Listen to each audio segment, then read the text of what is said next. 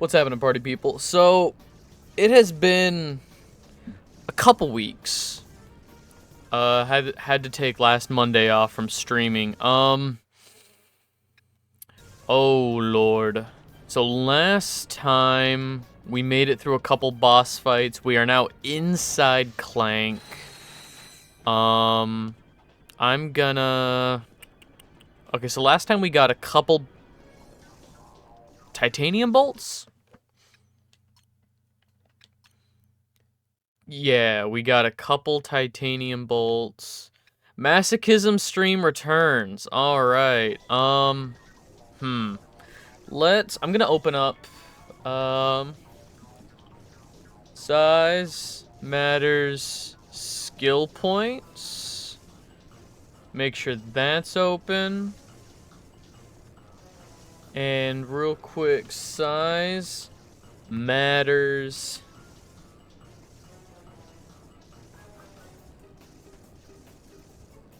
Titanium bolts. There we go. I'm going to open up a couple of tabs real quick just to make sure I'm not missing anything.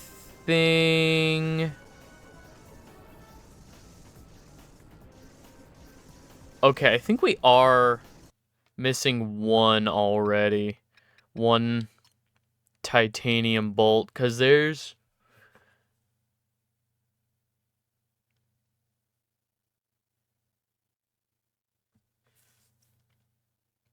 Okay. So there's 20 titanium bolts, and we have 18. And there's 20 in total. 18 is what we have. And the next planet, the last planet, only has one. So we're going to have to backtrack. We got both of the ones inside Clank. Are we missing one in the Technomite City? We're also going to be grinding probably for... or at least backtracking for a lot of skill points. We're going to be... 5 skill points left. It's actually better than I thought. I've been pretty on top of this, I think. Farming cooperative, okay. Wool protest. I think this one is make it through the main level without hurting any sheep, and this is only available, this is only possible on a revisit.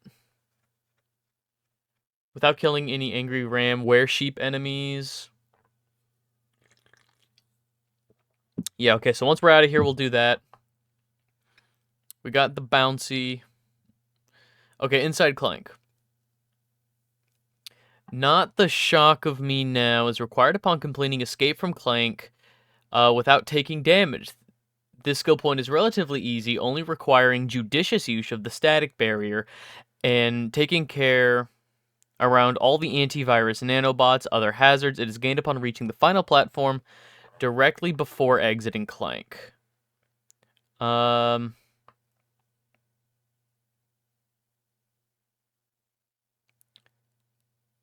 Oh, okay, so we are going to have to do a return visit for that as well. Okay. Right on, right on.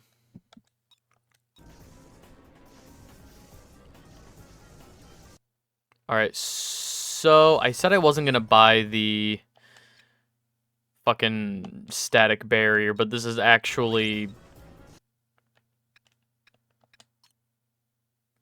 Oh, that cropping is fucking awful. Okay, hang on. I'm gonna... See, you've been playing a lot of that.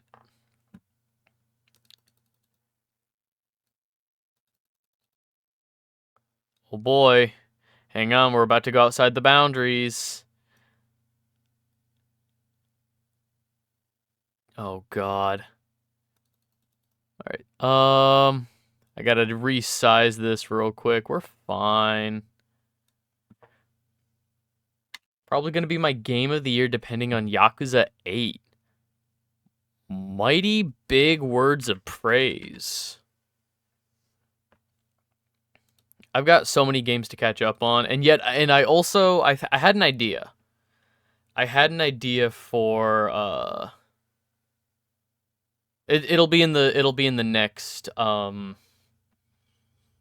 the next poll. I had an idea that I want to run past people for the next poll, just to get through more games that I kind of forget I have to play. Again, there's just too many fucking games. You know how it is. Alright, drop down here. Make sure we still... Okay, so we do still have that in our inventory. Which...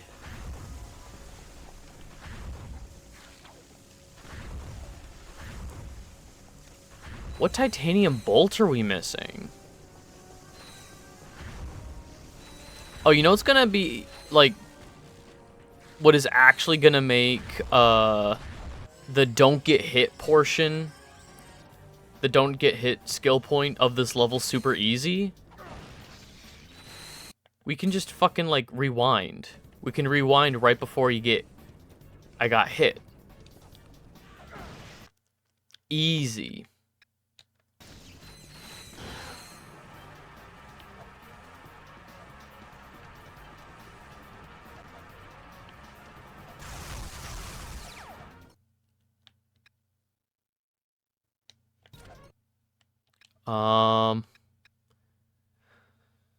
All the main story bosses were so good, I just wish the mini bosses weren't ass. Yeah, to be fair, there are a lot of instances where like, in a lot of games I've noticed, mini bosses just usually end up becoming normal enemy types. So getting good... Come on. Hold still. Nope. Yeah, a lot of mini-bosses in games just become normal enemy types, so it's at the very least hard to get a unique feeling mini-boss, you know what I mean?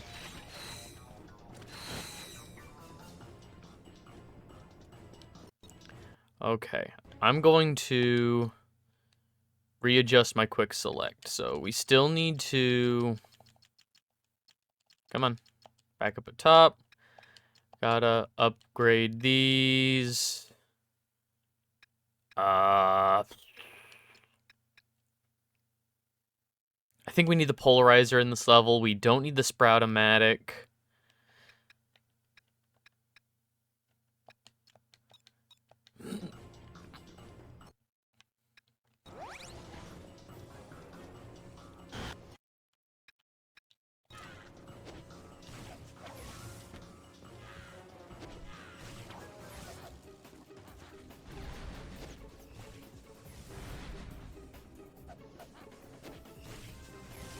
These little guys doing fucking anything?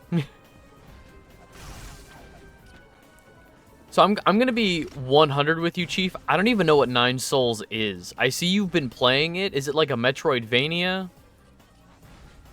Is it a roguelike? I have no idea what Nine Souls is.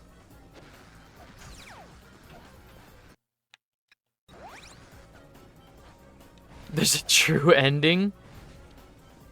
Look on the bright side, more Nine Souls. Look on the bright side. More of that game you love.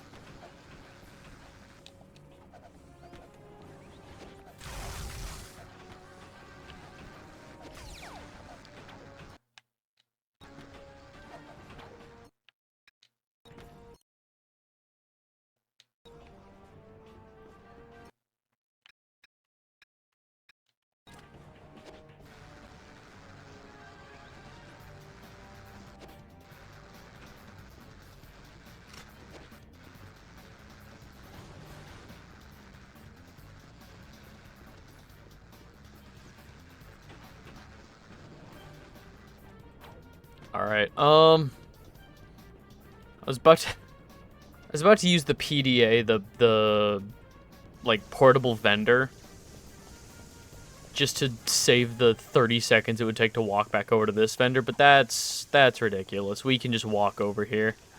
How are we doing on armor sets? We don't need to collect all the armor sets for the platinum trophy, but I at the very least want the bomb one. Oh, okay, we're just missing the body armor, and that's at the end of this level. Cool. It's Hollow Knight meets Sekiro. Oof.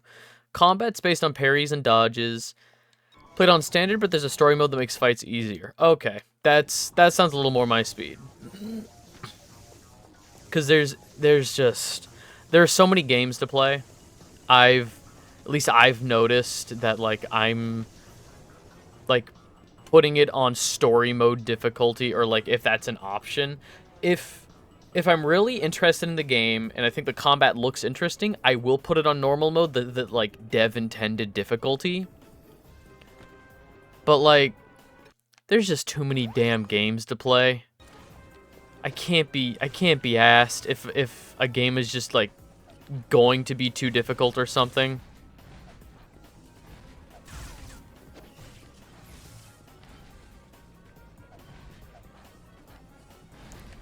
I'm just... Okay, I know these are level 1 weapons from way earlier in the game.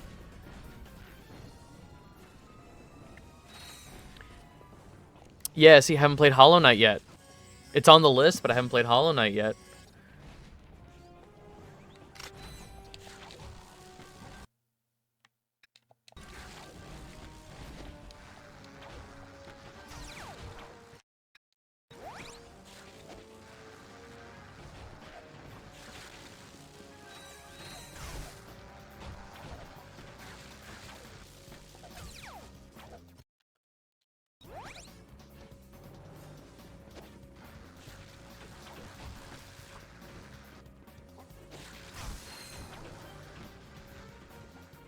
Alright, this is just...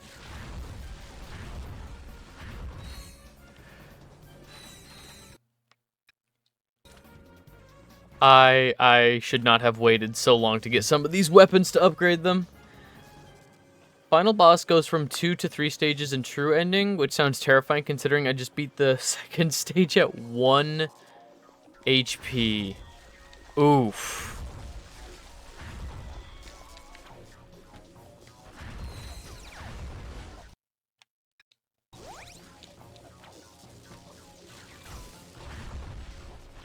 That's honestly how I felt for, like, the final boss of Cult of the Lamb.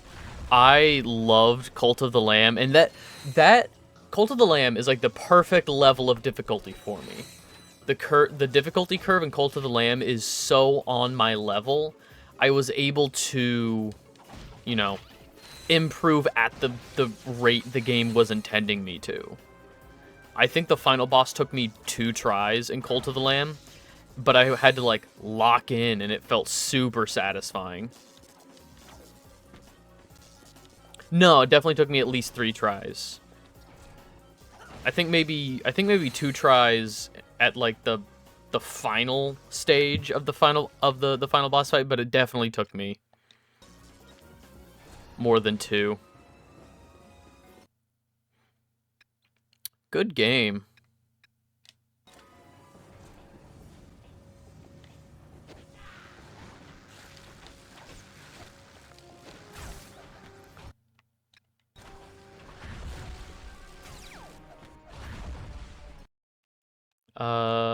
Get the shield barrier back up.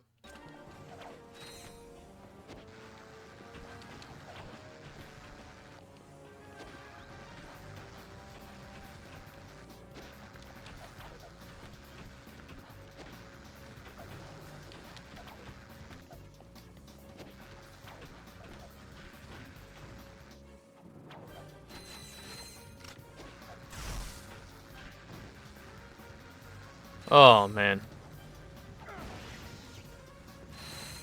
Oh, fuck, there's...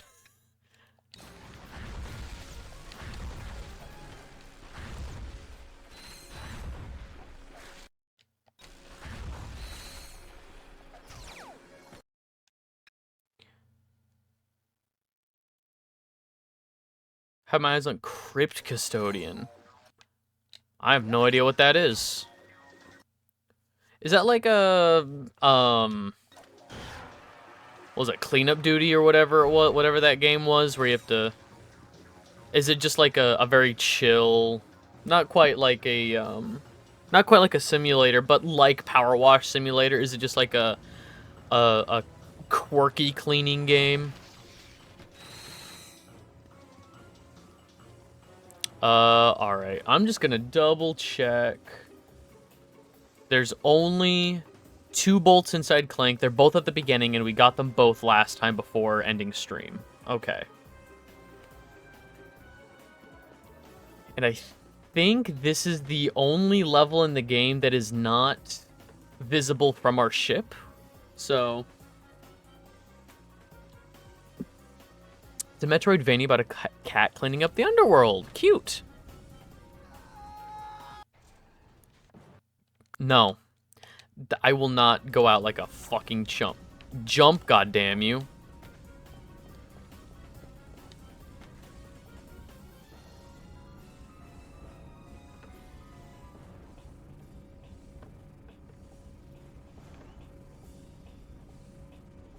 Reject AAA, embrace indie. True. There have been a couple good AAA games coming out this year, and I mean, I just started Alan Wake 2 on stream, which is probably the most, like, AAA title I've played in a long time. Genuinely, going from a very stylized game, going from a lot of different stylized games, to a AAA game that genuinely looks good. Like, Alan Wake 2 is a very fun game. Like, I'm willing to eat my words on Alan Wake 2. I was not looking forward to it because I just have not really enjoyed Sam Lake's writing or, like, the direction of those games. Alan Wake 2 has been really fucking good so far. Like, I'm willing to cop to that. And it looks great. Like, I'll still always prefer games with a unique visual style, like Psychonauts 2. Psychonauts 2 is just like this perfect little encapsulation of style and substance. I love both Psychonauts games. I think I definitely have more nostalgia for the first one, but I would be an idiot not to say that Psychonauts 2 is not an improvement on the first one in like every conceivable way.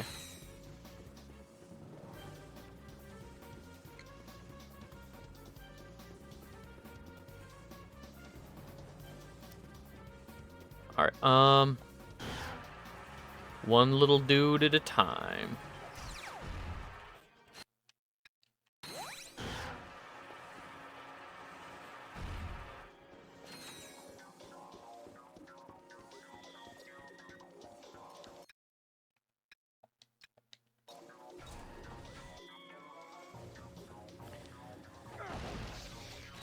No, what am I doing? Back it up, don't.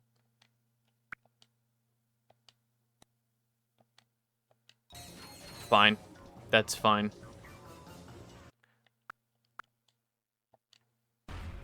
Here we go. Don't destroy that box in the middle of the room. That box is just straight up ammo. We can conserve that.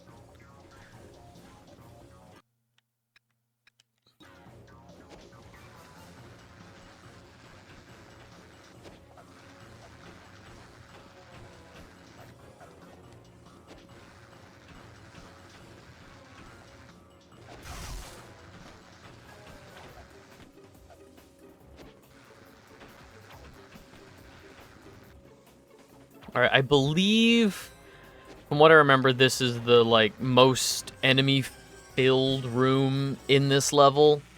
So this will take us a minute because I am choosing to use really low-level weapons.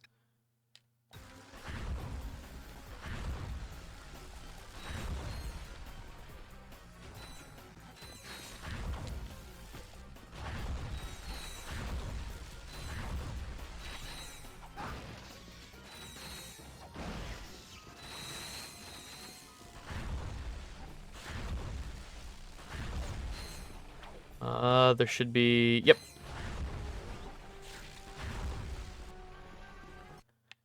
And...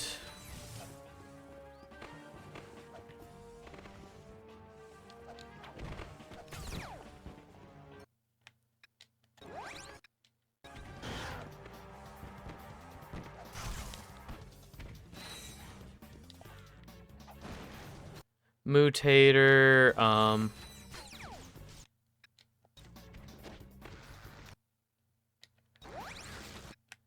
B-Mine Glove, more Agents of Doom.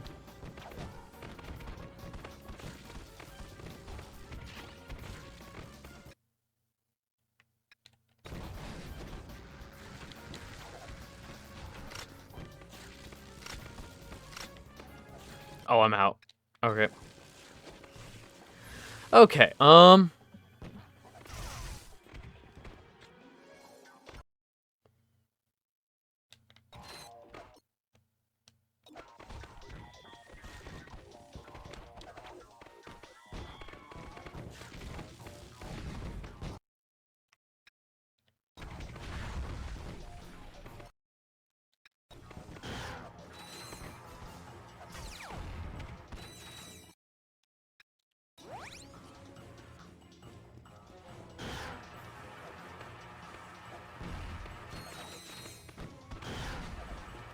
fuck.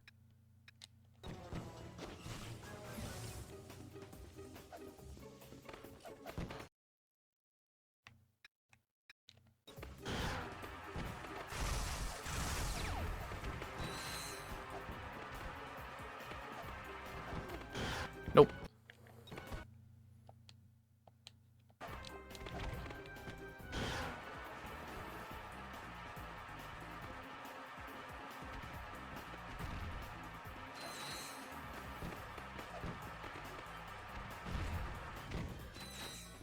Okay, that's it. That's all of them. We should be getting close to...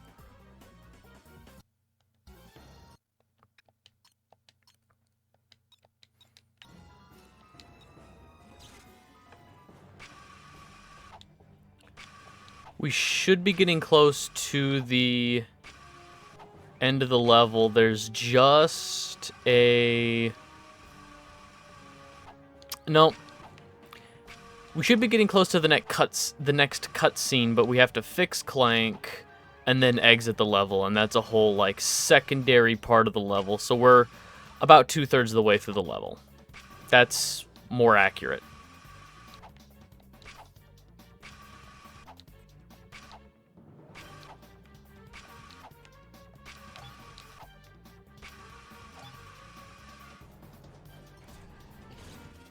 Yep, okay, so here's fixing Clank.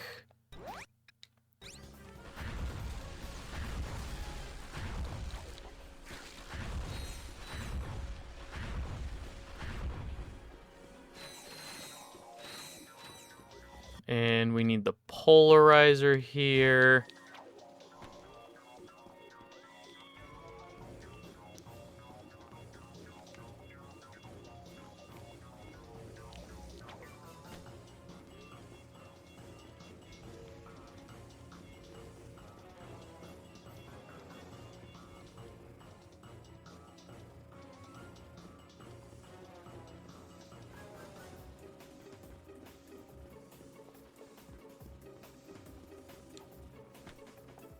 Cool. Great work. Now, stand back, son. You better get out of here before the automatic virus detection program comes online and hunts you down.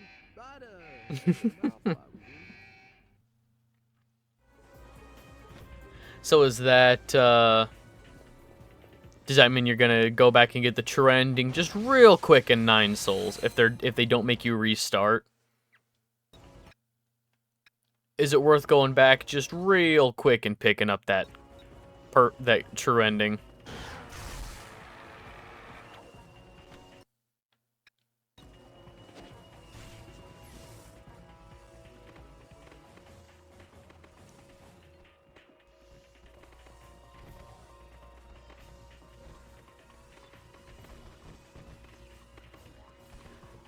Why are they... I know that the devs wanted to do something different with all the weapons in this game, but the fact that the Agents of Doom just shoot these little exploding pellets instead of actual bullets now, little frustrating.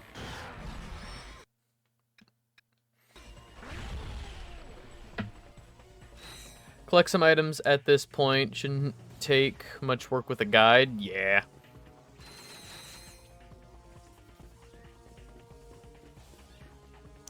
Honestly, a game that I'm still thinking about, like, months later, just thinking about, like, you know, little indie games and stuff. I'm still thinking about Cocoon. Visually speaking, Cocoon still is, like, sticking with me. The puzzles were fun. The completion criteria was not that bad. Cocoon was a great fucking game. I see why it won, what, Best Indie? Best Indie Debut, something like that.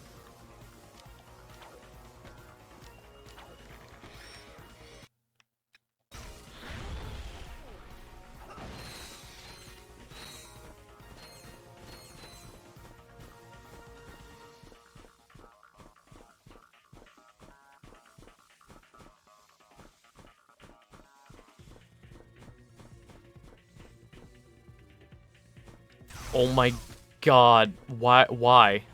The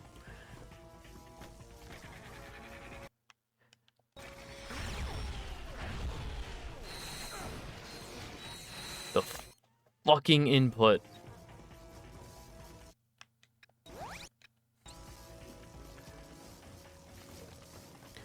So for people who have never played this and don't know how it feels, every now and then, when you input the, you know, move forward to walk, just the basic forward movement command, sometimes it will only input like half of that. So you move forward at like half speed. Feels fucking bad. Or sometimes it will just stop you moving altogether. I have no idea what causes it. I'm sure somewhere there's a point of, you know, somebody's figured it out, you know, oh, if you press these at the same time or something, but God.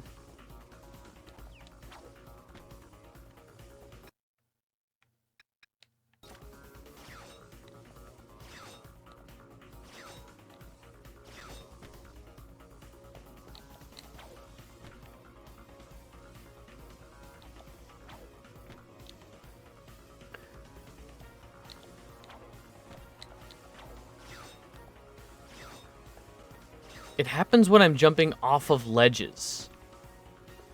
Or just like trying to double jump over a gap. I will jump forward and then when I hit double jump or something, just stop midair.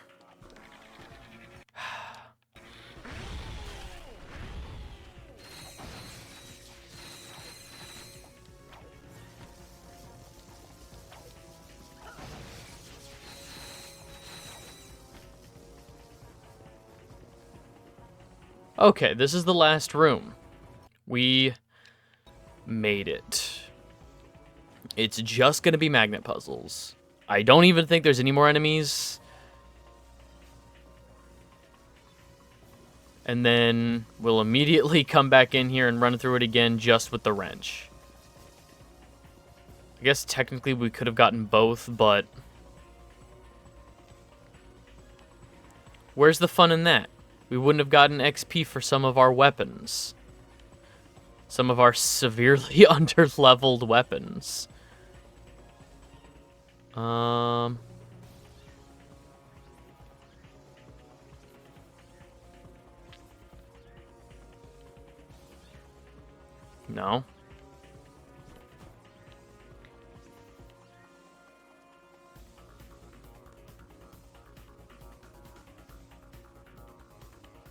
And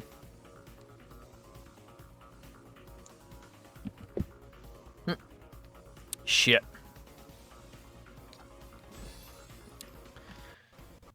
Huh? Controllers. Okay, my controller's back, but it decided... There we go. I love when it just decides that my controller is a headset. And that I'm listening through my controller. Alright, armor.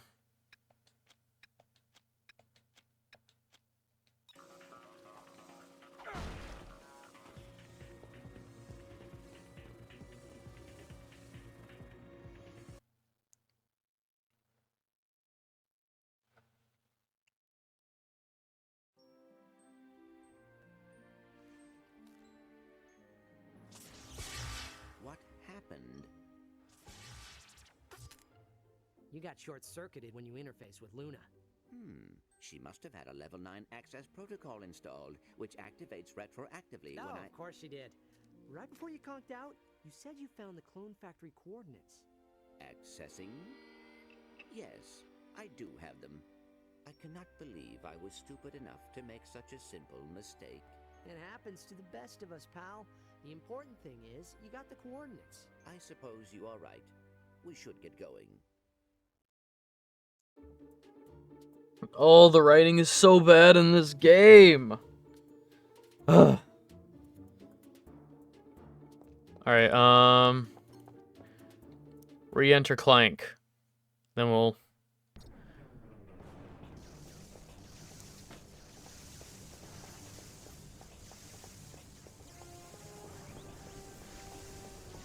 Do I need to just make it to the end without using any weapons, or do I actually need to kill, like, every enemy? Completing the chest portion of the inside Clank level. Skill point is significantly easier on a revisit. In case the former less enemies to deal with.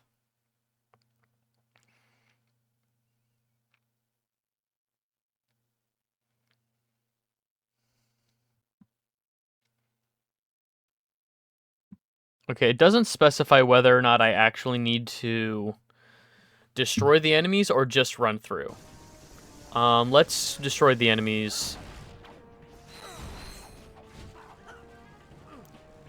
Just in case. And it's okay if we get hit now. The suit of armor actually does, like, want to be hit. The bomb armor that I'm wearing now, every hit I take charges up the armor, and then when I do a melee attack, it does an explosion relative to the amount of damage stored.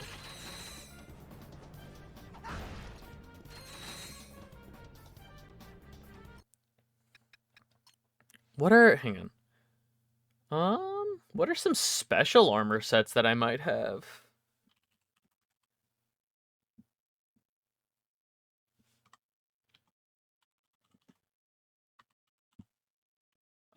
Size. Size matters, armor sets. I'm just curious.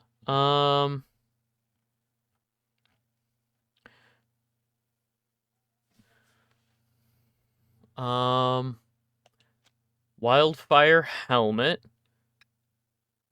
Electroshock body armor. And boots and sludge gloves. Oh.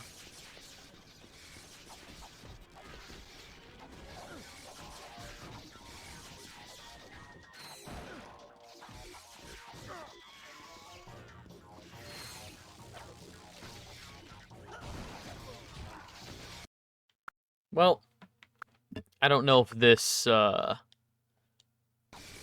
armor's gonna help.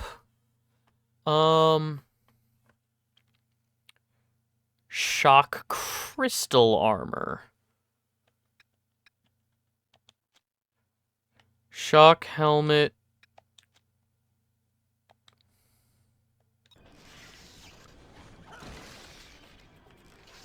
Hmm.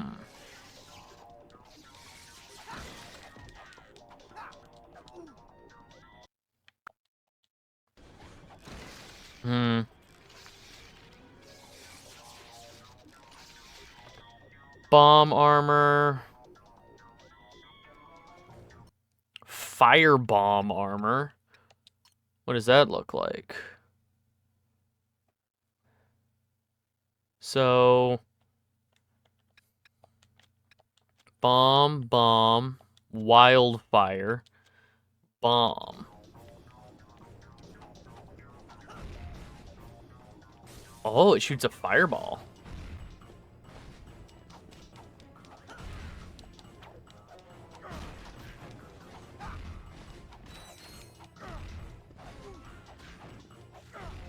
Okay. And it gives me the 80-something%.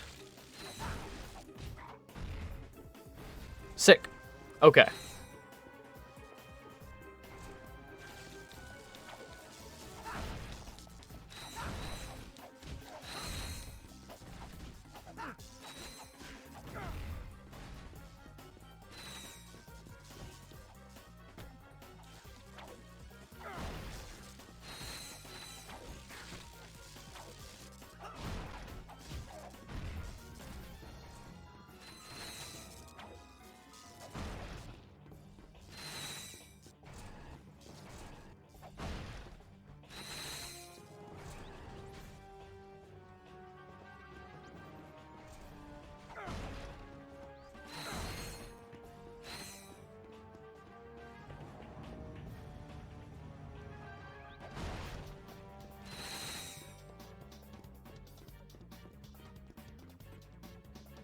And we only need to...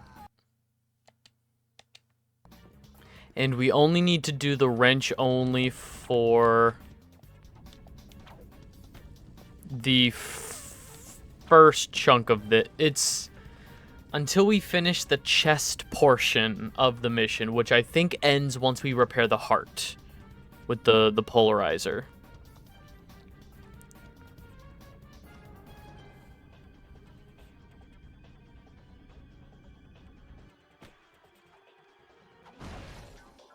Ooh, that's... Uh-oh.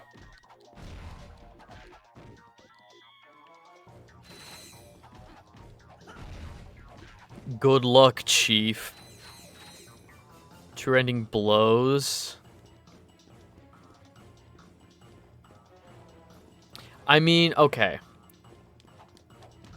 I guess don't look too deeply if you don't want spoilers for yourself, but I do know the feeling of the completion bonus isn't worth it. Like, the true ending is not worth going through the criteria for the completion bonus, you know? All of the extra hoops you have to jump through and stuff. Like, there are some games that just aren't worth running through, like, all the extra hoops for. Jumping through the extra hoops for.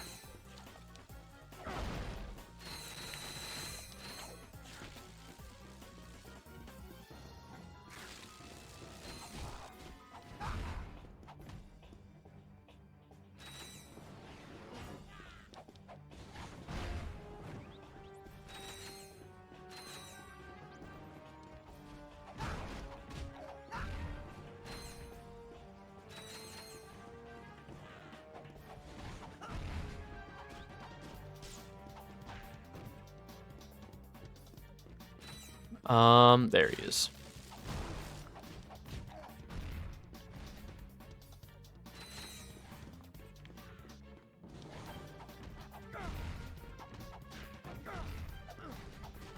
I sure do hope that the fireball attached to this armor does not count against...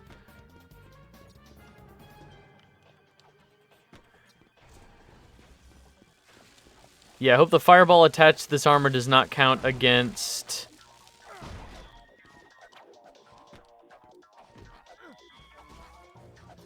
Fuck, dude.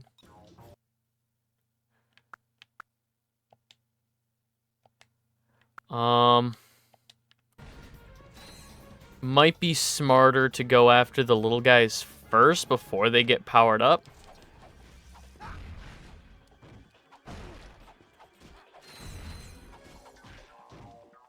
Okay.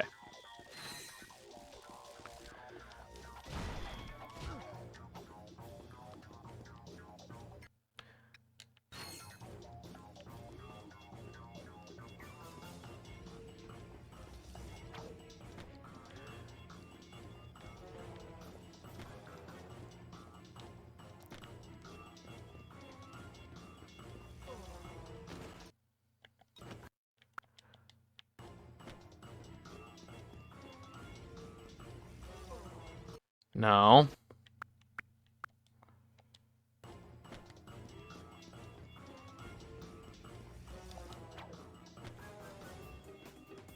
And there.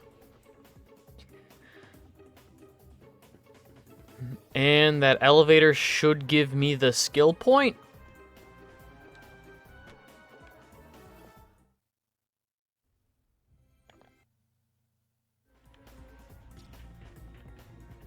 Yeah, okay. So that should be 22 skill points. There's one more on the Daney Moon that we can only get on a revisit that we're going to be getting next. And the...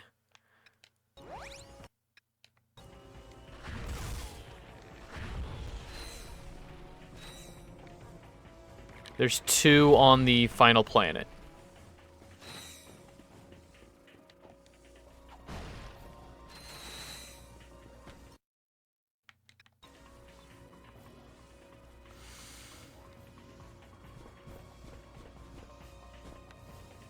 Please don't, please please don't stop walking. Just forward, forward, forward.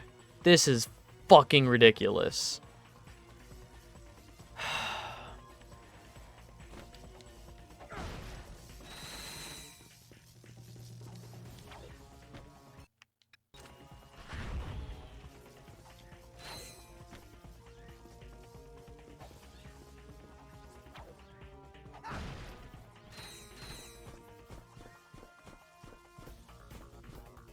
Okay, and I'm thinking about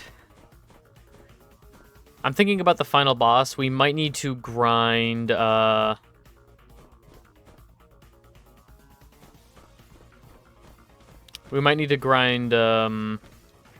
weapon levels.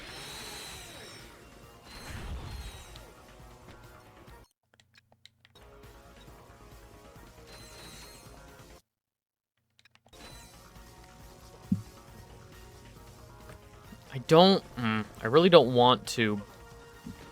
Cool. Cool. I really don't want to grind.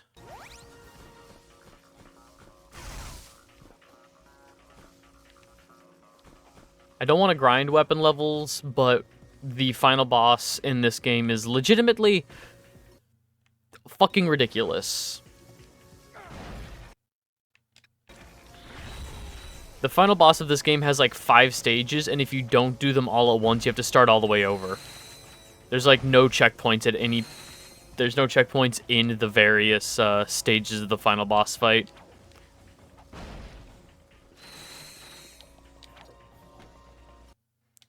Can I exit Clank? No, I have to...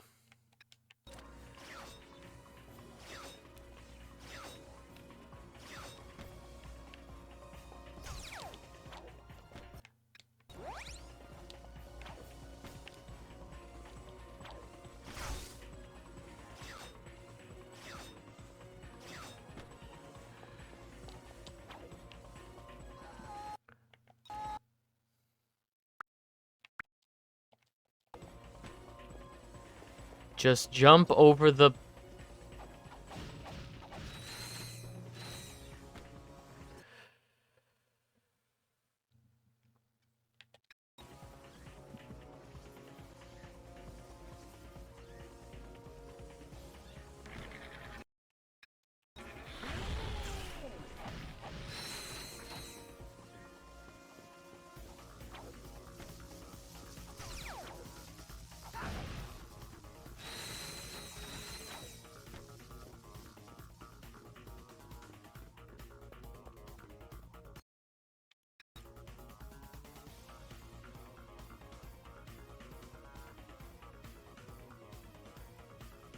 And the... Okay. Because I'm thinking about, like, what all can we do while we grind weapon levels? You know, what is there... What is something we can do that will get us closer to the platinum, but also grind levels so that we're not stuck on the final boss fight? There are 2 skill points to get on the... There's 2 skill points to get in the final level. There's 1 skill point left to get on the Dainy Moon. But that skill point is specifically a non-violent one. So we won't be getting weapon levels. Fun.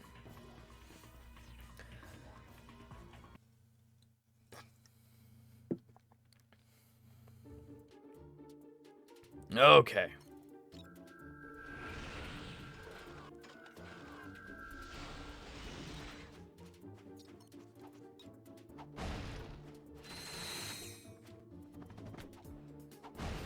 Has the planet reset? Yes, it has. Okay.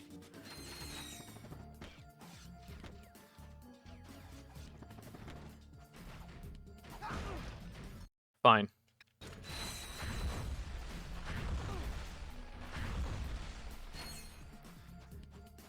That is fine. We just need to... Oh. Okay, I guess get rid of the PDA.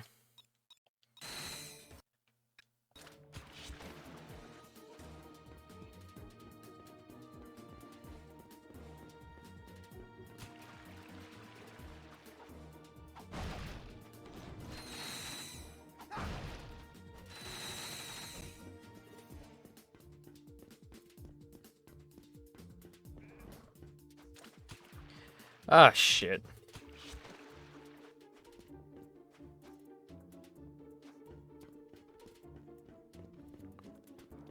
This is fine, this is fine, this is fine, this is fine.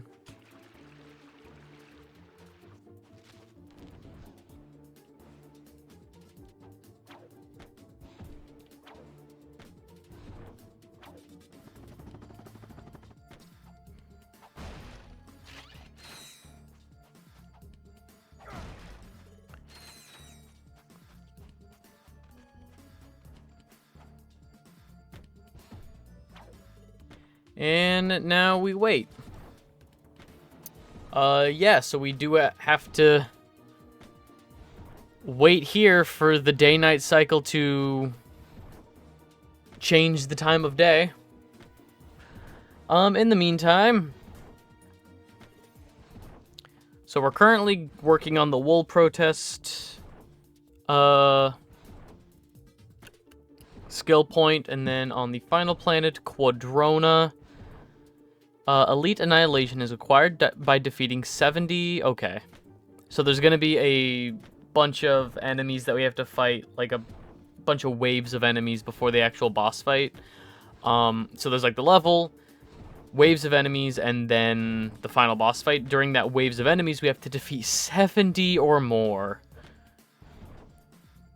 On a normal playthrough, the skill point can be fairly easily achieved. Okay.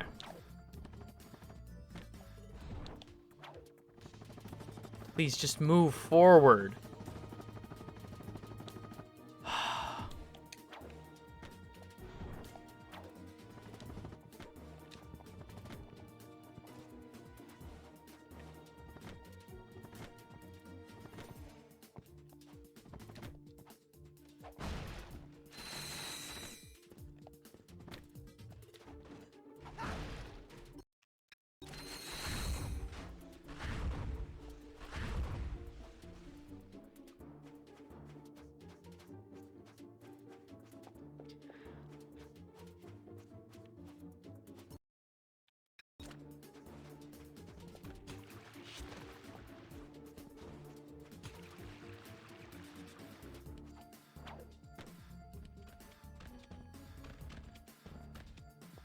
Are you fucking kidding me? Plant the stupid plant. Alright, fine. We'll just wait here until dawn. Okay. Or not.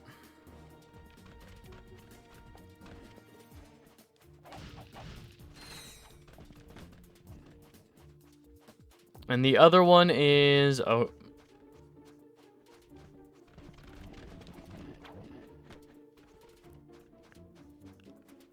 Okay. The other skill point is for completing the, like, main level portion of Quadrona in 105 seconds.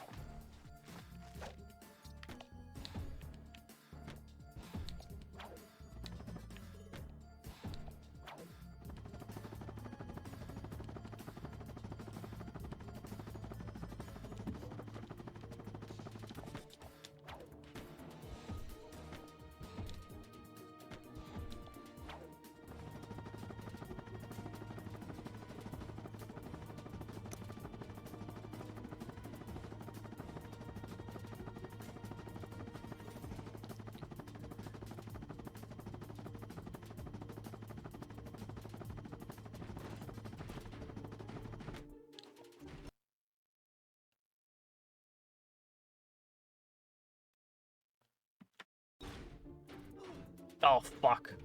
No, fuck you. Fuck you. Um...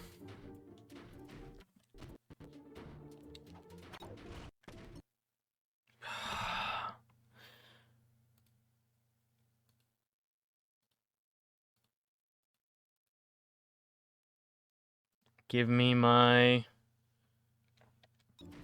There we go. Cool.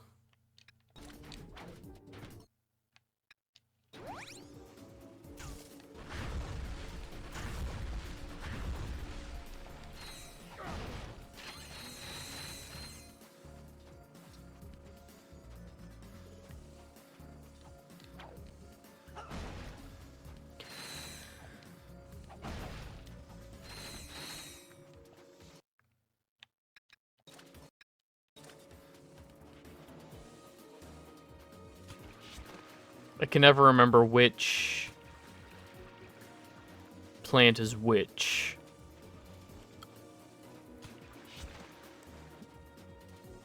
Okay, it is just the one closest. Perfect.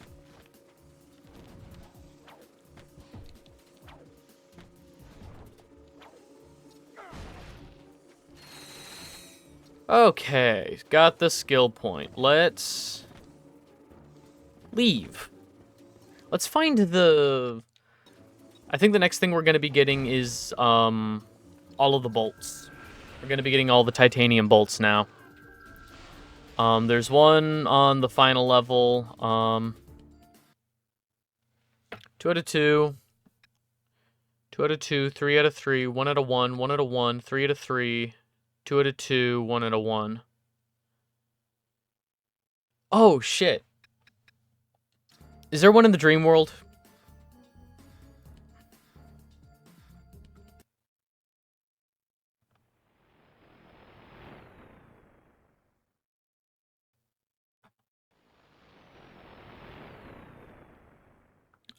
Titanium bolts. Yep, there's 3 in the dream time. Okay. When you reach the straw hat, I did get that one. Keeping the parasols directly behind you. Yep.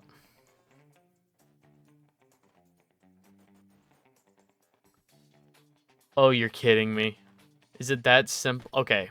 First of all, let's actually go to the final planet. I think we're going to get a cutscene for going to the final planet.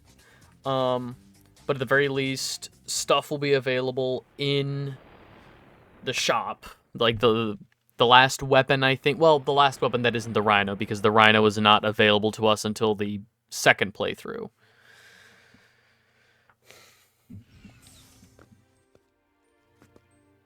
Ugh, I don't believe it. Another dead end. You lose a contact or something? Just as I suspected. Of course. The factory shrunk. Well, let's stomp around until we squish it, huh? I do not think it will be that easy to find. Fine. This little Emperor Otto should be a piece of cake anyway. Let's get shrinking.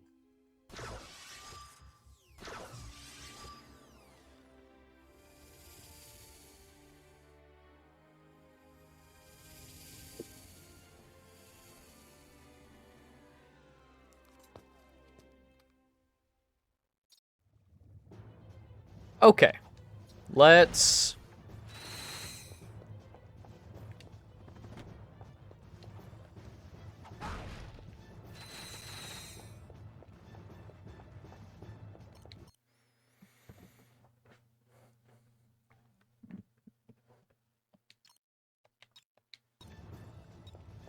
Okay. That's the last one of those to buy. Okay. 20,000, 15,000, 5,000. Sure. 15,000, 50,000, 30,000. Sure. Double barrel mod for that. What about 5,000 for a lock-on mod?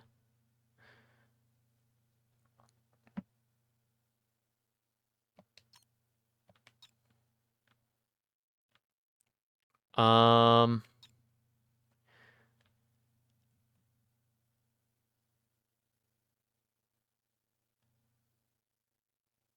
Okay, rockets instead of whatever the other bullshit was. Wide barrel.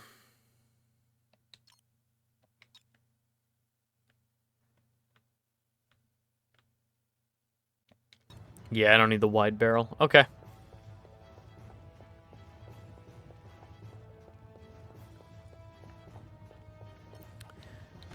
Now let's get out of here and go back to the dream time.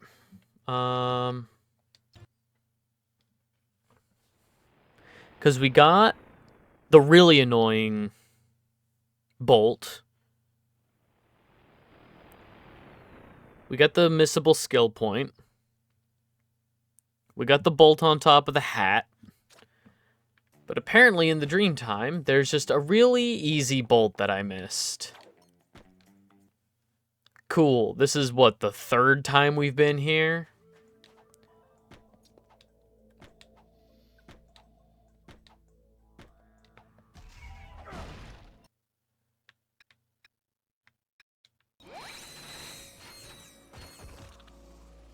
I wonder if this is doing anything.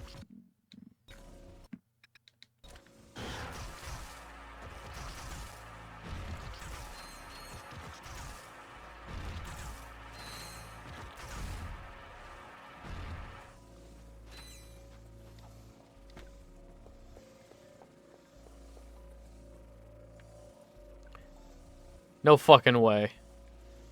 We got that. We got that bolt, didn't we? The really annoying, terrible bolt. I love it when forward jump does not work.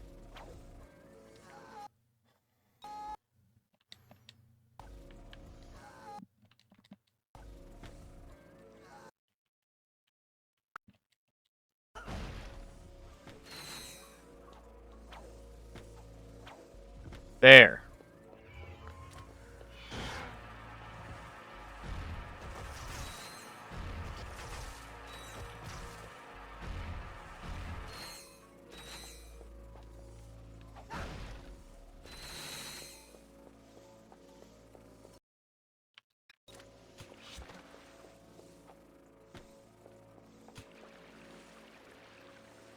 Do I have map? Nope, it is where okay, it is where I thought it was. Okay, cool.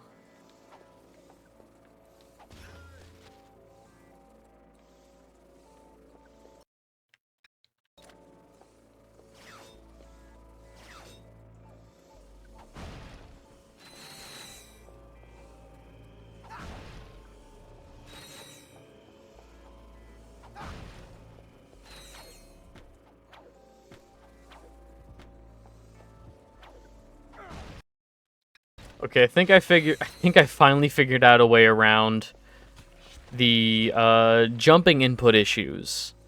I'm using the oh, come on. I'm using the directional buttons, which are strafe. So I'm strafing forward. And that seems to be working.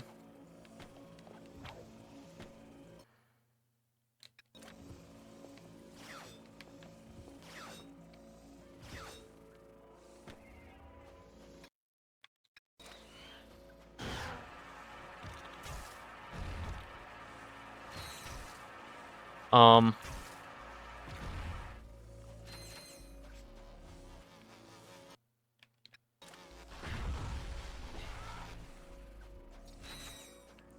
I'm going to double check up here. Did get that.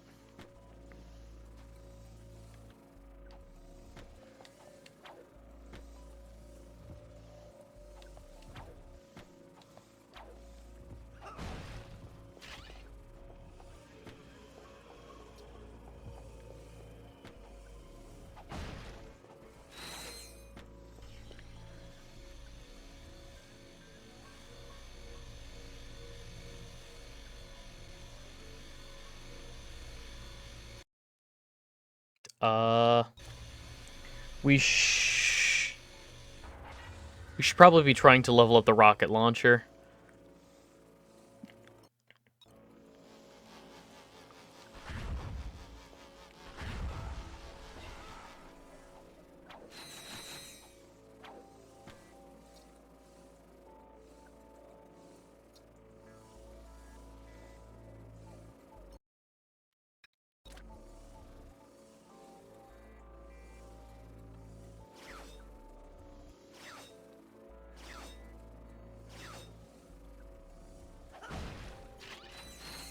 Okay. Over by Ratchet's garage. Over by Ratchet's garage. That's where the bolt is.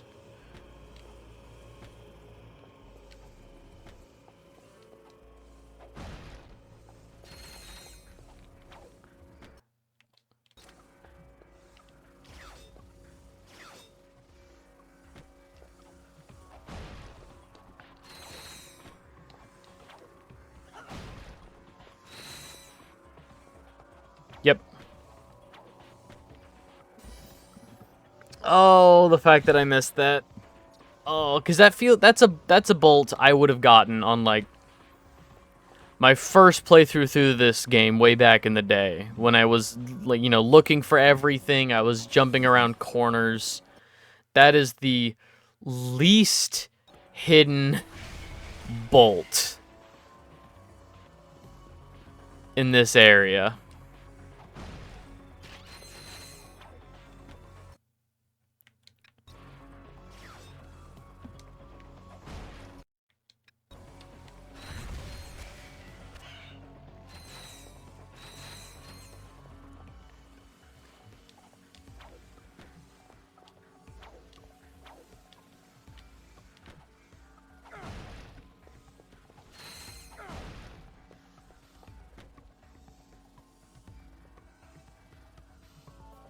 Yo, what's going on, Sapphire?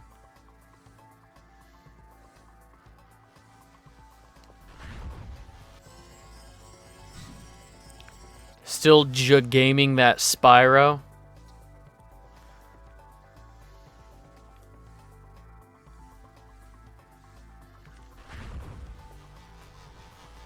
Okay, is that level 3 now? Okay, level 3.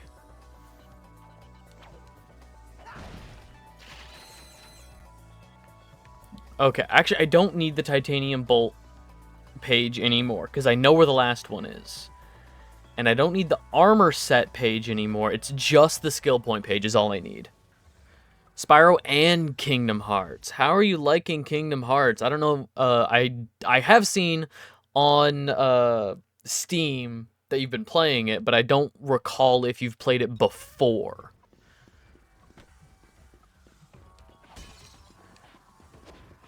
How are you? Oh my god, that is so much better. Hell yeah. Okay.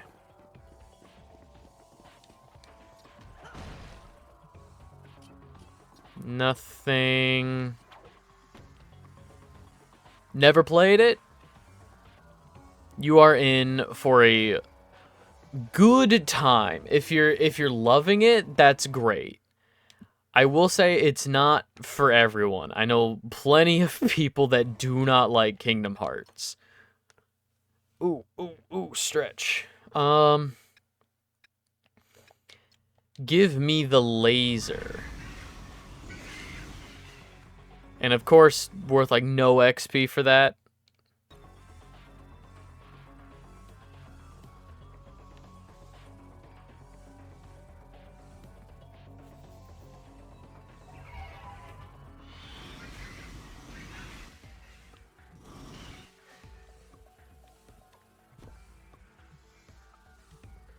The laser might also be worth leveling up.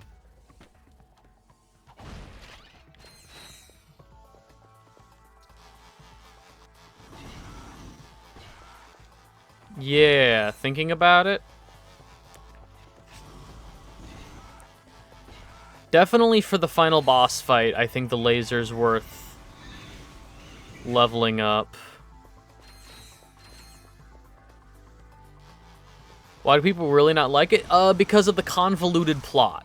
If you really don't know anything about Kingdom Hearts, there are no spin-off games. Oh yeah, all good.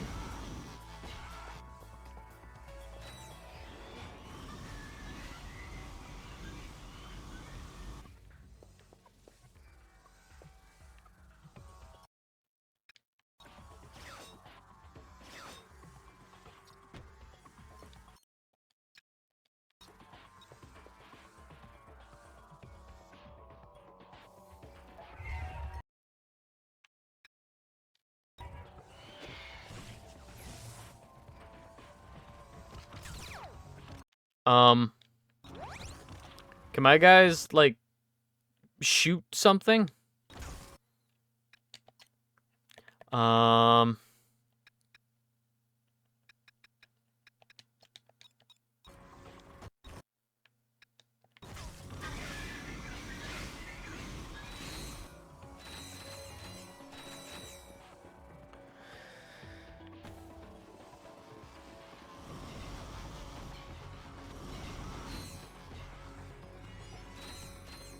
Through here.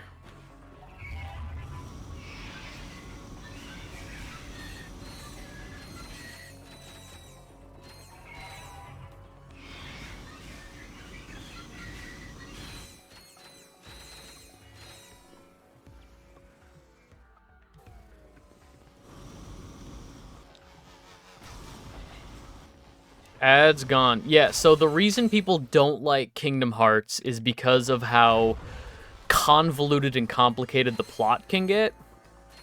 And the reason for that is even though there's only like Kingdom Hearts 1, 2, and 3, and then a bunch of other like weirdly named ones, there are no spin-off games. Every single Kingdom Hearts game is basically required to understand everything that's going on. You can jump from Kingdom Hearts 1 to Kingdom Hearts 2, but again, to understand like characters and their motivations, and because there's like a huge jump between Kingdom Hearts 1 and 2 in terms of the timeline, like things happen.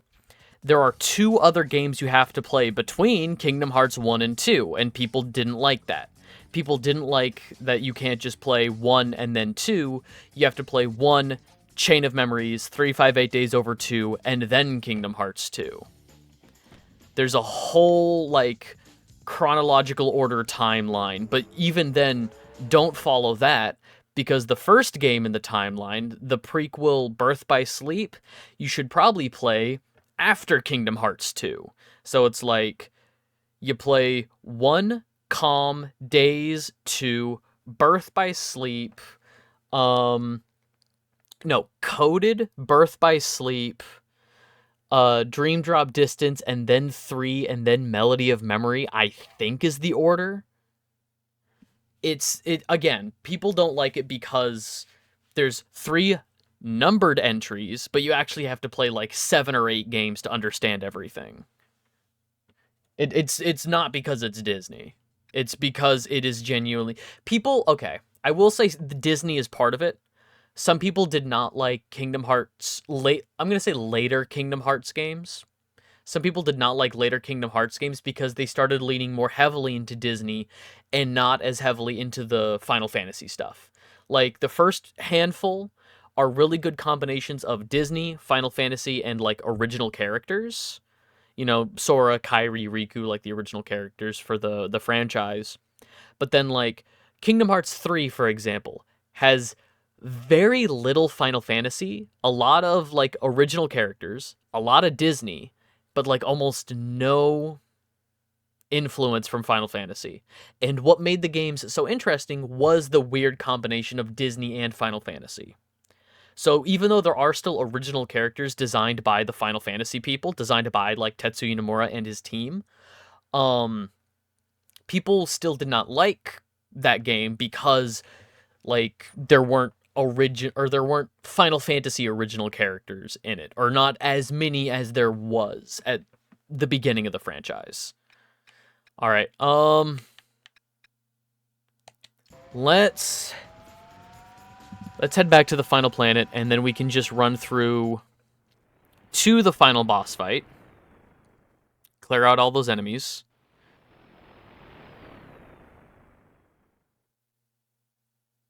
Yeah. Again, though, I'm glad you're enjoying it. And, like, I don't want to give too many spoilers. I've played through the first one on stream already, and I'm hoping to play more at some point. Yeah, exactly. Like, if people don't mind, it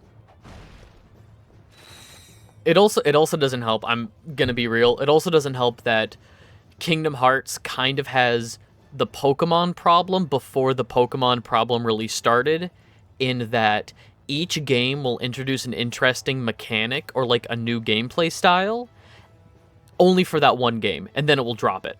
Like Chain of Memories, which takes place between Kingdom Hearts 1 and Kingdom Hearts 2, is a deck builder. You build your deck of attacks and spells and stuff, and you use that in combat instead of just swinging the sword. It's really weird when you like try to explain it, but it plays really well. I like Chain of Memories a lot, but it's the only Kingdom Hearts game that is a deck builder. Dream Drop Distance, which is way later down the line, like that's the one right before Kingdom Hearts 3. Dream Drop Distance is kind of a Pokemon sim. It has some like creature capturing mechanics.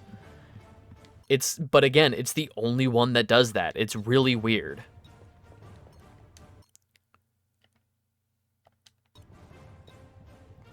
Why people say Donald is the best healer? Oh, it's a meme. It's a joke. It's 100% a joke. Do not take people seriously when they say Donald is the best healer. It is complete sarcasm. He is not the best healer. He dies a lot and then wastes his magic on things that aren't healing. When he is up, he might give you like the reflect spell or the what's it called in arrow. He might give you like the arrow shield or something, or he might cast blizzard. And it's like, no, Donald, I need you to spend that magic on healing, please. Do you remember what healing is? 100% sarcasm. Donald is not Donald is barely a healer, let alone a good one.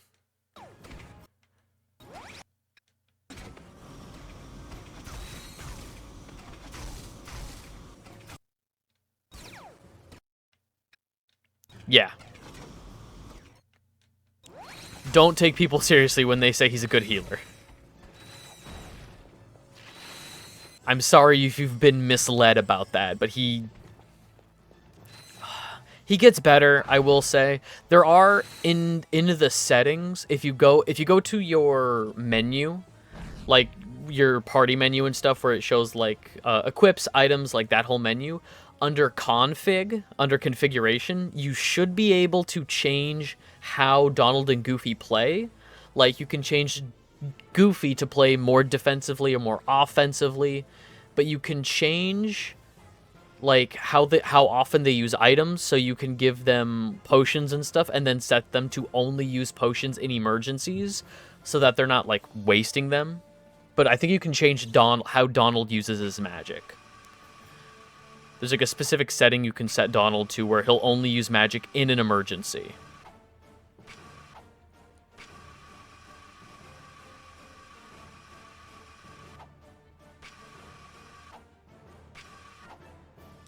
Yeah, the reason I have not like put up Kingdom Hearts to play in a while is I think I mentioned it months ago, but I was playing it for a bit. I was playing Kingdom Hearts 2 for a bit off stream, and I was getting all of the bonus stuff, like all of the side things, so that when I play through Kingdom Hearts 2 on stream, I just have to play it through on the hardest difficulty, and then once I beat it, the Platinum Trophy will pop. And that has been slow going. I'm currently working my way through the like end game optional bosses, the like super hard optional bosses. Oh boy, those optional bosses. They're fun, it's fine. I'm having... No, you know what? I'm fine again. I'm completely fine. The lava did not happen.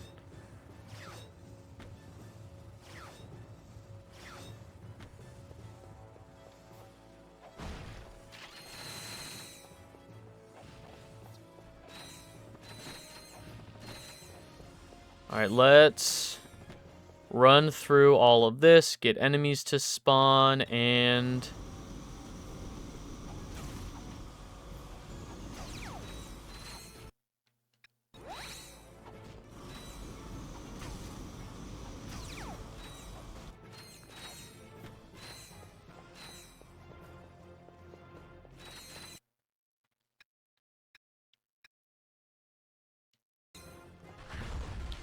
Without... Yeah, I'm out of shields. Without shields, I can't afford to hold still.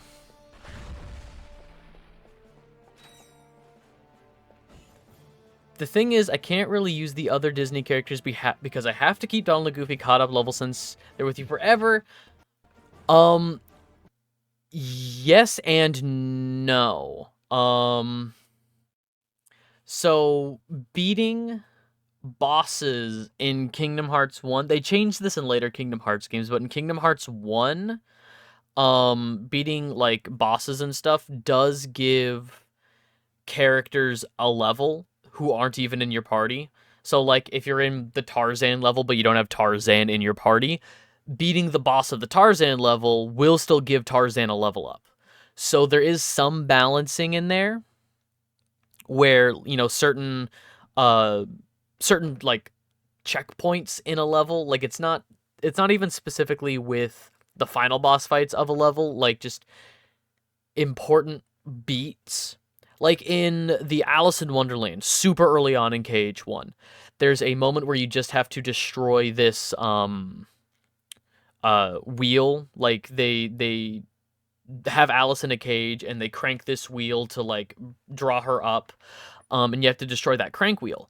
That's not a boss fight, but defeating that encounter still gives you a level up. I'm like 80% sure. Because it's considered like an important like moment in the level. And that gives everybody... Okay, there's no special party member to add in the Alice in Wonderland level, but it gives everybody a level. Does size matter? Look, it's not the size of the wave, it's the motion of the ocean. You know what I mean, Arrow? It's not about the size of the wave, it's the motion of the ocean.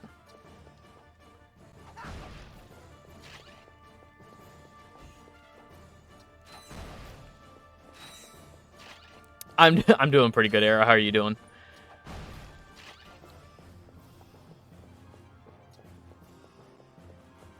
Can we get rid of controller disconnected? Hang on. Where is... Blurp. Controller was not disconnected. How dare you? Alright. Just alright.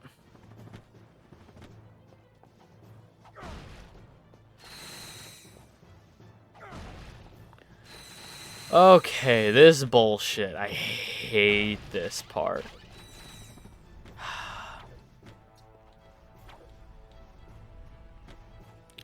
I fucking hate this part of the level.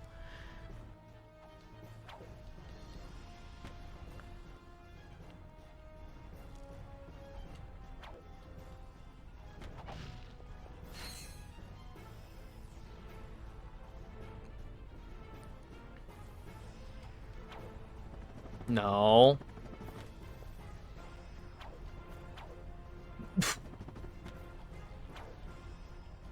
Jump. Yeah, okay.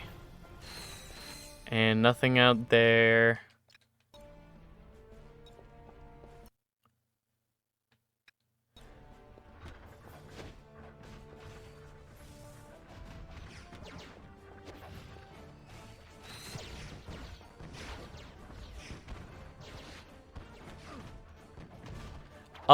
Basically, the Kingdom Hearts, I would say later Kingdom Hearts games are better about this. Like I think KH2 is probably the one of the better examples of this, of they will give XP to characters that aren't in the party. I still agree. I also keep Donald and Goofy in my party at all times. Um, just again, it's just easier that way. Because there might be instances where you're going through a particularly long level, so level ups might happen outside of those important encounters. Like, especially if you're grinding levels. If you are grinding levels, 100% keep them in your party. If you're just trying to get, like, lots of level ups, keep them in your party so that they don't fall behind. But for the most part, if you know it's just gonna be a normal boss fight, I say a normal boss fight. If you know it's gonna be a boss fight or a special encounter, you don't necessarily need them in your party.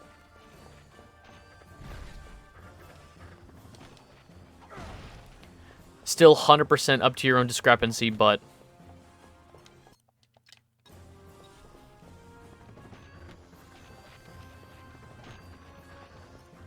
Alright.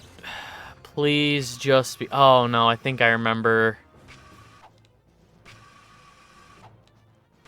Yeah, okay, there's gonna be a red room. I think the red room is on the other side of this wall?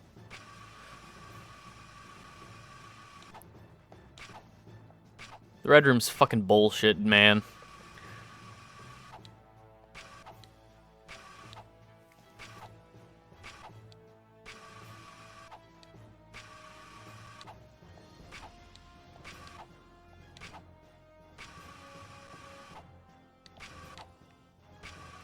Ah, fuck. That sure is a lot of orbs. Shit, dude.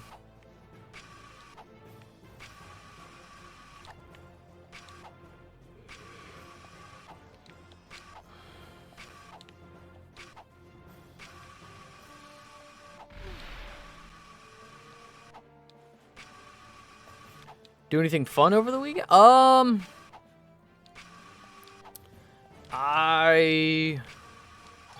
Oh, yes, Saturday I hung out with some friends out of town.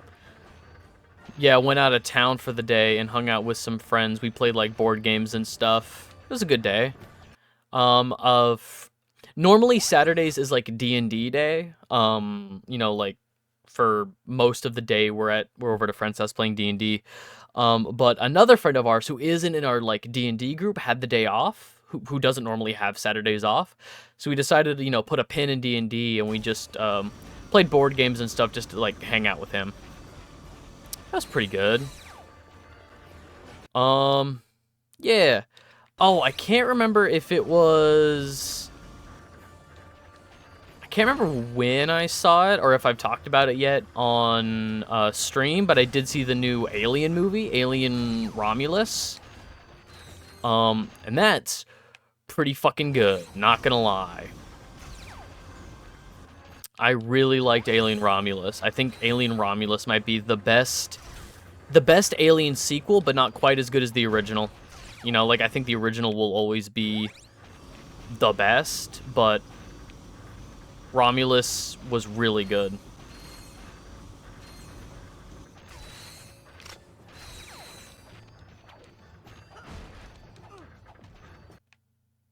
Fuck.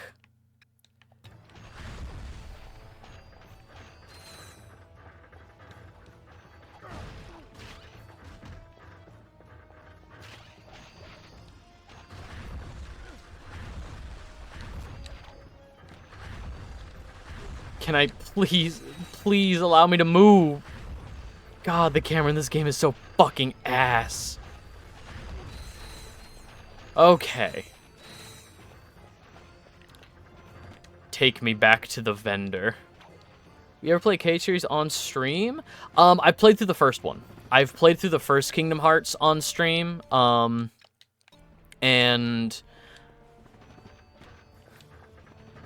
obviously the best. Alien 3 Director's Cut is good. Alien 3, the theatrical cut, is an Alan Smithy film. It is garbo. But, yeah, I have played through Kingdom Hearts 1 on stream. And I think the next one I would play is probably Chain of Memories. It's just I guess it just hasn't been too high on my list. I had a month where. Have you played through Alien 3 on stream? Huh?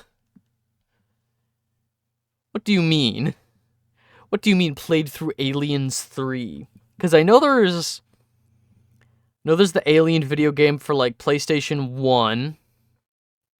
Have you beaten the movie? Yes, the theatrical cut of the movie. I 100%ed Alien 3. I watched the director's cut with commentary.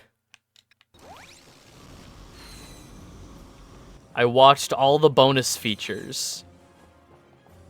Platinumed the Alien 3 movie. Yo, speaking of which, time for another trophy. Who's ready for another trophy pop? This should be the last titanium bolt. Hell yeah.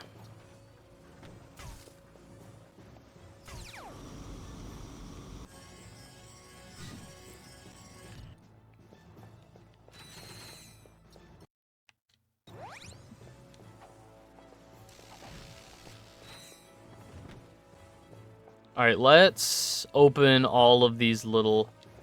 Percent run of the movie would be a hilarious concept. Me and a friend, we actually did have an idea for a skit of, oh,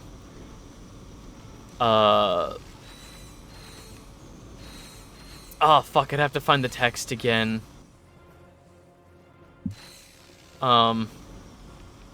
I'd have to find the text again, but we were talking about trying to speed run a movie, and it would just be like how fast you can press fast forward, and like we had this idea of like if you were streaming it on Twitch, what would be like talking between like the streamer and chat. Like chat might ask like what version is this?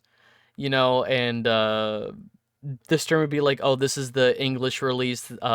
English release is faster than the European release because on startup the European release asks for native language. You know, like whenever you turn on like a global release movie, it asks, you know, the same, I think it's like the same 6 or 8 languages of, you know, like English, French, German, Espanol, Portuguese, Italian, you know, Japanese, like it has all the languages. So like just like sitting there mashing the fast forward button on a remote for a speed run.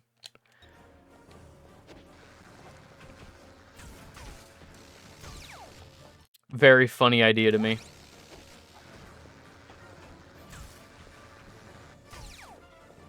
And I think that's, yeah, okay.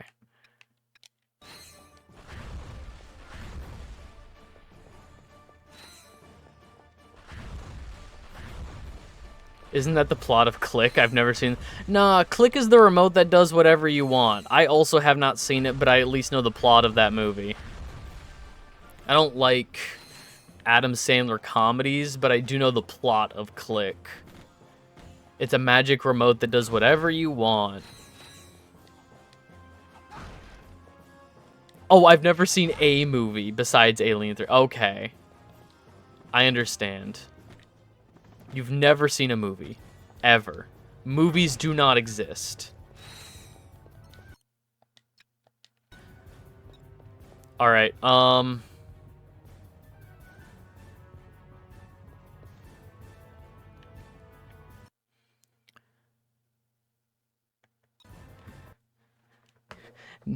Never heard of these movesies. Alright, let's save this here. Is that like Aliens 3, the game of the movie of the game? Ratchet, how very nice to see you. Although I'm sure you've seen enough of yourself already. Otto, I am sorry that no one gives you credit for your work, but there are other ways to earn respect. You actually pulled that cheesy story. This isn't about credit for our work or respect. respect or whatever nonsense you have come to believe. This is about power, and what is more powerful than intelligence? The rhino? Nothing is stronger than the power of the mind. Do you see this area behind me? That is what this has all been leading up to. I have developed the technology to transfer the intelligence from the being in one chamber to the being in the other. What? After I have grown these clones to full size, I'm going to use my Ratchet army to gather every intelligent being in the solar system. Then I will transfer all of their brain power to me to become the most intelligent entity the universe has ever known. That is pure evil. Yeah?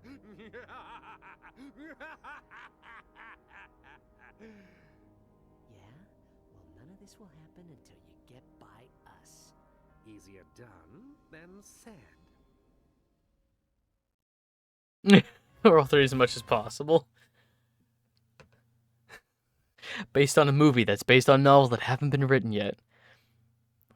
You liked Adam Sandler comedies? God, I remember. I'm from a very small town, and it's not. I don't want to sound like these people aren't my friends or that they weren't my friends, but it is still very much a like take friends where you can get them kind of a deal, and I feel really bad for saying that. But like, I had a friend that liked Adam Sandler comedies. Best friend, I should specify. Growing up, this guy was my best friend. I love him to death. Closest thing to a brother I've ever had. I love this guy. But he liked those movies, and I remember he had me watch like Ridiculous Six, I think it was, and I was just questioning like, is this how it ends? Is this how it ends for us?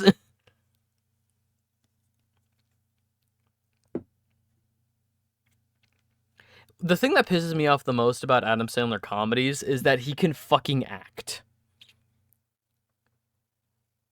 All people who like Ed make... Adam Sandler can fucking act, and it pisses me off that he doesn't. He goes for, like, the lowest common denominator, like his movie more towards his early stuff, and that's what I've heard. I've heard, like, Happy Gilmore, Billy Madison, 51st Dates, which, fucking Spanglish, I think, was one, but that's more of a drama. But, like, he can act, and I still have to see Spaceman, which is his newest Netflix one, but, like, after Little Nicky, which I really don't care for, really becomes either really shitty or, like, a really weird and powerful cult classic. Uncut Gems is a great fucking film. The Hustler. There's a movie where he plays it's a drama where he plays a like basketball scout. Reign Over Me. Yes. Reign Over Me. Again, very powerful like drama.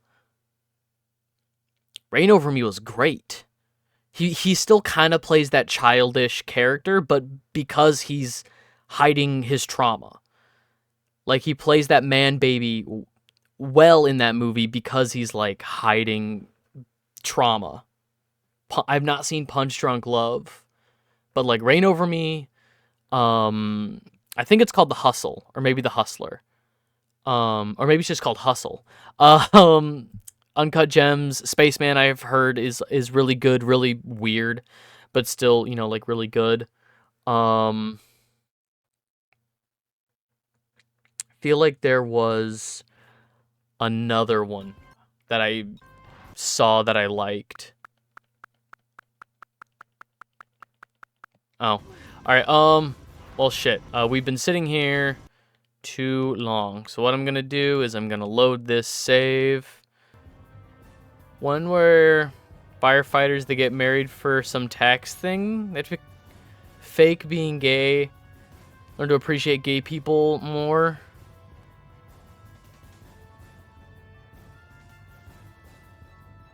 as a background short movie in other shows and movies. God, you're not wrong.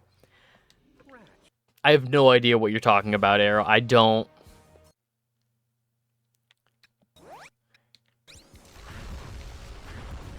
Like, that sounds interesting in the whole, like, oh, they learn to appreciate, you know, you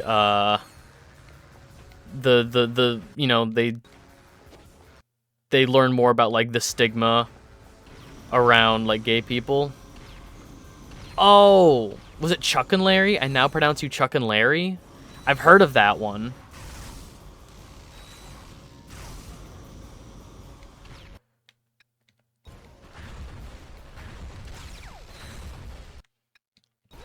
I don't think I'm gonna get it.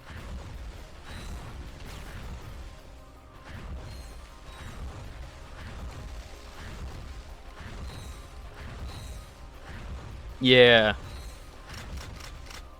Again, it could just be that I didn't watch a lot of those kinds of comedies in the 2000s, you know, when they were having their heyday. Designed as movies. Again, though, I've never laughed at an Adam Sandler comedy. I don't think they're funny. And again, it could just be that I didn't grow up with them. You know, they're not on my radar or anything.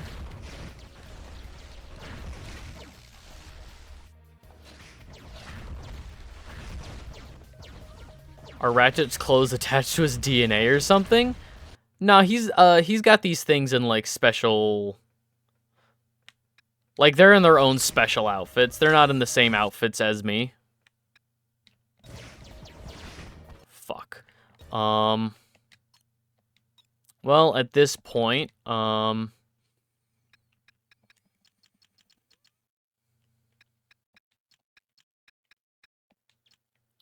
I really need are...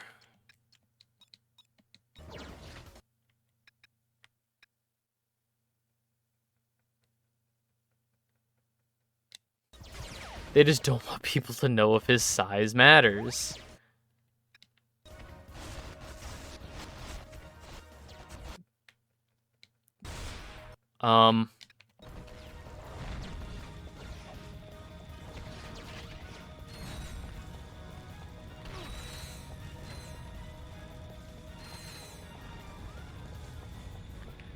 Okay, so... Fuck.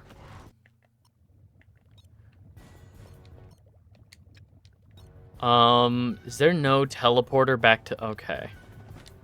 Let's work on leveling some shit up.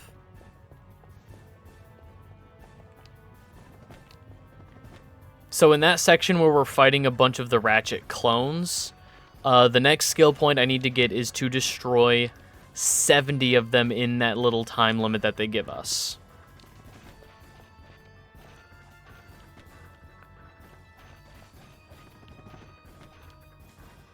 On what you're there for and what the artists want to do? Yeah. Like, if like, people can make, you know, this is a comedy movie, and people go into that comedy movie with the expectation to laugh. Their guard is going to be down a little bit. And just schemes to make him and his friends funny. Sell trading cards in a shop, keep people coming in, you have to spray deodorant on some of the... Oh, God. Jeez.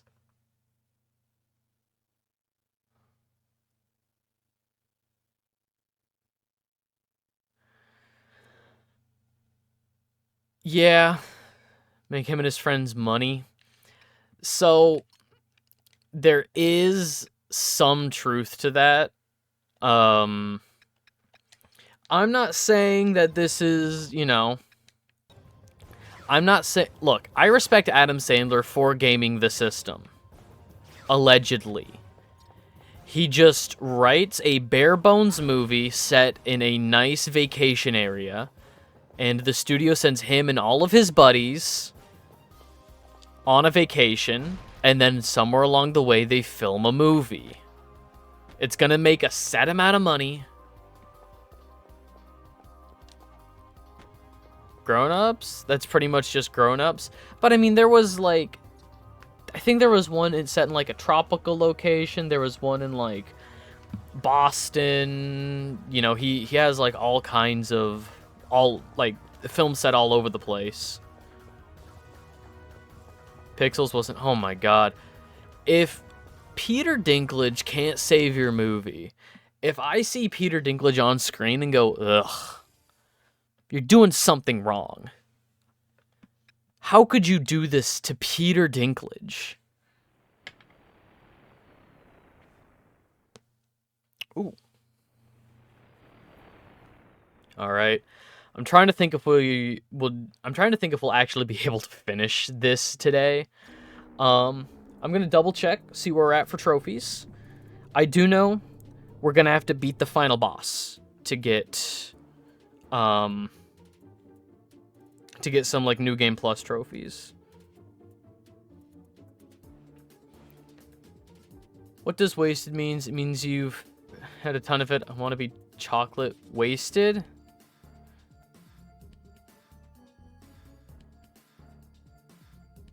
Most unfunny thing that got a cacophony of laughs.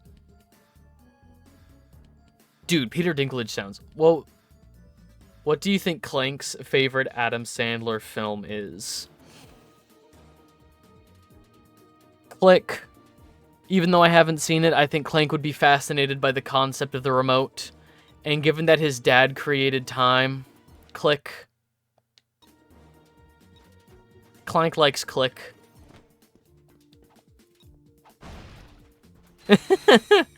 Yeah.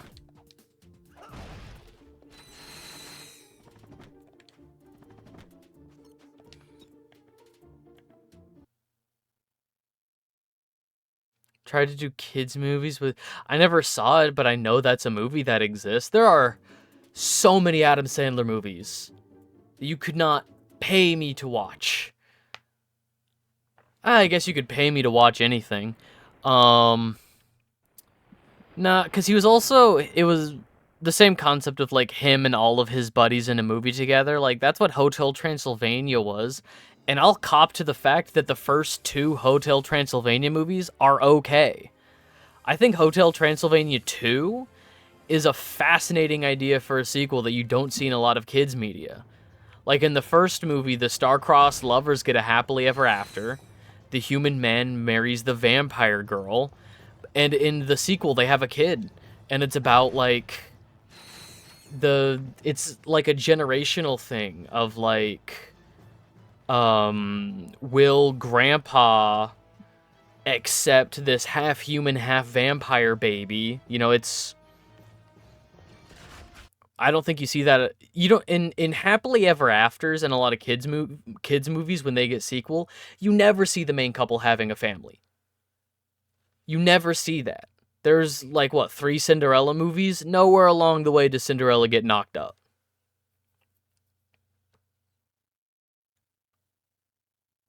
Also threw in some topics like racism that nobody complained about at the time. Nobody relevant. Alright, let's level up this fucking laser. Oh boy. Ban. Alright.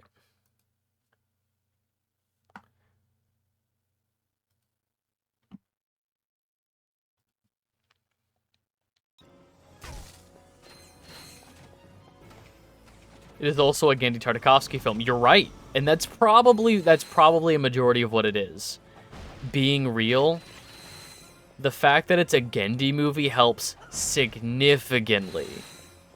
Like, seeing his style adapted from 2D to 3D is so fun.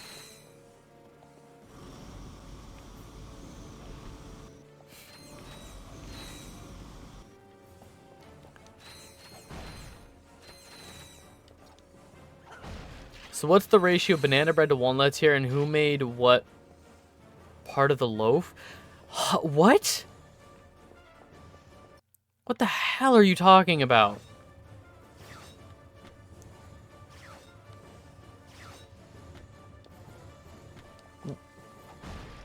Okay.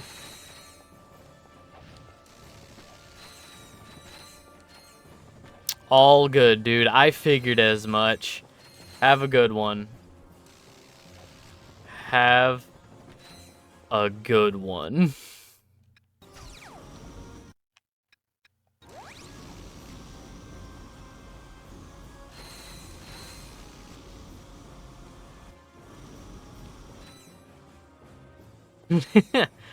Now I do kind of just want banana bread.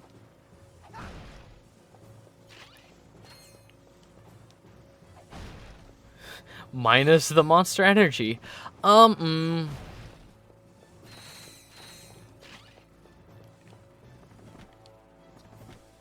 No, I think Gendy is more like... What's the team that made, like, Limbo and Inside Out? Or not Inside Out, Inside? Like, Gendy doesn't come around as often as he should, not like Hideo Kojima. But, like, his stuff isn't batshit crazy. His stuff just, you know, he doesn't feel a need to explain himself. Or, like, there's not too much exposition in his media. I mean, I think Hotel Transylvania might be an exception to that, but, like, Samurai Jack, Primal, like, when Gendy is allowed to just do... Yeah.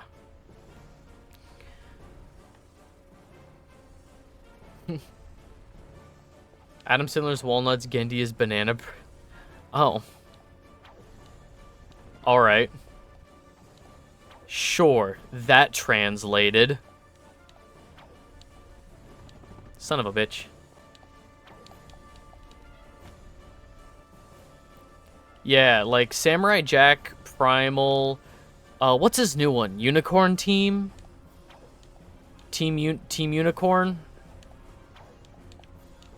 That one, like, visually speaking, it's incredible how he can have such a, like, recognizable style and still continue to expand it, or like he's still like honing his art all these decades later. Fucking beautiful shit.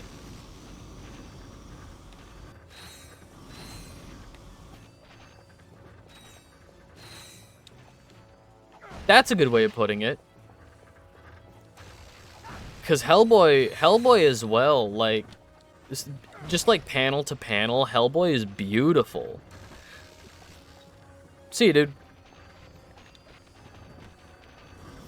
Fuck, that's another game I gotta play. There is that Hellboy game that came out last year. Fuck.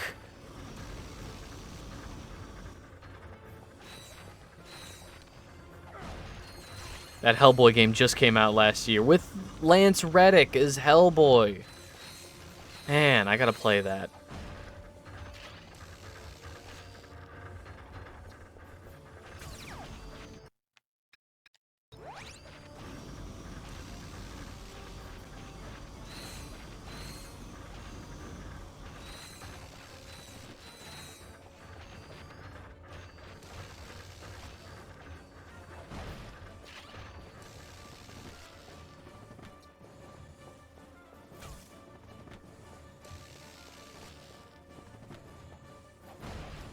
Alright, I think...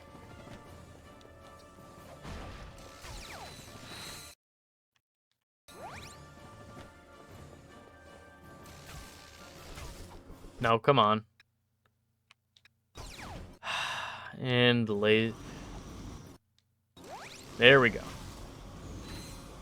Not the laser, the shield was gone.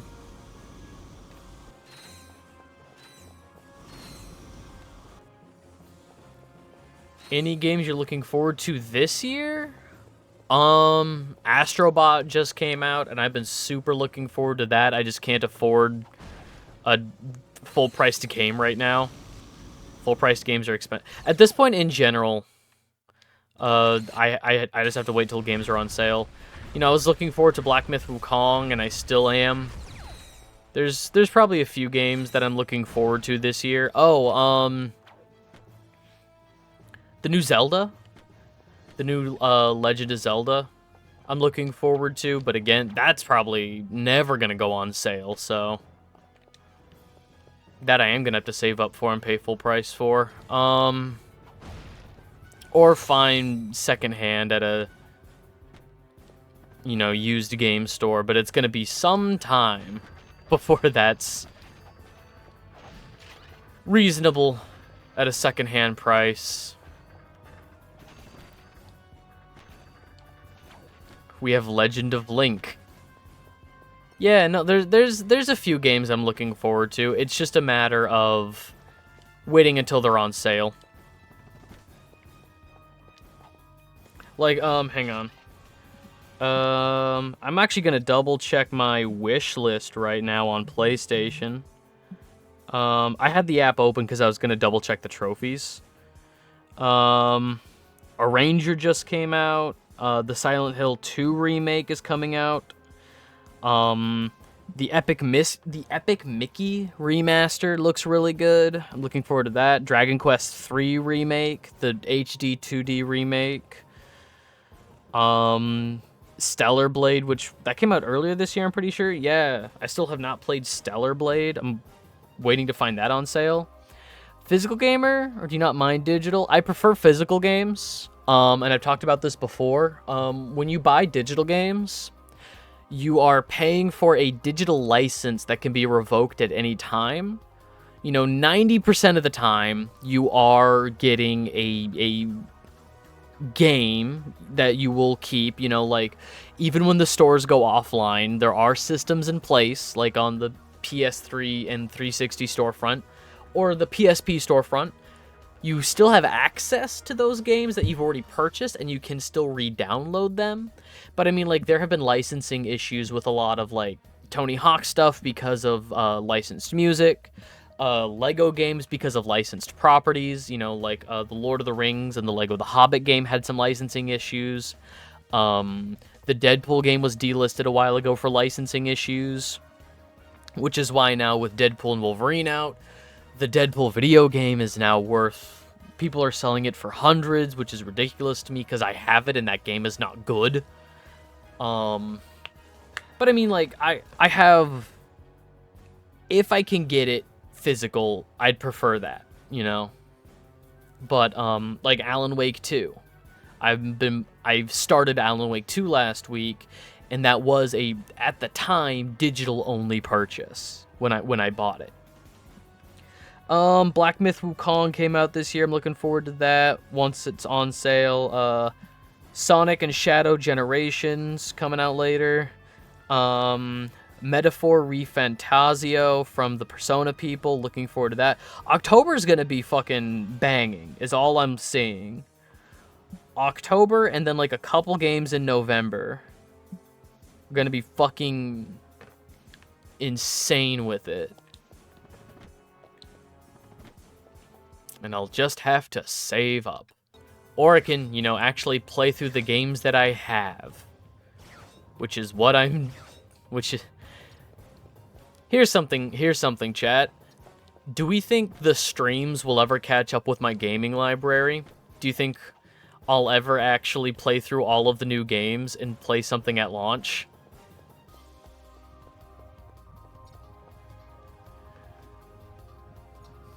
Nintendo Switch voucher can be used on any 2 first-party Switch titles, unless you stopped working.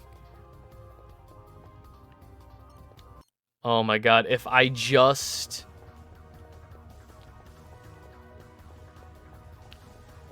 If you stop with game... That's it. I think I would catch up if I stopped playing games I've already played.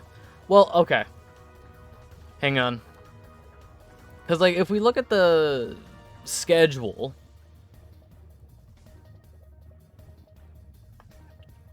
Right now, this is the only game I'm playing this week that I've played before. I've not played Slay the Princess. I've not... Technically, I've been playing Judgment, but this is my first playthrough of Judgment, first playthrough of Alan Wake. Yeah, no, if I just stopped with games that I've already played, that might be the move. Alright. I think we're gonna try and get the skill point for running through that opening part of the level. Okay, and we have 9 more trophies to go. 9 more trophies. 8 technically, because one of them is the platinum. 3 of them we can only get after getting all of the skill points. That's a new game plus only. That's a new game plus only. New game plus only. Okay, so 3 of them are new game plus only. 3 of them are for getting all the skill points. One of them is have a million bolts, and that's just, yeah, tomorrow slay the princess. And one of the skill points is having a million bolts, and that's just easier to do in New Game Plus with the bolt multiplier. You know, killing enemies in a row without taking damage. Defeat the final boss. Okay, so we have defeat the final boss, million bolts. Okay, there isn't technically a trophy for getting every skill point, but getting every skill point will unlock the developer room. Close to being done with Judgment. I just need to bully you into Hollow Knight. It'll happen. Again, though. See, and that's the thing. When we talk about, you know, only playing games I haven't played before, my backlog goes back years. You know, because there's just some games like Hollow Knight that I never got around to, but Hollow Knight has been out for years. And then there's, like, big AAA titles that I want to play, and there's also indie titles. Just mark the death... Yeah, Heat Death of the Universe. That's when it'll happen. Not the cool death of the universe, the heat death.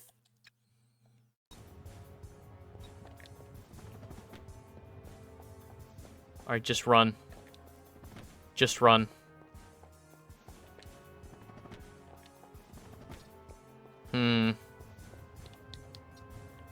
Well, fuck.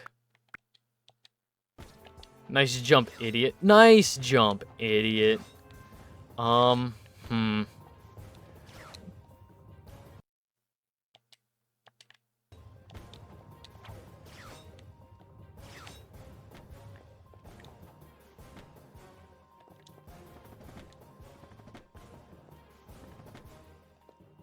The cool one doesn't happen until the universe explodes.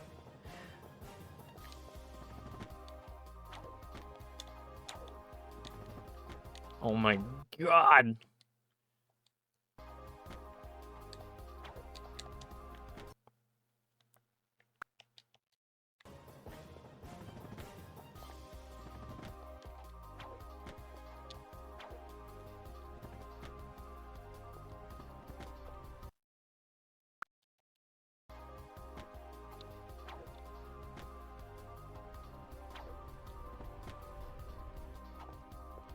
I'm not gonna get it.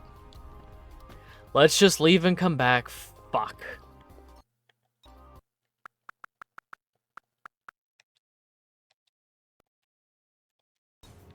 Okay. Is it when I first set foot on the planet that the timer starts, or is it... Okay.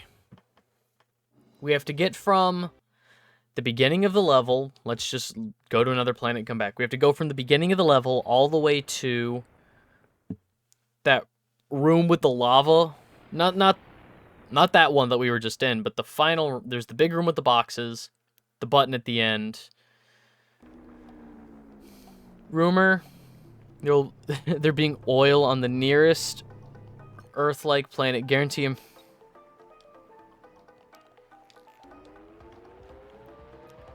Nah, that's not how they'll sell it to us, because there's no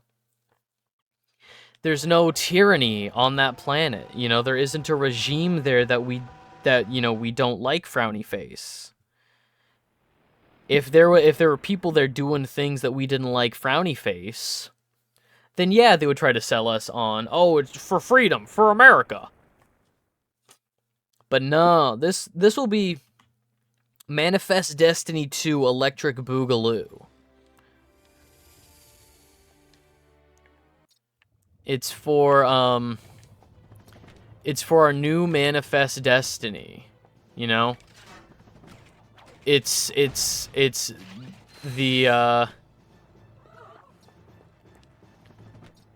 it's the next great step for humans, is to go to this planet.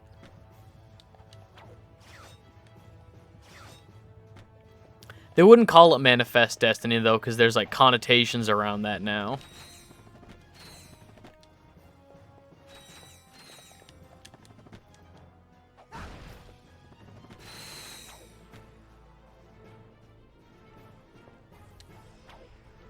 Oh, my God.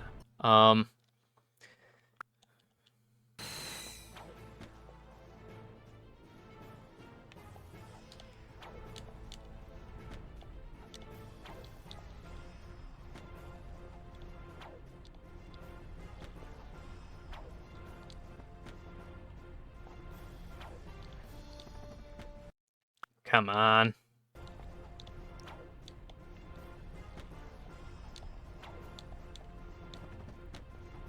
One second. This is just basically a speed run through this level, so I gotta focus real quick. Hardcore parkour, exactly. Does this automatically open? It does not. So we'll save time by going straight for the enemies.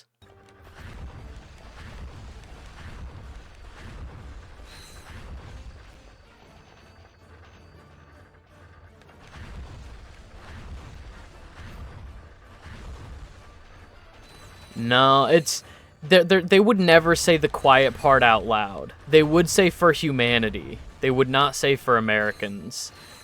They would, because if they said for Americans, that's saying the quiet part out loud.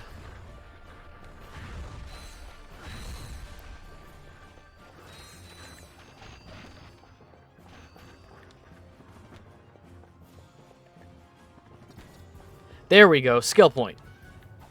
Hell yeah.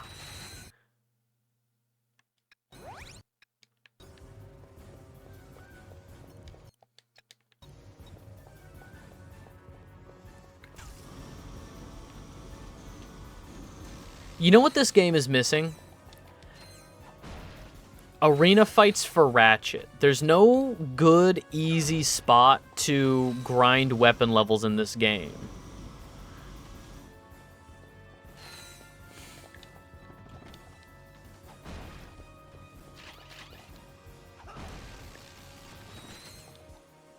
How about... okay, how about this? How about this for how they would spin it to us? They would say that, you know, this is for the betterment of humanity as a whole, and like America has always done, we will be at the forefront. You know, getting to this new planet, you know, expanding the horizons for humanity. We were the first to the moon, we'll be the first to this next planet. It's for the betterment of people as a whole, but just like the moon landing, we'll do it first. That's it. They have to bring up the moon landing. That's how they gotta sell it. We did that thing 60 years ago. Oh man, I'm gonna live to see the like 100-year anniversary. Hopefully, I'm gonna live to see the 100-year anniversary of the moon landing. That'll be interesting. Seeing like a century of technological advancements. What about the first? Shh. Yeah, they wouldn't bring up they wouldn't bring up where they didn't do it. They wouldn't bring up where we weren't first.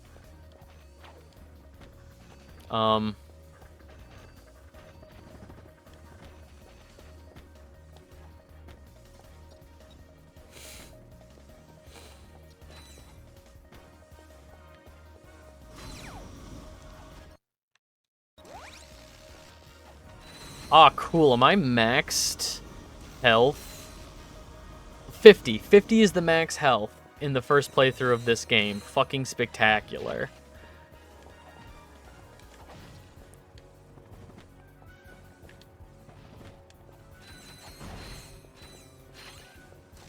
Wonderful.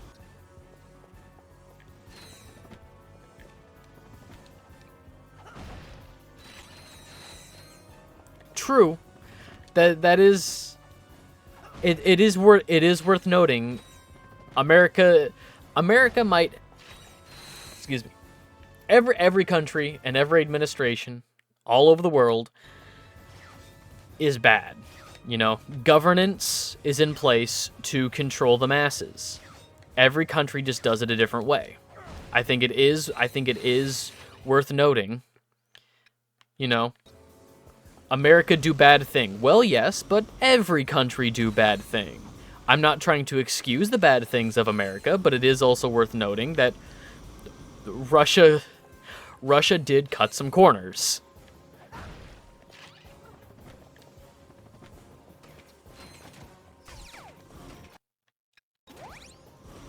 And I think saying Russia cut some corners, I think is also being a little generous.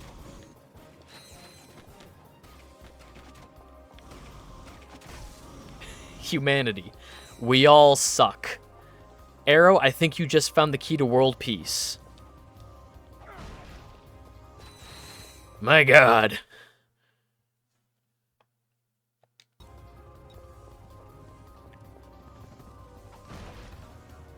Is this leveled up at all? Okay, it's leveled up once.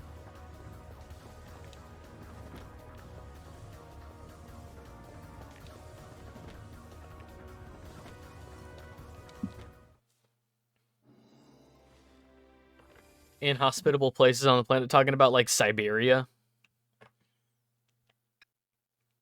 Let's go to a different planet to grind levels. Just a change of scenery for a second. Just a change of scenery. Because people will point a finger and say, but those guys suck worse than us. I'm not saying that is world peace. I'm saying you found the key. I think that's the direction we need to go in to truly, you know. I think the key there is mutual understanding. You know, mutual understanding that we all suck.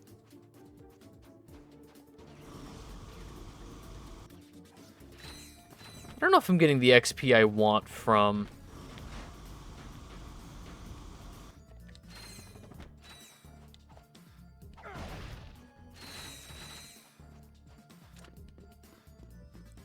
Ah, fuck. I don't want to have to deal with these fucking plants.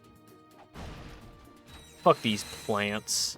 What's a different spot to grind levels?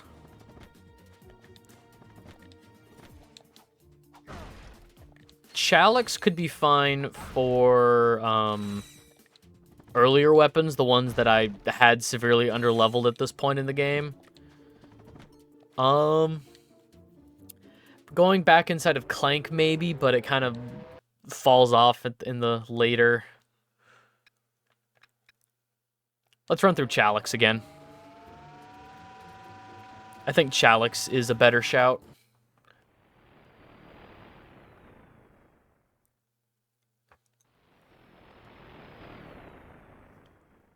Ah.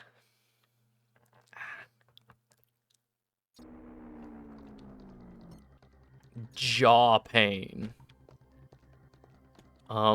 There it is.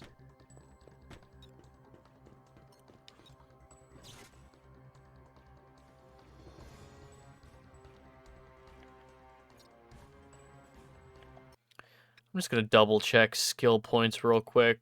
Just one. Just the one, and that's for defeating 70 enemies in... Okay. Cool.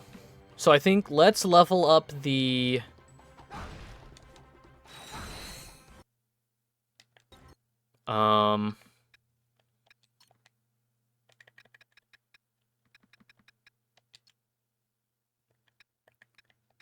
That and that.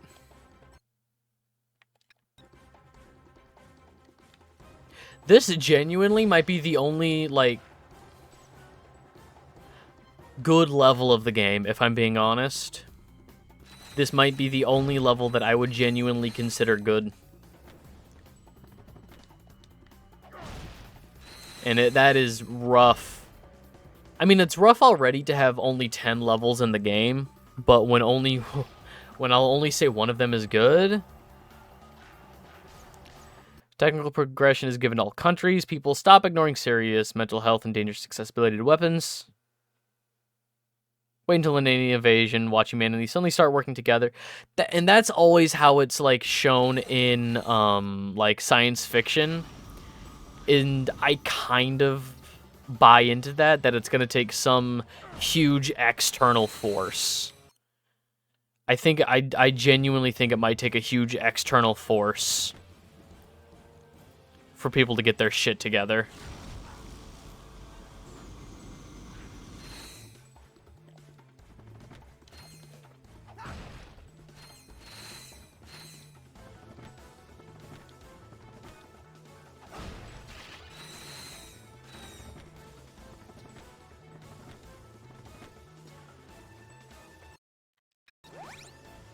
Well, at the very least,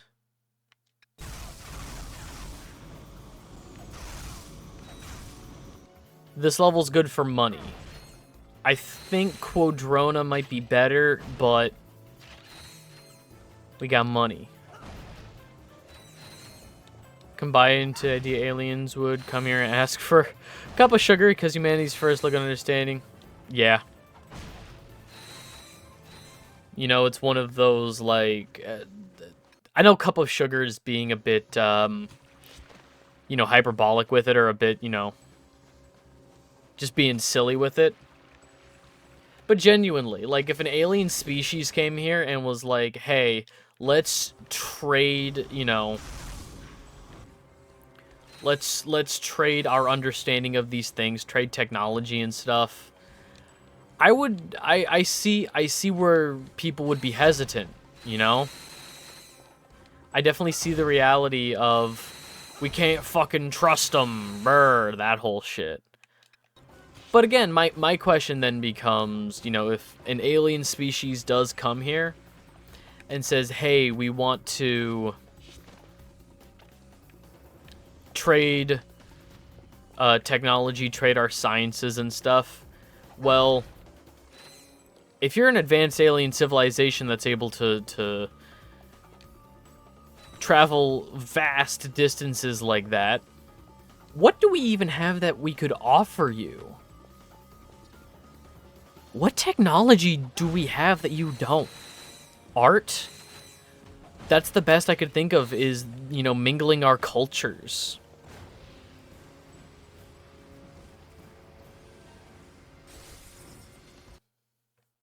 Oh my god, that would be... You're not wrong, but... Yeah, culture. If they wanted to see, like, our movies, listen to our music, examine our paintings, you know, understand the history of our art, you know, like, here's Renaissance work, here's very, you know, here's, you know, everything from, like, Victorian era, fashion to, like, our architecture, you know, Gothic architecture, Art Deco architecture. That would be it.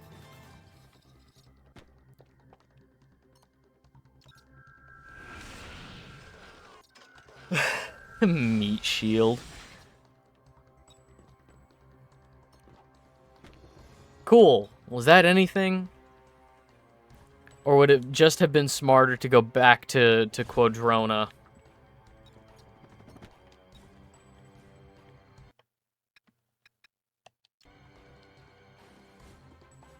I don't think we got nearly enough XP for that to have mattered. I think we should just keep Earth is a Zoo theorist cooking up a new manifesto.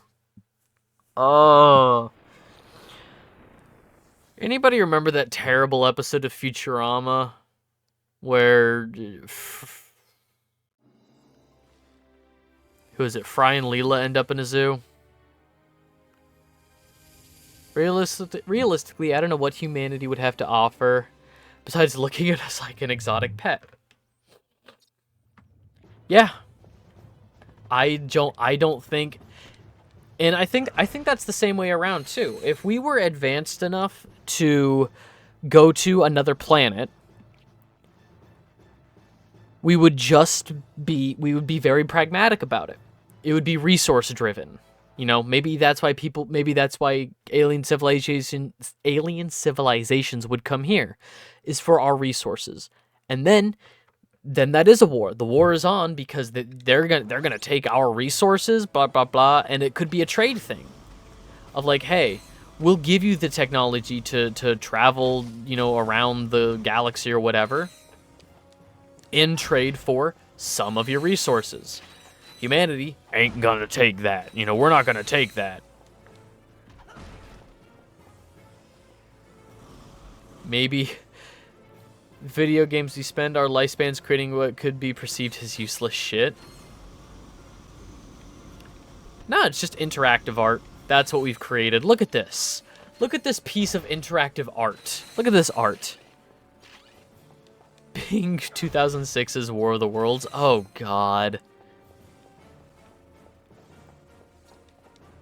If I lived in 2006's War of the Worlds, I would just kill me now.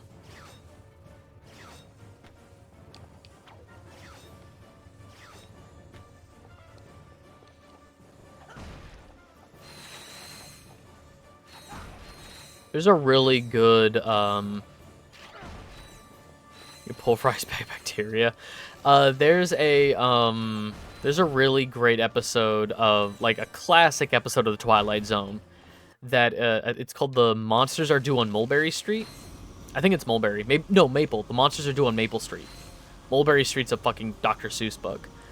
But yeah, there's The Monsters Are Due on Maple Street, which is, there's like a blackout in this town, or on this little street. There's a blackout, and people start freaking out because it's like, what caused the power outage? The power outage is like only on our street. That's weird. If I lived in a world that faced any sort of alien invasion, it folds faster than a lawn chair. But in this episode of The Twilight Zone, like, one person's lights come back on. And it's like, well, why are your lights back on? You're the reason the lights went out. You have control over this because your power came back on. And it's just people's lights coming off and back on all around, and it's creating this hysteria, this moral panic, this groupthink panic, I guess is the way to put it. And the whole thing, it was like an allegory. It was like a Soviet scare allegory, I think, for the time, from like the 50s. Where, it's like, see something, say something, rat on your neighbor kind of a thing. But, like, the twist of the episode is just that it's aliens just turning our lights off and on, and it's like, it's so crazy how quickly they fold. It's so crazy how quickly they go crazy. It's fascinating. All it took was us turning lights off and on, and they're killing each other. They are such simple creatures.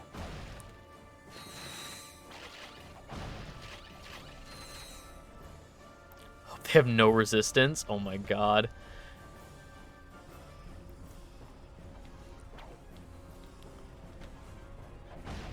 Daryl from Mississippi, you are our only hope. And then he would demand, like, a parade in his honor. Or they'll kill Daryl.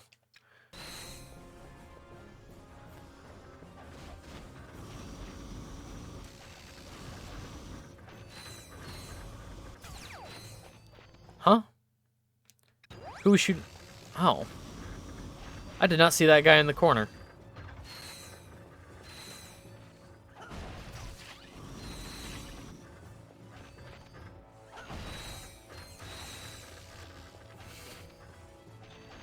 That's how we'll beat them. That's how we'll get the aliens. They can't take all my wallets. I feel like if a benevolent alien were to examine us for deciding if they want to advance us, they just choose. Genuinely, I think that's how humanity as a whole needs to be surveyed is, you know, our best and worst. I think, I know it's not, you know, oh, you should never study extremes or outliers. You know, Spider's George should not have been counted. That whole argument. But at the same time, you know, there's going to be tons of scientists, tons of intellectuals that are like, oh, no, here are our great masterpieces, here's our technological advances, here's like all the smartest people in our history. Yeah, but then I think we should also, you know, humanity as a whole should be taken at our best and at our worst. You know, here are all of the great warlords. Great warlords being just, they were great for warlords, that kind of thing. Here's, you know, here are the best and worst people in history. And besides, here's the best and worst people.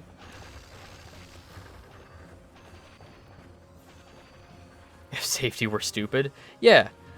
But I think besides just examining here are the best and worst people, I think what is more important is how did humanity as a whole, how did we deal with these people? You know? Albert Einstein was well regarded in his time. Stephen Hawking. You know, there's tons of scientists that were well regarded in their time, given the respect they deserved, all that stuff. But simultaneously, you know, there's, you know, female scientists, women scientists that, you know, are still, you know, they still need their due kind of a thing. Really pretentious artist or art historian. Trying to explain why the Mona Lisa is a big deal and the worm men. To the worm men from Men in Black 2.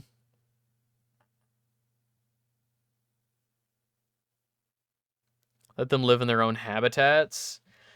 Men in Black has a great fucking line. Just thinking about this conversation, thinking about Men in Black, there's a great example in, I think it's Men in Black 1, when Tommy Lee Jones is explaining to Will Smith why they do what they do.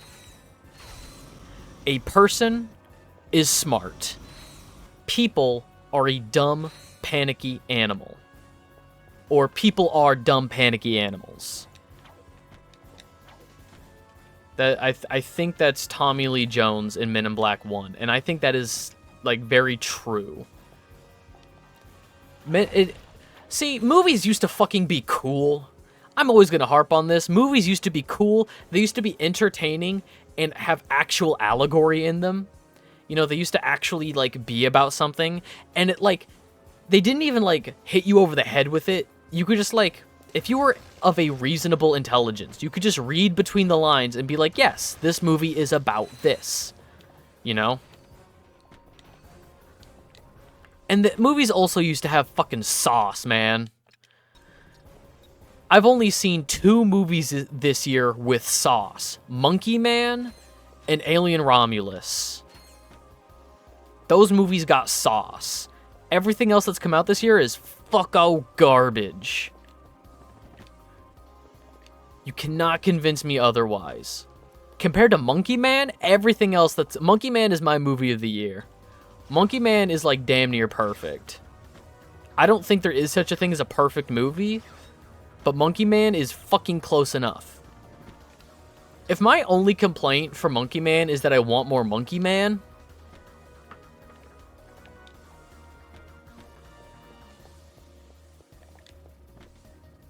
Dev Patel had a fucking vision. Remember the guy in Men in Black 3 who saw the future, past, present at the same time, how he chooses to live despite seeing all this pain because he can also see endless beauty? Yeah. Men in Black 3 wasn't great, but Men in Black 3 had its moments. Men in Black 3 had really good moments.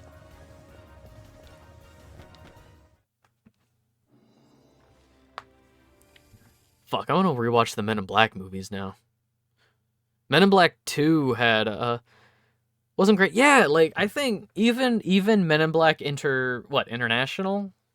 Is that what that one was called? With Tessa Thompson and Chris Hemsworth?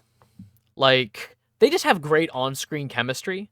Like they worked so well in like Thor Ragnarok. I'm so glad they got to work together again in that Men in Black movie. Again, not a great movie, but their chemistry made it a fun movie.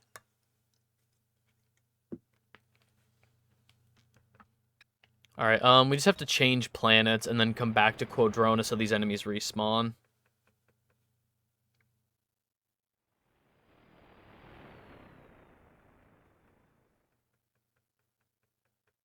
We are so close.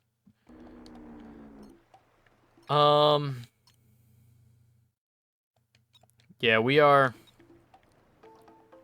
I think I want to level up the laser one more time. I feel got incredibly railroaded because of the anti-woke crowd. Like, it wasn't great, but I certainly felt like people weren't trying to give it a chance. Oh my god, yeah. Like, I feel like because it wasn't the... I think the idea for Men in Black Men in Black International is a great idea. I wanted more of those from, like, different parts of the world. A Japanese Men in Black movie? Yes, please.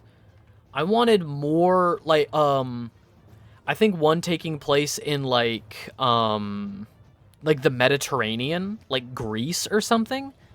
That would be fun. And they gotta, like, there's, like, something in, like, Atlantis. No, that's jumping the shark. But, like, there's something in, like, the Mediterranean Ocean, or the Mediterranean Sea that they gotta go investigate. Like, I feel like opening up Men in Black to, like, not just the US, but opening it up to the world, great potential.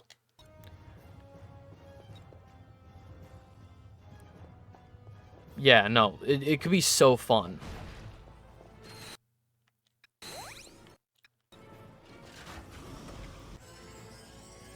There we go. Okay.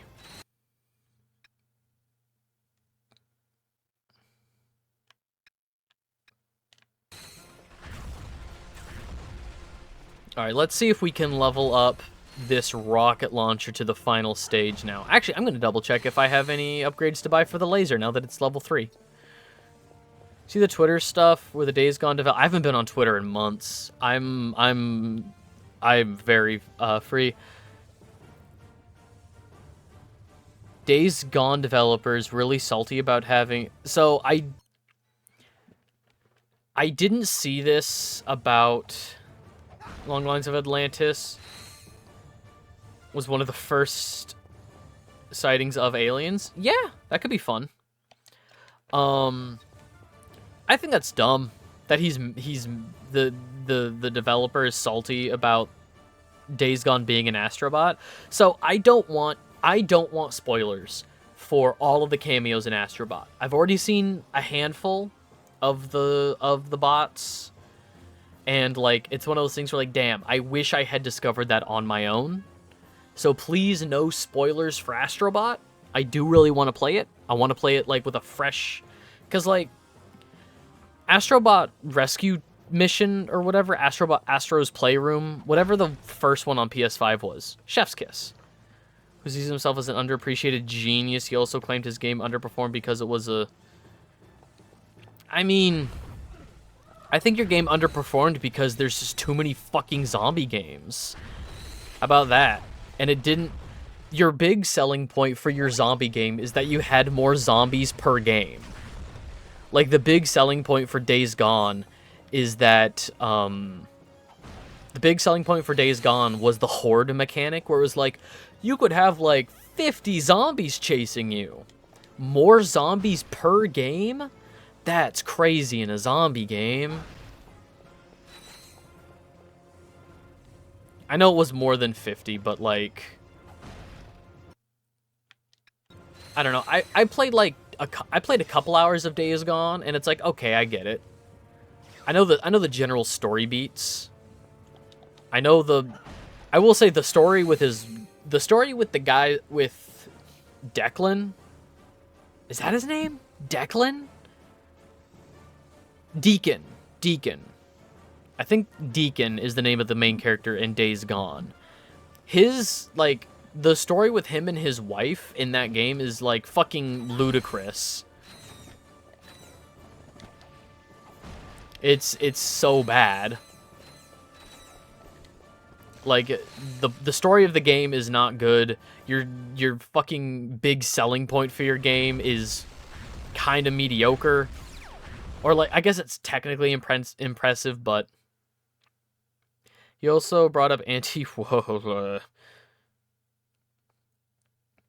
My game didn't sell like I wanted to, so I'm gonna blame it on losers on social media. Yeah, that kind of feels like where we're going.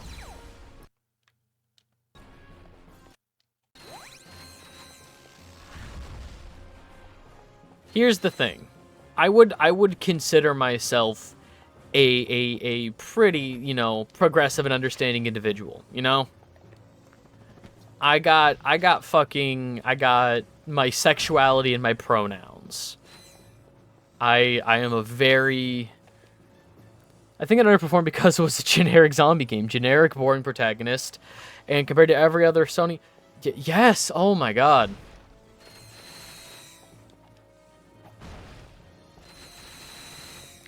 Like, I'm not saying it was a bad game. I'm not saying Days Gone was a bad game. It just did not keep my interest.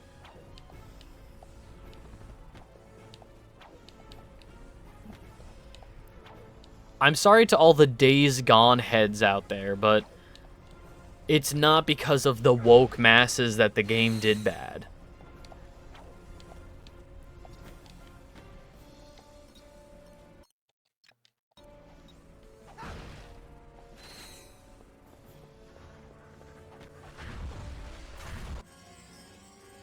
Hooray!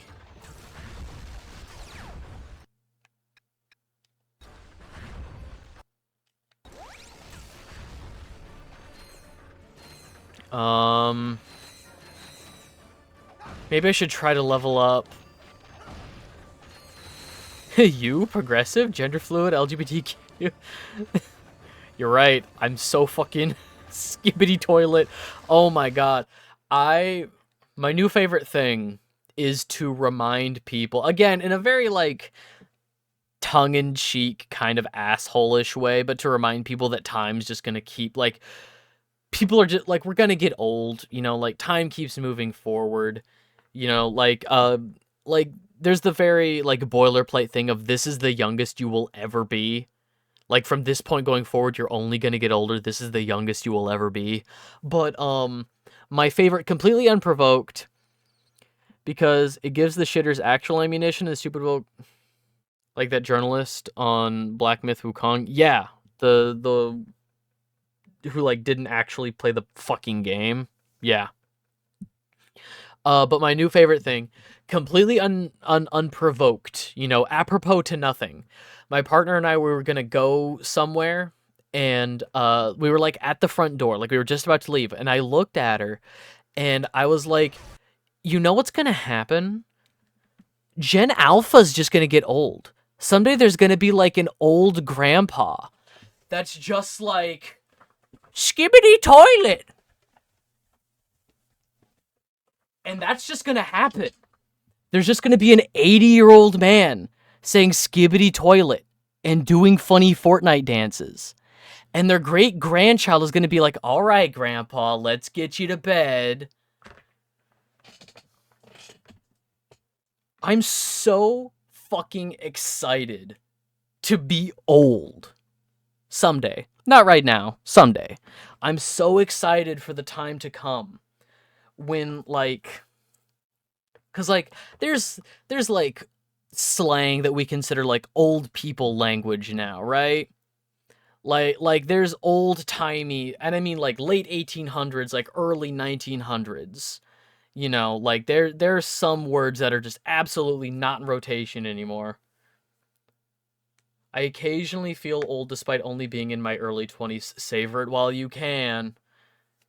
Now, age is also a state of mind. Like, not legally speaking, I should definitely put a huge asterisk on there. Like, legally speaking, age is real, but, like, you're only as old as you feel, is what I mean by that. You know, like, my God, my parents are like my my parents are older, I should say. Like my my dad is the younger of my two parents, and my dad is pushing 60, is what I will say.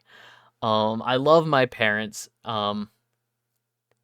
My technically speaking, my mother is a baby boomer, and my dad. Hang on. What years were silent? Is silent before or after? Silent generation. Oh yeah, no, not that old. Not the silent generation. No.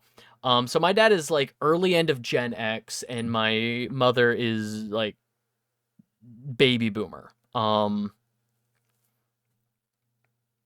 Like my dad is early. Like I think. Hang on. Let me. Again, it's hard to quantify this shit.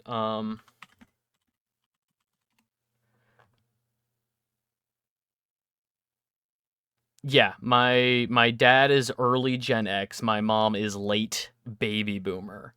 Um, when does Gen Z end?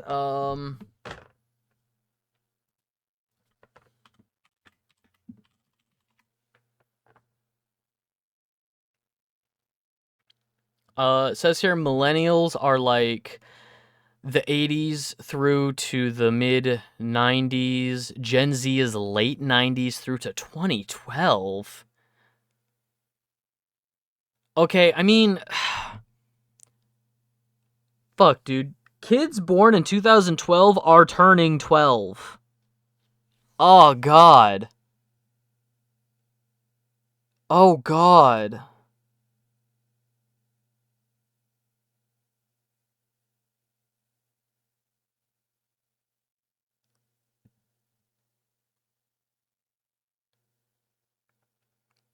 Holy shit. I mean, Gen X is mid 60s through to 1980. So, like, I guess. Looks like what, every 15 years is a new generation? Yeah, okay. Yeah. 97 to 2012, 81 to 96. Yeah, every 15 years is a new generation. But God, Gen Alpha kids are already, like, cognizant. Gen Alpha kids are already, like, 10, 11. Oh my God.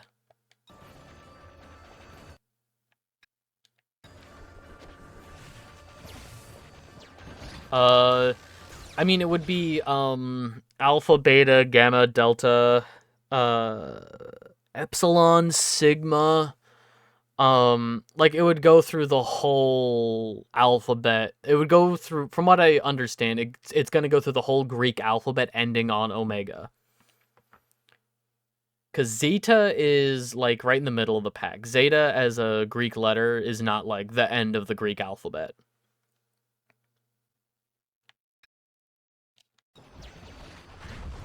I do not remember all the Greek alphabet. I know very little Greek, but can't wait when they start numbering them.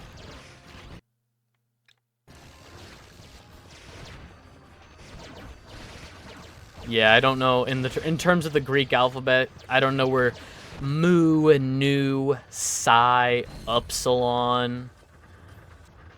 I don't know where these go. I don't know where these freaking letters go.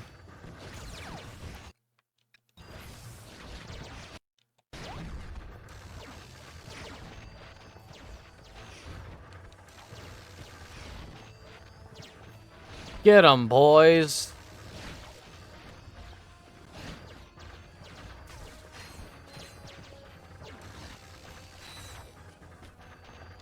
Wow, that is a whole lot of nothing. We'll all be dead before they get to that point. Yeah. That is somebody else's problem.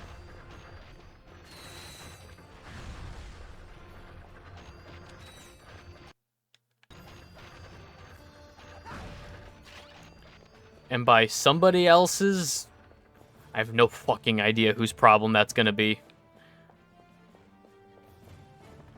Let the youngsters figure the nomenclature out. Exactly.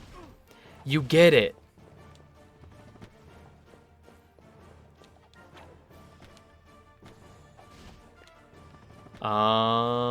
Any more boxes? Oh, okay, they're just not opening up anymore. Gotcha.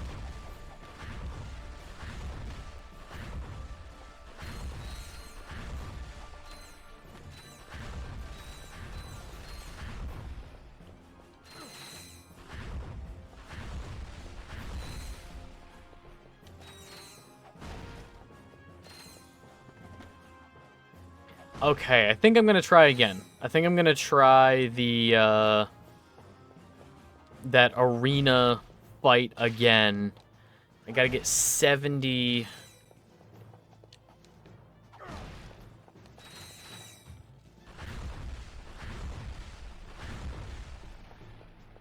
70 enemies.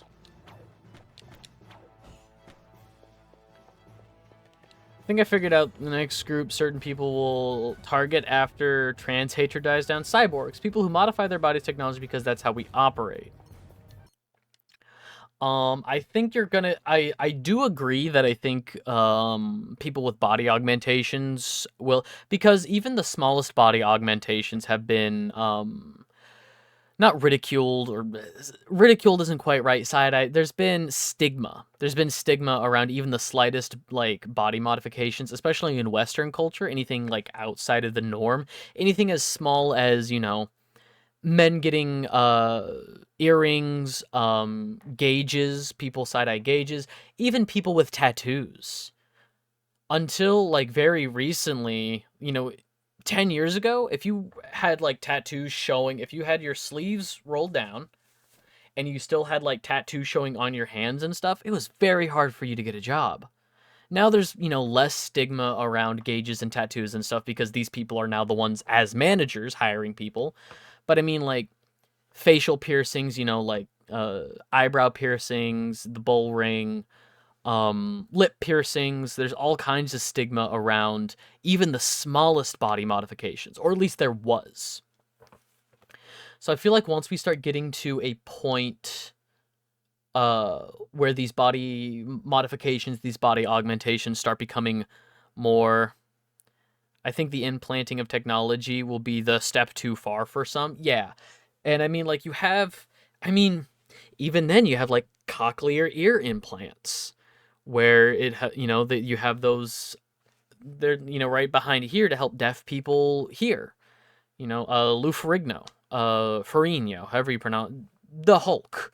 Luferigno got a cochlear ear implant very recently, and you know, these things, I think there's gonna be, I think it's gonna be, I think you're right. I think there's going to be a sliding scale. You know, everybody's going to have the point where they think it's gone too far. Like, I hate the idea of Elon's fucking Neuralink, the brain chip that allows you to control, like, technology with your mind. I hate the idea of Neuralink. But I mean, at the same time, you're going to have a lot of people who are going to have these problems, you know, like, oh, that's a step too far. But, you know, there's people with prosthetics, people with prosthetic arms, prosthetic legs. I hate the mainstreamization of tattoos. Oh, you hate that there's no stigma around it anymore? Of course, I'm just going off a human track record with this. I despite Elon's Neuralink simply because I don't trust Elon. That's fair. No, also, to be fair, Elon is a dumbass. He is not personally designing the Neuralink. He is just funding the people who are designing it. You know, so I guess it comes down to how well you trust what Elon thinks is a good idea to put money into. So, ugly cars, privatized space programs, Twitter. Oh, man. Yeah, no, I just think, given our track record and given how we already have these stigmas, so I had to... one of the classes I took in film school told me Elon's behavior in recent years is a result of a defective Neuralink. Yeah. One of the classes I had to take in film school was basically it was a history of film class, but it was more so about like American culture, and these are films that changed American culture. You know, like Guess Who's Coming to Dinner, things like that. And one of the things we talked about is that until maybe the 2010s, you would either see, when it comes to like people of color in film, if it was the token person of color playing into a stereotype, written into a stereotype, that's when you would see them with dreadlocks or what was considered at the time ethnic hair, you know? But nowadays, there's, you know, so much, the film industry, I should say, is so much better about that. You know, you would either see people of color with obviously straightened hair, or you would see, you know, the token character of color have the ethnic hair. People get tattoos now without actually thinking about it. When I was in the shop getting my dragon tat across 3 sessions, multiple college-age people came in and asked for baby bitch tats in the headspace of, I can get it lasered off if I don't like it. Nah, fucking commit. Fucking commit. If you're gonna get a tattoo, fucking commit. Side note, I really hope he and JK get ass blasted lawsuits and misinformation they spread. Let's go. Oh my god. Please. I want repercussions for their actions.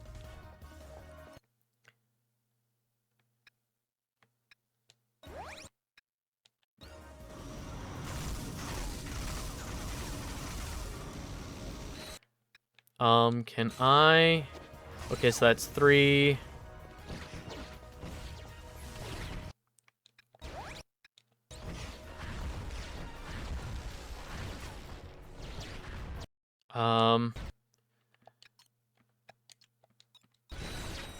Are the acid bombs any good against these guys?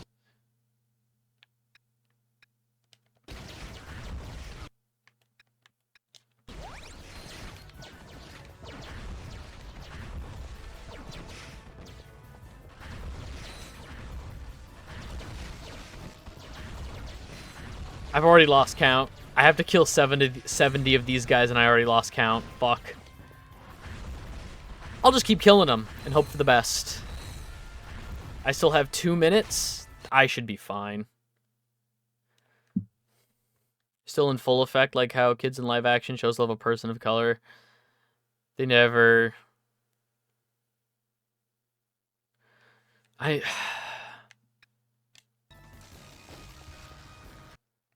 Something I think should also be, I guess, addressed is, like, normalizing interracial couples that don't include a white person, because that's, you know... And again, that just comes from the fucking writer room of whoever's, like, in charge of the programming. Because you still have predominantly white casts in a lot of cases, so...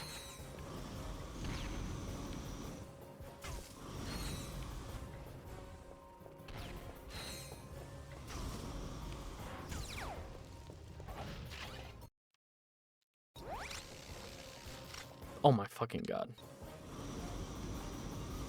Man, I sure hope... Oh nope, out of ammo for that. Oh boy. Weapons...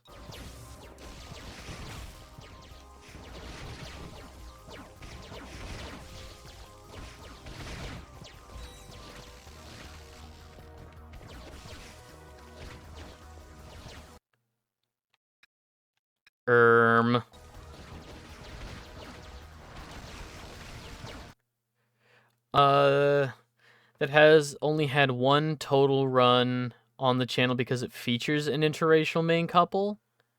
There was a Disney movie.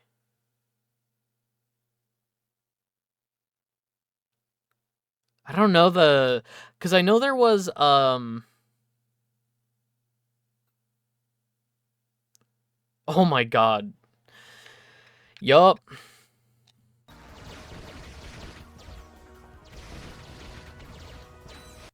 I guess laser.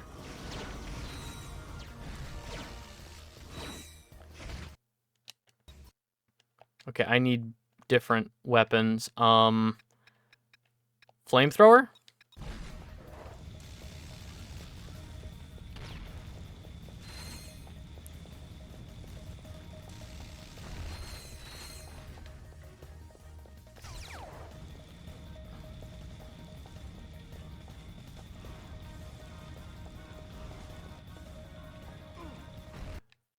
Fuck, and I'm out of shields. Alright.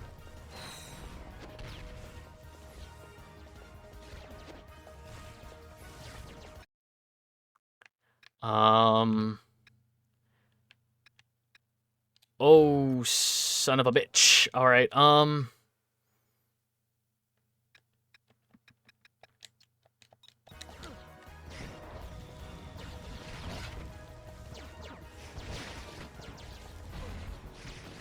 no.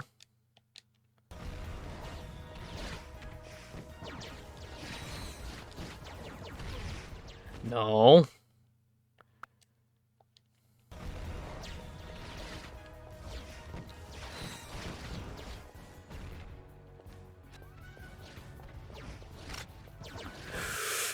Still out of ammo. Okay.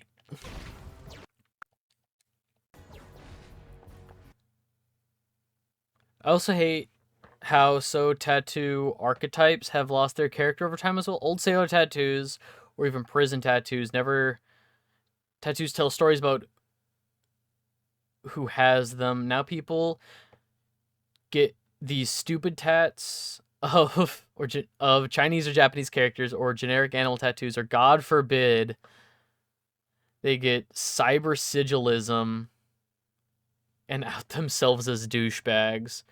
I mean, yeah, it feels like the new... Fuck, how do I get out of here? There we go. It feels like the new... It used to be... Yeah, people who get tattoos without, like, actually considering what it means. Another personal favorite of mine was the old,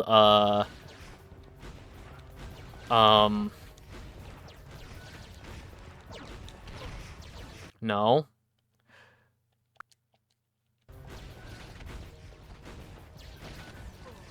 No.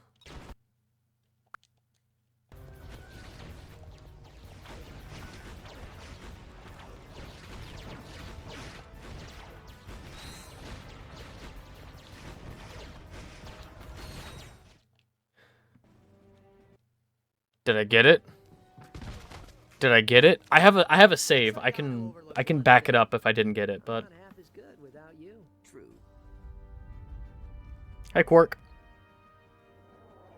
Papa, is that you? Yes, it's me, you idiot. I mean, son. Now be a good boy and get those two out of here.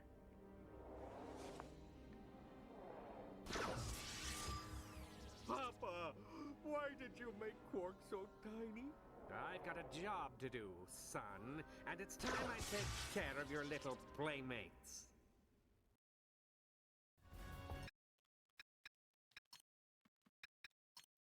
Son of a bitch, I didn't get it. Alright. Load.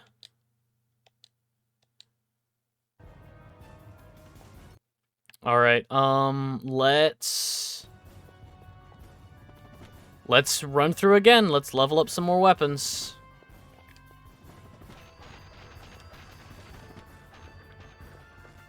But yeah, an old personal favorite of mine of douchebag tattoos would be, you know, big muscle head gym bro types getting tribal tattoos without actually being part of a tribe. That used to be the old douchebag tattoo. That used to be the old marker, you know?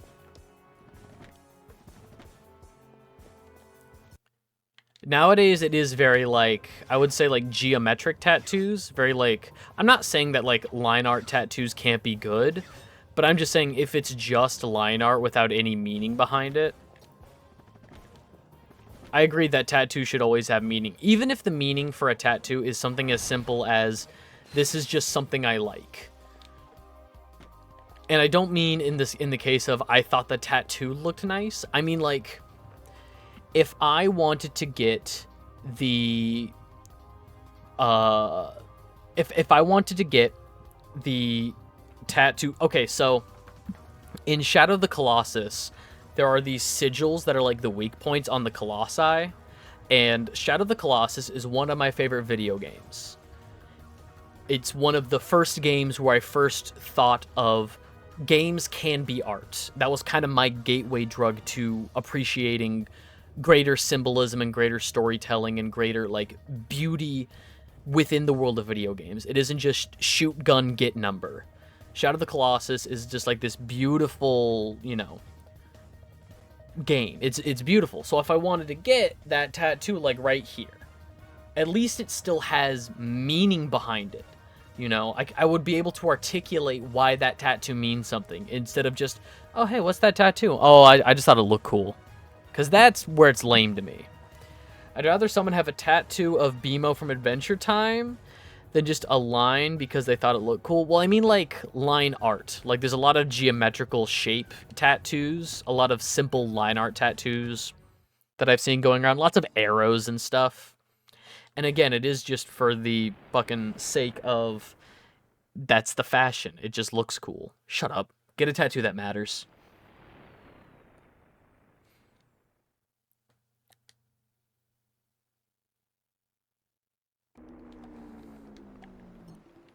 Like, as weird as it is, I started going to school for film around the time of Blade Runner 2049's release. So, like, if I wanted to get a Blade Runner tattoo, I would be able to say yes because Blade Runner has been very, like, influential to my life. You know, it still means something. I like tattoos on myself, but I think they look incredibly attractive. Yeah, like, neither me or my partner have tattoos. I think tattoos can look good on people. I'm just personally not, like, I can't see myself ever getting tattoos. I don't see my partner ever getting tattoos, but if she did, you know.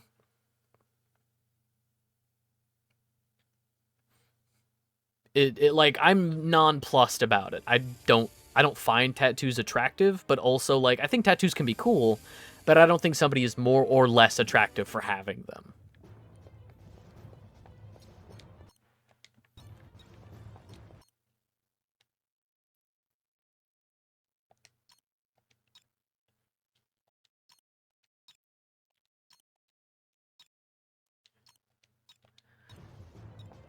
Okay. So in terms of, we don't need these anymore, so I can put, say,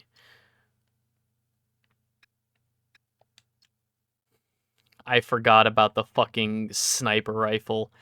This lame-ass sniper rifle. Oh. Ba-ba-ba-ba-ba.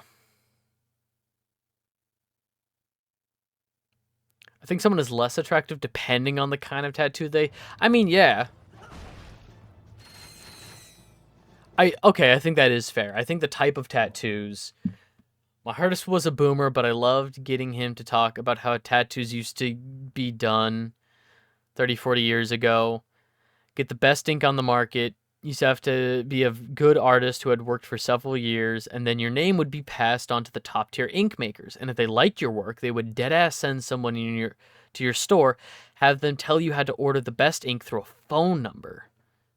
Secret Society of Tattoo Artists? That's awesome!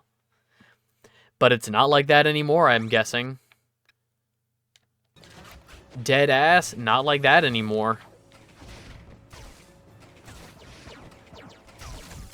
I don't know why I'm trying to dodge. Like, I'm trying to get XP on the shield, so it's gonna require me to get hit.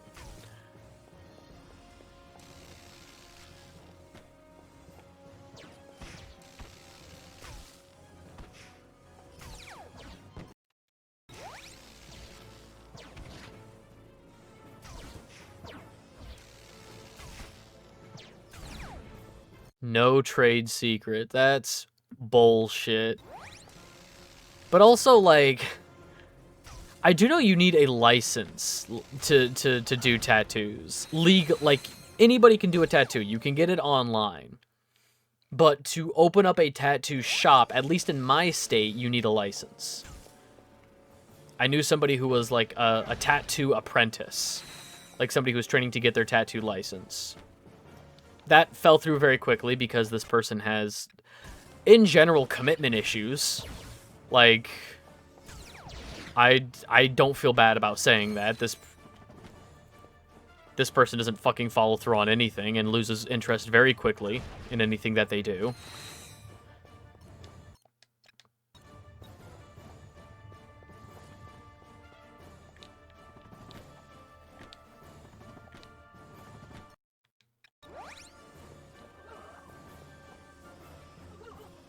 Garage tattoos? Go wild. Go nuts with it. Garage tattoos?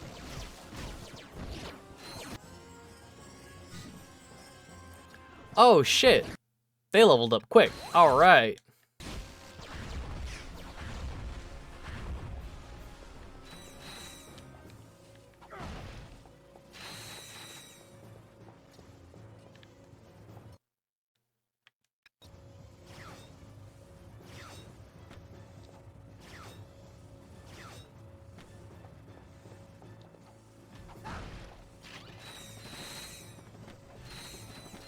Alright, I think... Let's level up the rocket launcher and then we'll try again. I don't... Because what we need is we need more DPS. We need more ammo and more DPS. We need to be able to take out enemies faster, and we need more ammo on our larger weapons. The US, you require a license to draw pretty pictures of people, but deadly weapons?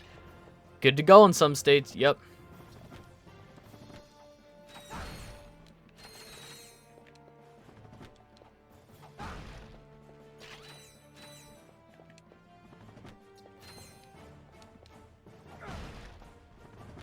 We are...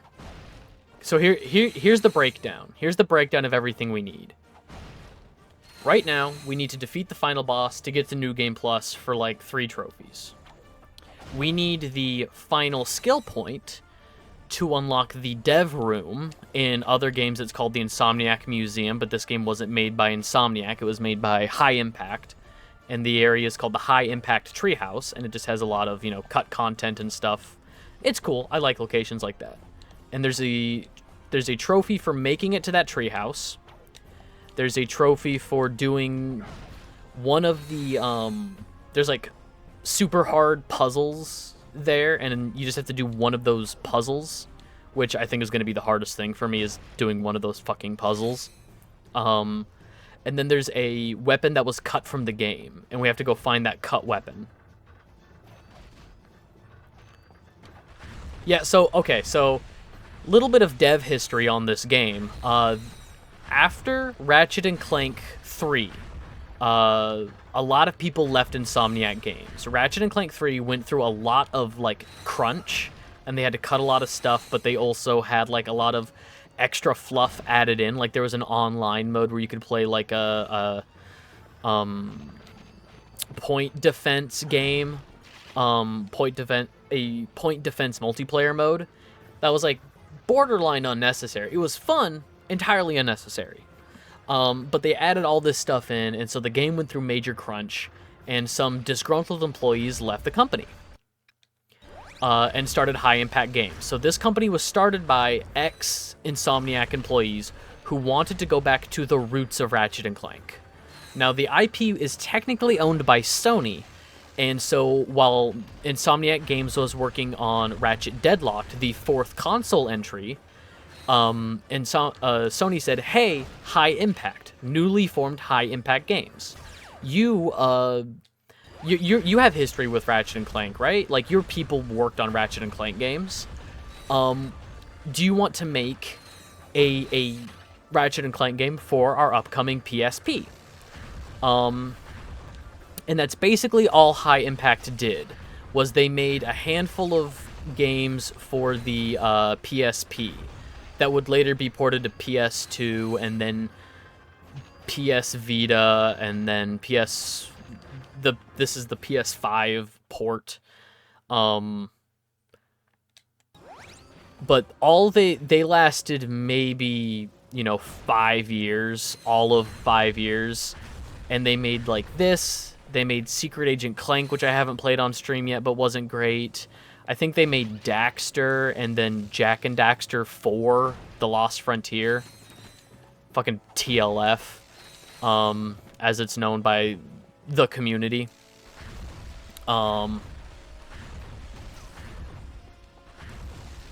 Yeah, none of their games ever really hit, if I'm being honest, because they were all designed for hard, like, and to be fair, I think conceptually this game is fine. Much like Enter the Dragonfly for Spyro, I think having the shrink ray Ratchet and Clank game, where you shrink and grow in size, having that on the handheld PlayStation console on the PSP makes sense. Hang on, the cat is going fucking nuts. I heard him once and I was like, okay, he's fine, and now he just won't. What? You drew blood this morning. I don't like you right now. He drew blood this morning. So, sounds like one of those drugs. 50 potential side effects, including the exact opposite of what it's supposed to fix. Yeah. TLF certainly was a time. So, yeah, my cat drew blood this morning. He does this thing, and I looked into it. Apparently it's a sign of affection. If your cat wants to get your attention, they'll paw at you. Excuse me, they'll paw at you. Yeah. Everything I looked up was telling me it's like, oh no, your cat loves you and wants attention. But like, it always happens in the morning. My partner gets up for work, and I start kind of rousing. I wake up like maybe like half an hour after she leaves usually. And this little monster will like paw at my face.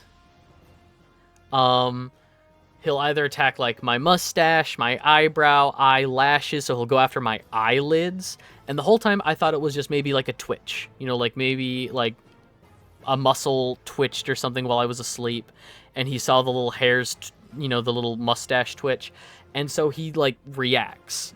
Today, he swiped, caught the inside of my nose, and pulled, and I bled. It fucking hurt, little man. He also gets very vocal in the mornings because he wants to lay on my side of the bed. He loves my side of the bed, and when there's like nothing going on or there's nobody on the bed, he will always lay like right where my shoulders go, like right under my pillow. He'll always lay right in the same spot on my side of the bed. And if I'm in bed for too long, he starts screaming at me because he wants his spot on my side of the bed. So he'll start like pawing at me more. He'll start meowing at me. He'll start like head-butting me because he wants me to fucking move. Isn't that right, little man? You're a little shit, ain't ya? Alright, can you like just lay there, buddy? Can you just like chill out? Okay.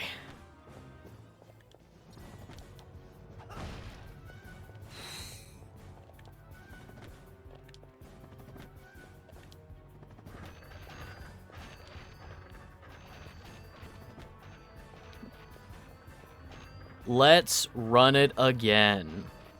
I just want to level up the rocket launcher, and then we're gonna try again with the 70 enemies thing.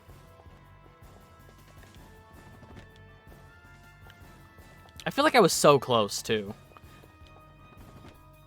Before. Again, I lost count very quickly. And I don't think it's reasonable to try and keep count during that fight, but... yeah, hi, little man.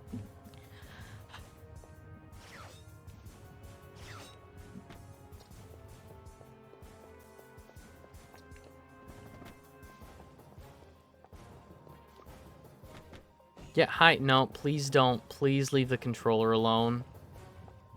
Please leave the controller alone.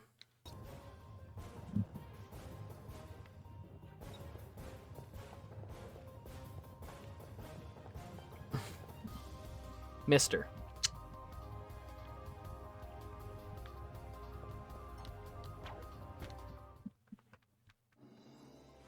You want noogies? Is that what you want? You want me to scratch your head? Want me to scratch your chin? Yeah, you like chin scratches, don't you? All right.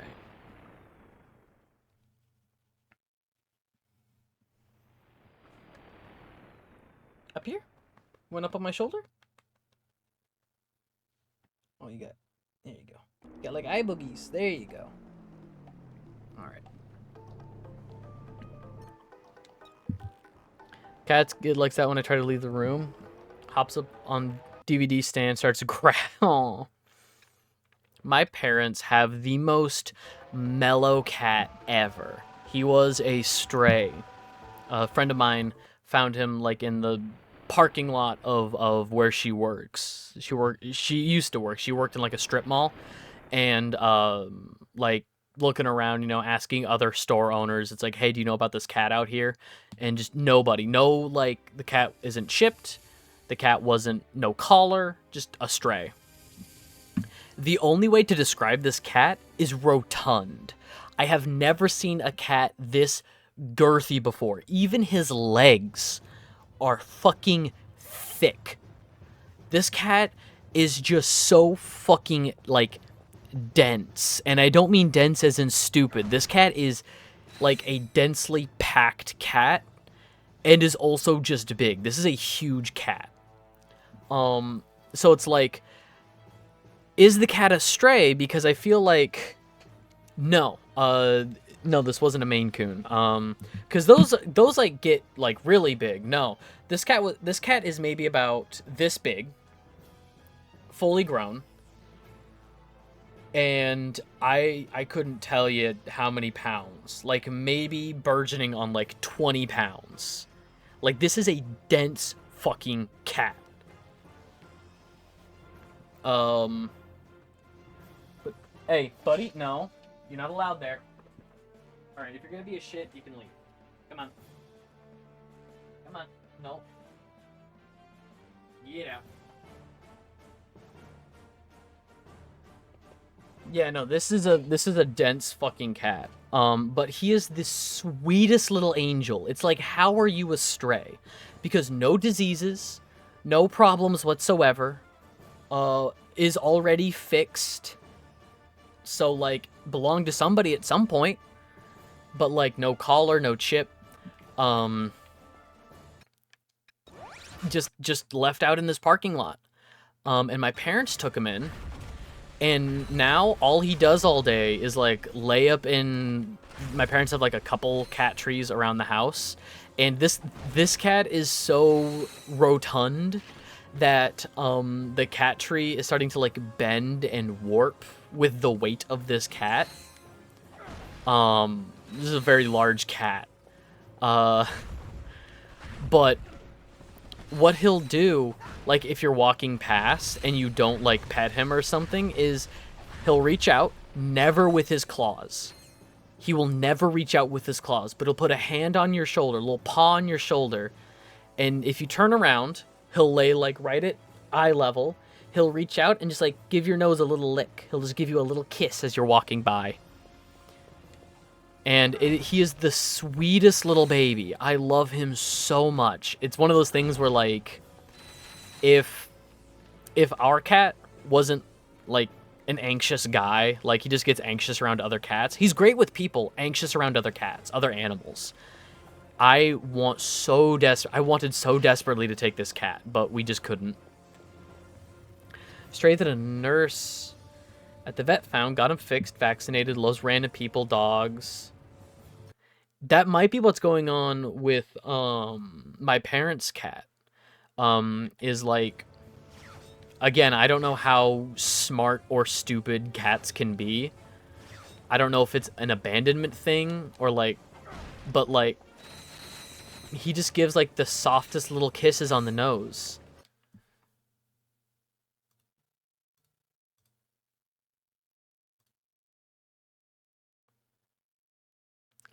But no, come on. And who's texting me? 1 second. Huh? No! Fuck! Okay. I just got a text from my dad. My dad keeps me up to date on this shit. James Earl Jones just passed away. I don't know if he just passed away, but I'm just learning about this. Cats are typically smarter than dogs. Of course, there are exceptions, like the smartest dog can be smarter than some dumb cats. Yeah, no, my dad just sent me this thing, 93 years old. And... No, fuck. Stay connected. Stay on target.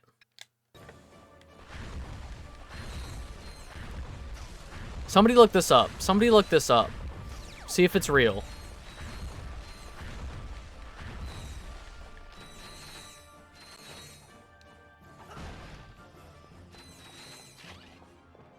Don't care if it's 93.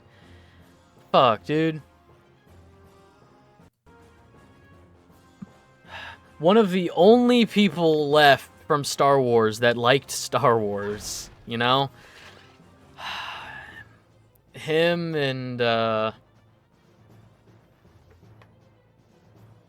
who do we have left from the original Star Wars? Is it just, Mark Hamill and Harrison Ford now? Fuck, dude. Oh, Billy D. Williams. If we're thinking about the original trilogy of Star Wars movies, Billy D. Williams. He died today. Ah, fuck.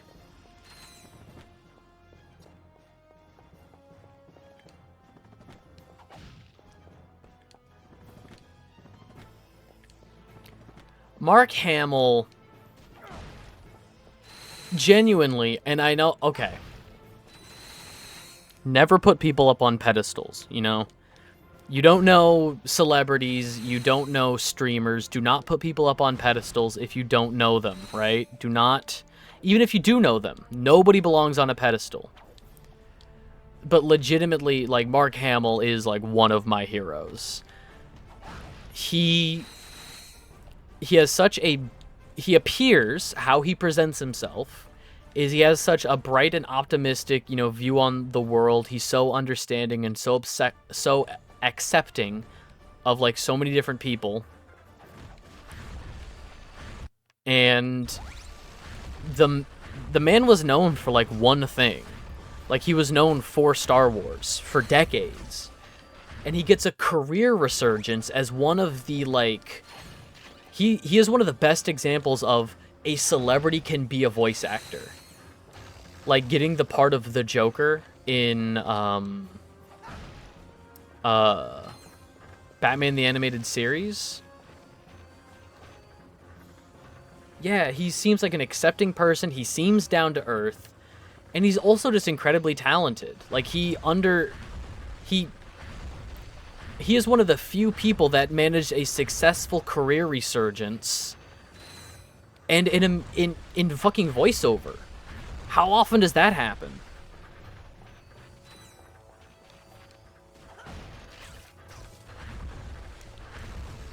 The voice of mid-2000s Majima? No fucking way.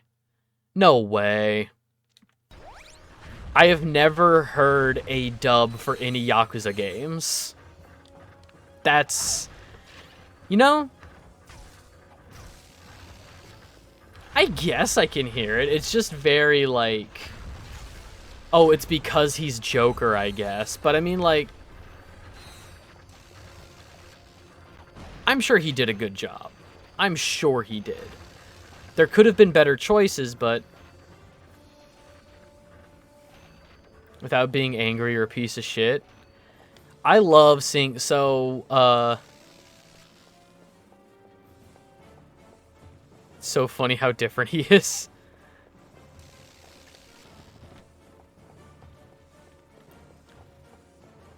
I would love to hear it, you know. I have not heard a single, You've told me some of the casting, though, for, like, Judgment. And God, the casting sounds so good. Boop. 10 years in the Clank made you a fucking pussy, Kiryu-chan. Does he say Chan? Do we get a Chan out of Mark Hamill?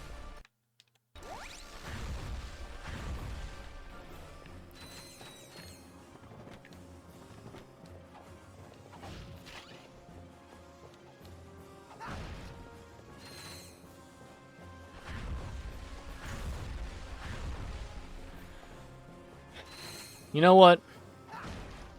Let's just try again. Let's just try again with the,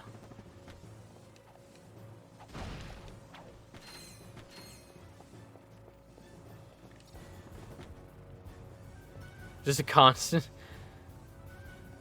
Yeah, no, it was great. They, as, skips. Because, like, a majority of the cast, like, the main character was just the creator, J.G. Quintel. You had his buddy that he went to college with as, like, Muscle Man, Pops, and Benson. J.G. Quintel was also High Five Ghost.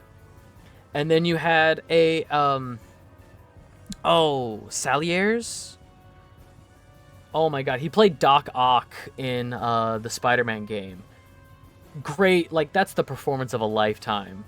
Him as Doc Ock in the Spider-Man game, that fucking phenomenal. But the guy who plays Rigby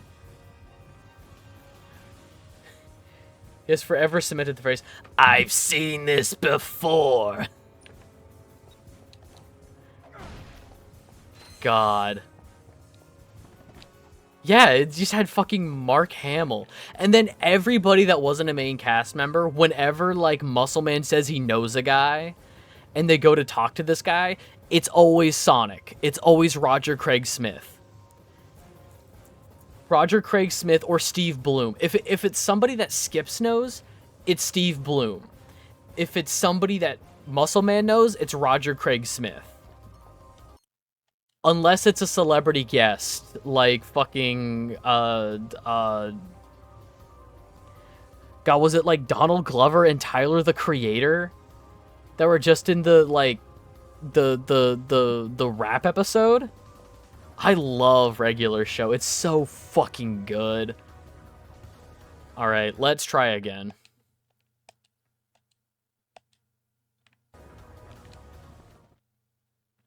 Let them swear, Cartoon Network. Let Regular Show swear.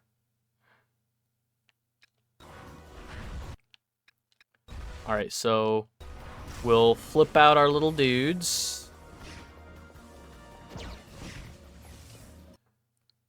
And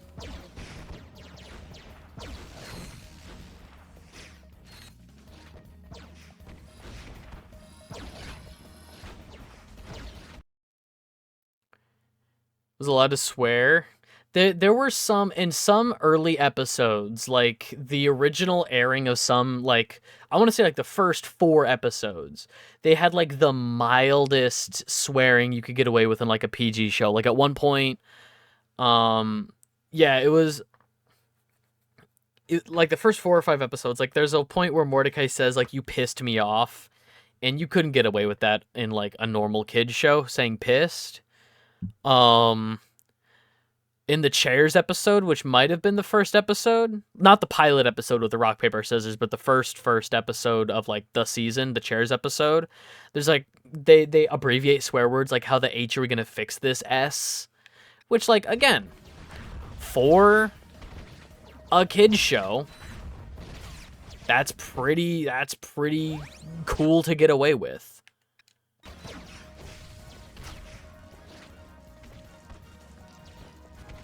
Okay, these acid grenades do so much more now.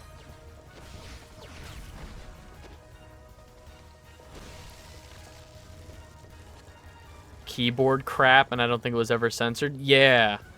I think there's a couple instances of some things that weren't censored. Like, you might be able to still find that on, like, the DVD of it. They might have censored it for, like, streaming. You know, moving it to Regular Show or Hulu. It's on Hulu and Max, I think. They might have censored it for those.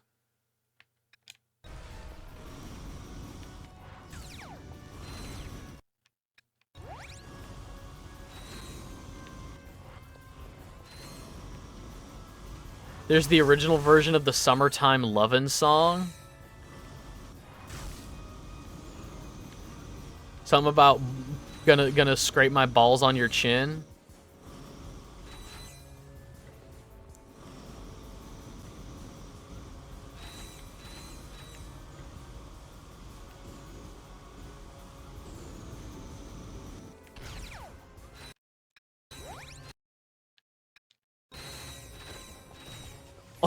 Having a licensed song every other episode was fucking insane. Mississippi Queen, their use of Mississippi Queen is so fucking good. I still love Weekend at Benson's. That's one of my favorite episodes. Just the spice-addled drug trip.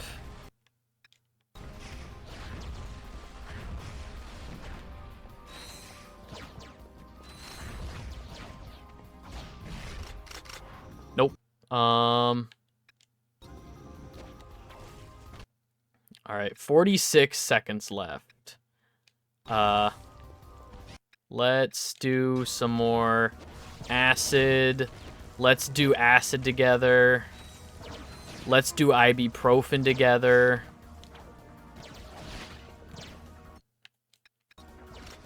No.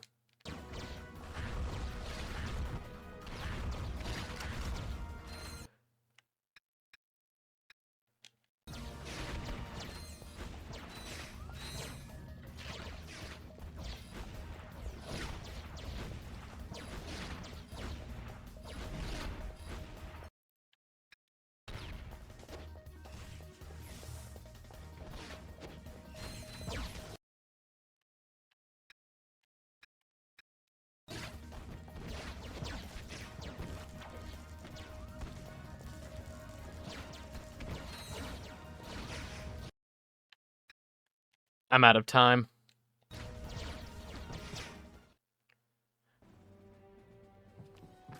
Death Quando. Yeah! Looks like Otto overlooked one thing. I'm not half as good without you. You think I'm dumb enough to take one move?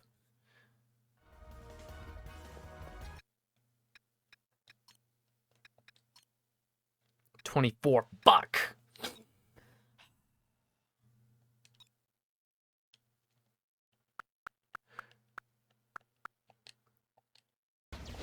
We gotta do better.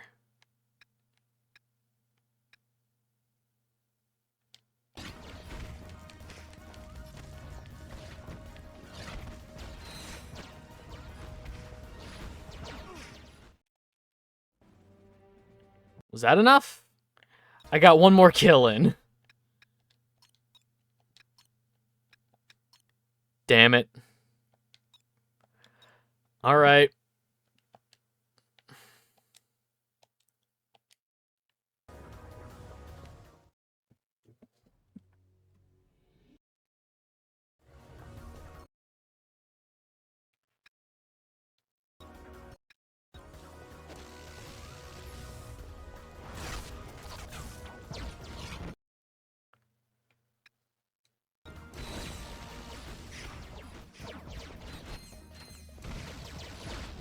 Eight episodes of T and got 4 of other stuff.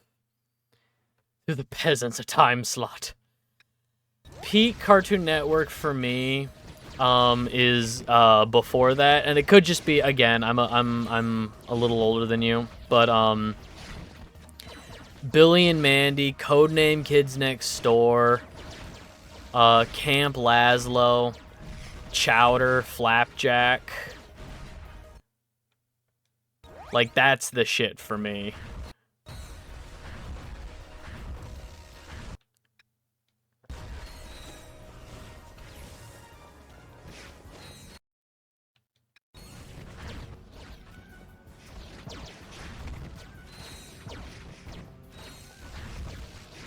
Steven Universe was like a little after my time.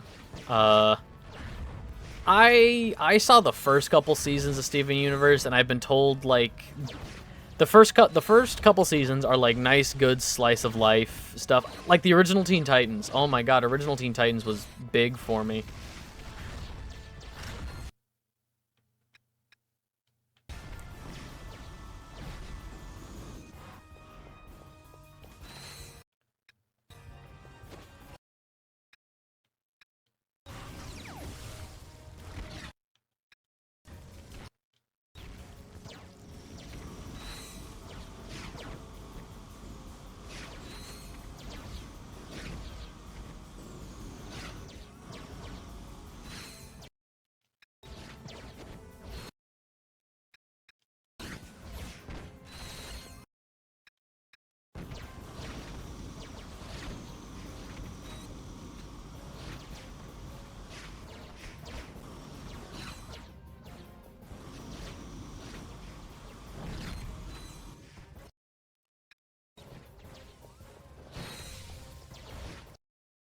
super super weird, but that 1K indie episode where there was a gun that turned people into girls was a weird as fuck awakening them moment.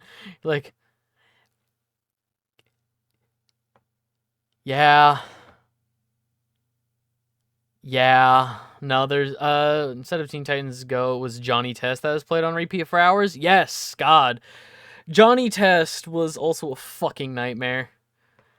I've maybe seen more Johnny Test than any other cartoon against my will. Fun fact, the voice of Ratchet in Ratchet and Clank is Johnny Test. It's him. He gets a lot of work. He is Tidus in Final Fantasy X.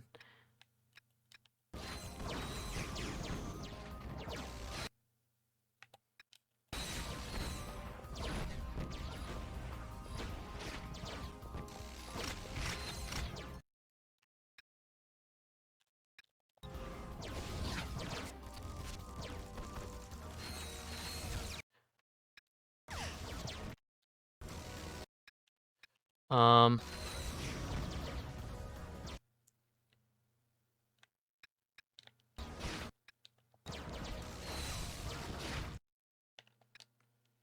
Johnny Test was fun for my child brain, but looking back, it was annoying as hell. Also, those twins were evil as fuck. Best part of the show was how chill Johnny and Gil were. Yeah? I honestly forgot that the guy's name was Gil. The boy that they had the twins had the crush on. There it is. Okay. Okay. Let's fucking go.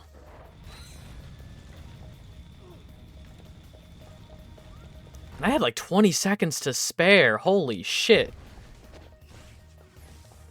That's it. That's every skill point. Let's beat the final boss, and then we'll do some of that stuff.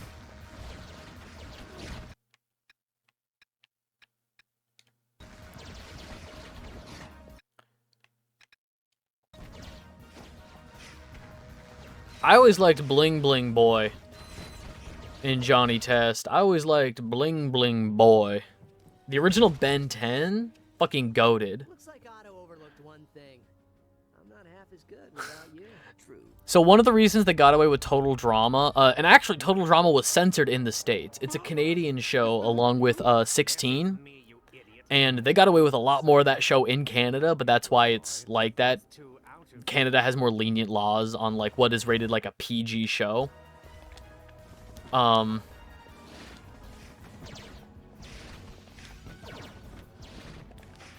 yeah, I would say like the original core cast of Total Drama is like the golden age of Total Drama. Island, Action, Total Drama World.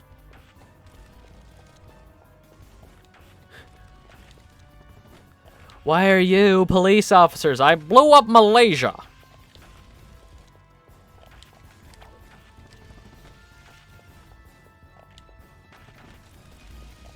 There was an episode of 16 we didn't get in the States where the alt chick, the scene girl, I can't remember her name. She was like questioning her sexuality. She's like, "Oh, I might be bisexual. Who could have guessed?" We didn't get that episode in the States. She was like, she became friends with a lesbian or something, or she started working at a store with a lesbian. We didn't get that episode in the States.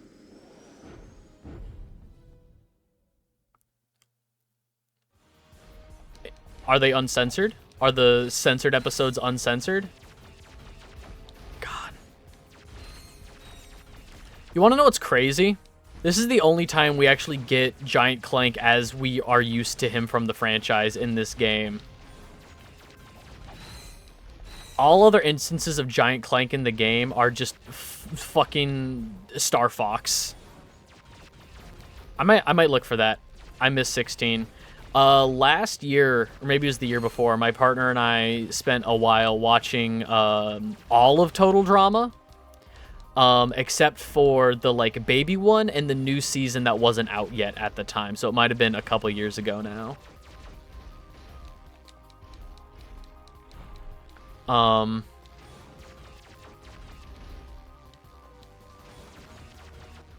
There we go. Uh, but yeah, later seasons of Total Drama were so bad.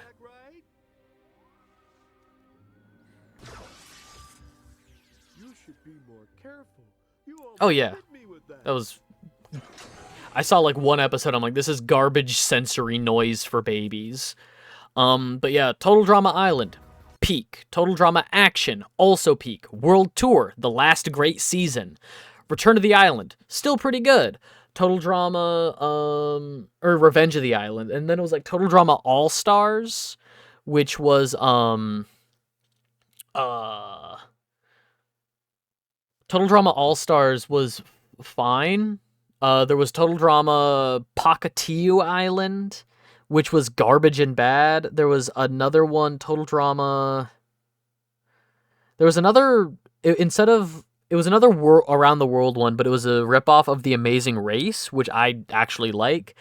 And that one had a new host, Dawn, not Chris McLean, which it was fine, but it needed Chris. Martin Mystery, but the only rips I can find of it are super low quality recordings from TV, like bad quality even for 2000s. I think everything up to Total Drama Revenge. Was it called the Ridiculous Race? I thought it was called like the Redonkulous Race or something more like 2009 core or 2011 core.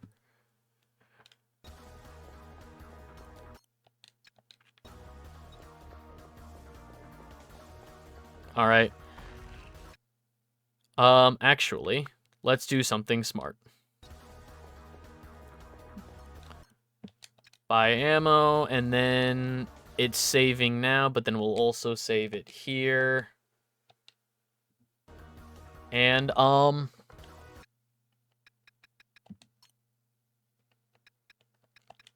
cheats.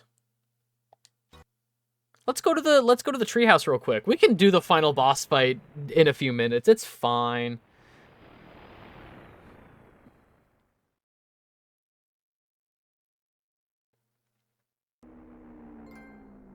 My partner just sent me a story about James Earl Jones passing away. Fuck.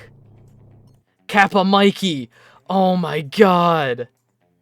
I miss Kappa Mikey.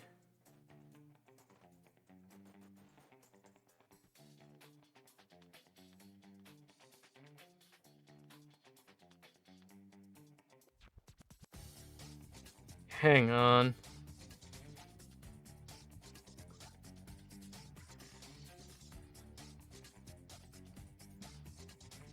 Kappa Mikey was so surreal. There's one that I think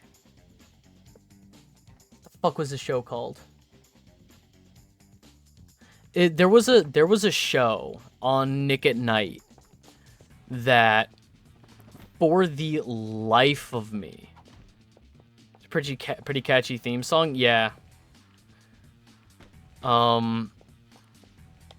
All right, hang on. We got to do some of these fucking okay. I hate these so much.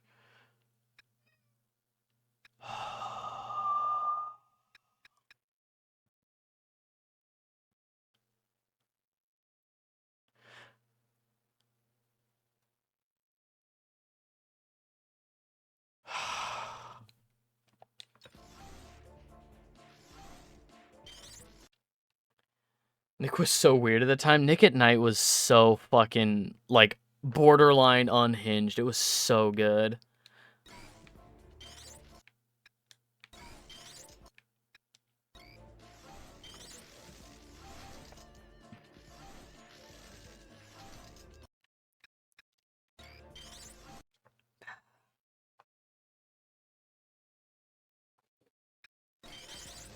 Nah, fuck. Hang on, we gotta... If too many of them are on this platform at a time, like when they're trying to spawn in, they'll just die. So we have to keep them moving. Okay, I'm gonna pause it for a second and actually look at this. Okay, so that guy's they're gonna move back and forth on this platform.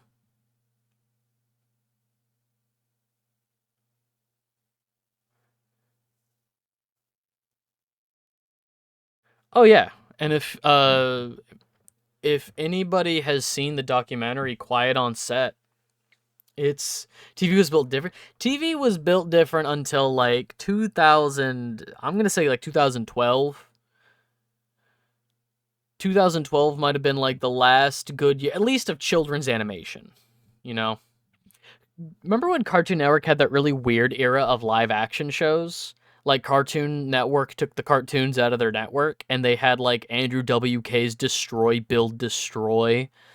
They had that one like kids ghost hunting show. Whack. All right, so they're going to go back and forth on this platform. Oh, fuck, I remember this one now. Okay.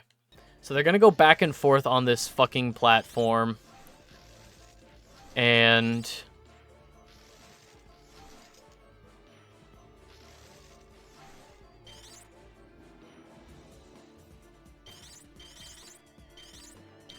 okay, fuck. I remember now.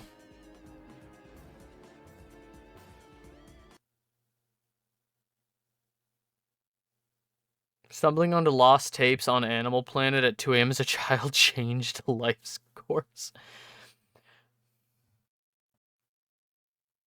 Oh yeah, aside from a few rarities. Owl House is peak. Owl House is great. Gravity Falls, The Amazing World of Gumball. Like, I can think of shows that ran past 2012 that were still good. Unless, no. Is Gravity Falls 10 years old? Did it start or end in, like, 2012? That's, like, around the time, right? Because something in my head says 2014 for Gravity Falls, but... yeah, okay. Like, yeah, there were still some good shows, God.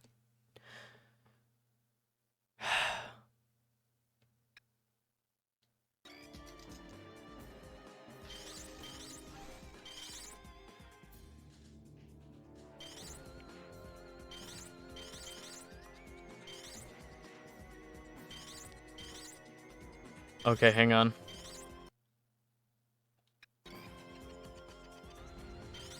Nope, fuck. No, I don't need to restart. I need to back up. And this little guy needs to blow up right here. Come on. Damn it.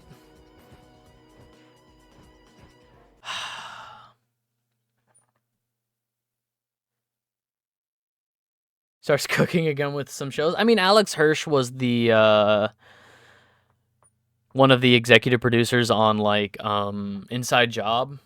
You know, so, like, he's been working. I don't know what Rebecca Sugar's been doing. TV series found footage horror of famous cryptics or cryptids? Because, I mean, like, I always think cryptids are fucking fascinating. Like, real cryptids, not SCPs. SCPs are fucking bullshit. Real cryptids.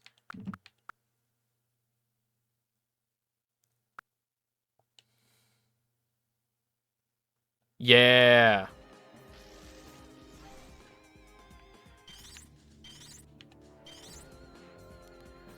Alright, oh,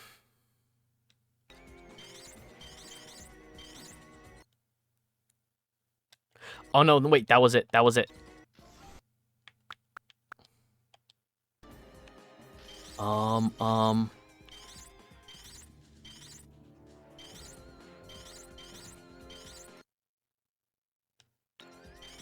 This is it. No.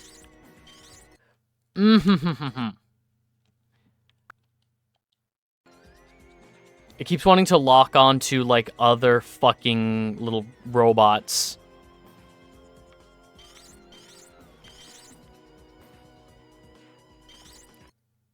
No, that's not... okay.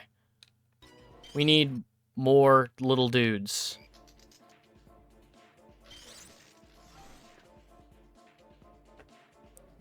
Damn it. Maybe... Ah.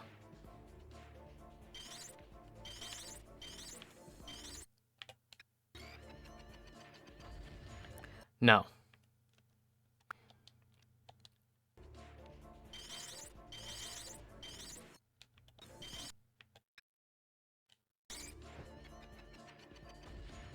Damn it. No, wait, don't restart. Just back up. Just back up.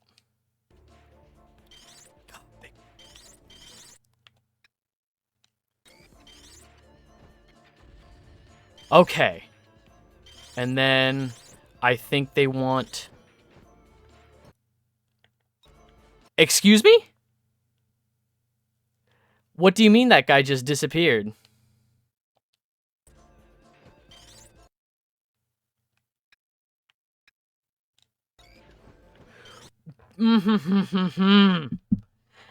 Got fucked because of Netflix. Pretty sure Rebecca... Oh, with the Amphibia creator. Okay. If they left Cartoon Network, they and their team got treated like shit. Same with their husband. Yup. Absolutely. God. I know about... I heard about that.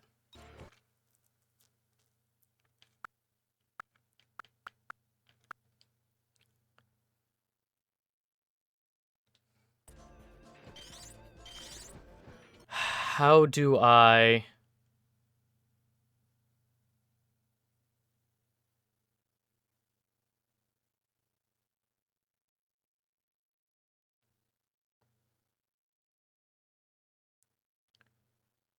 You know these really popular creatives? Fuck them. Okay, hang on.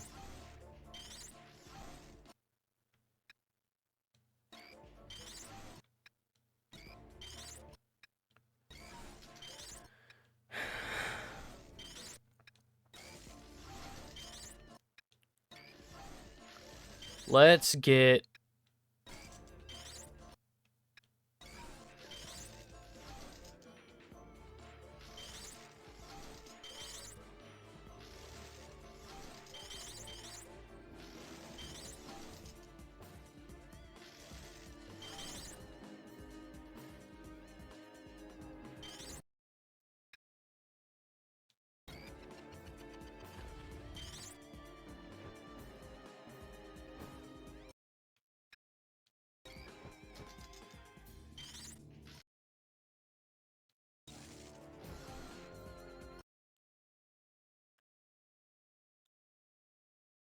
No, that's not it.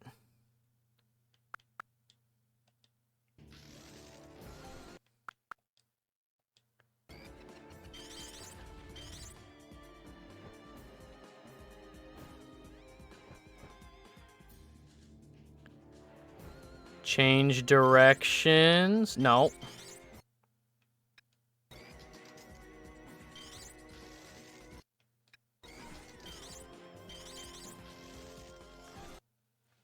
I need a fourth one. I need a fourth one to make it. So that I can turn it into a fucking... Oh, okay. What? Oh.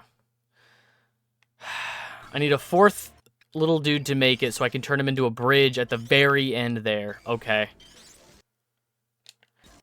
I need to... I can't just be... I need to be spacing these out better.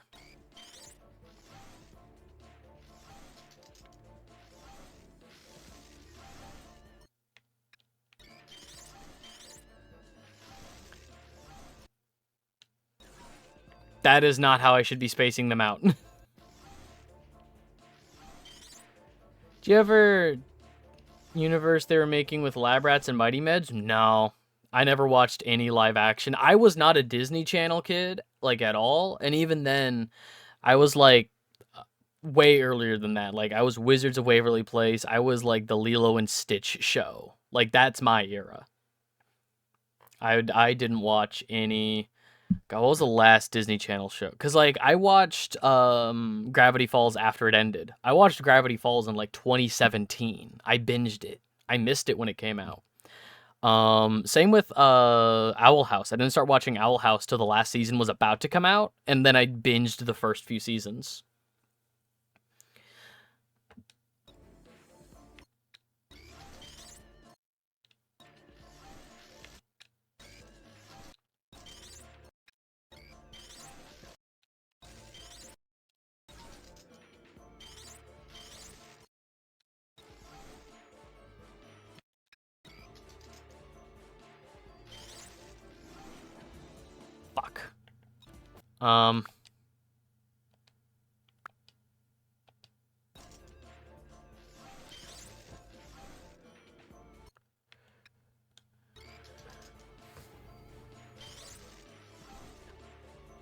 Nope.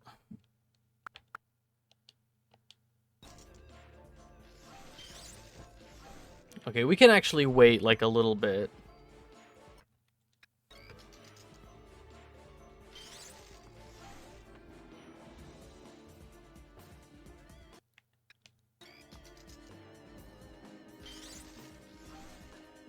Nope.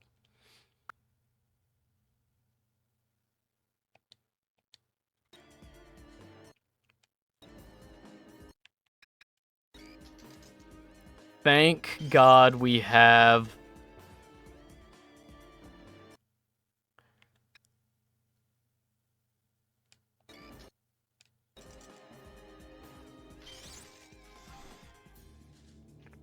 Okay.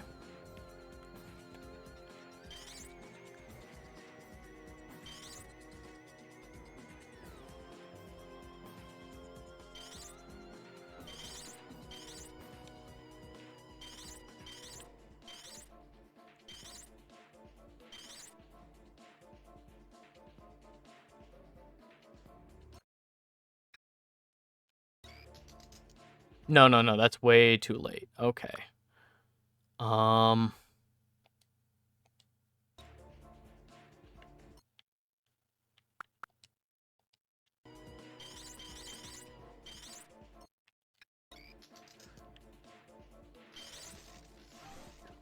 Nope, fuck.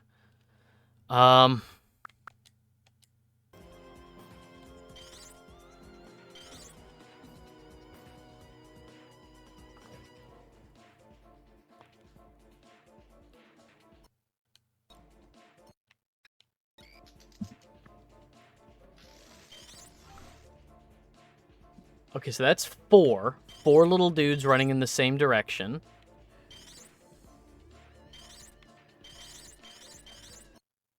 Nope, nope, nope. Wait, wait, wait.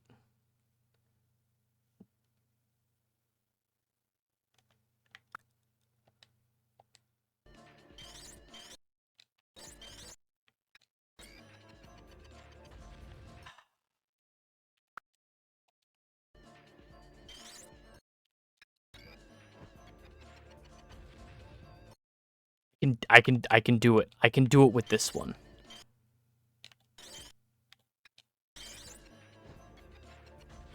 Yes! Okay, okay, okay.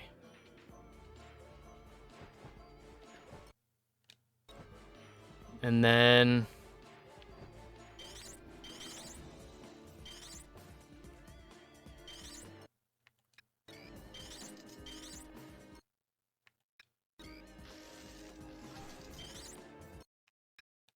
make a bridge.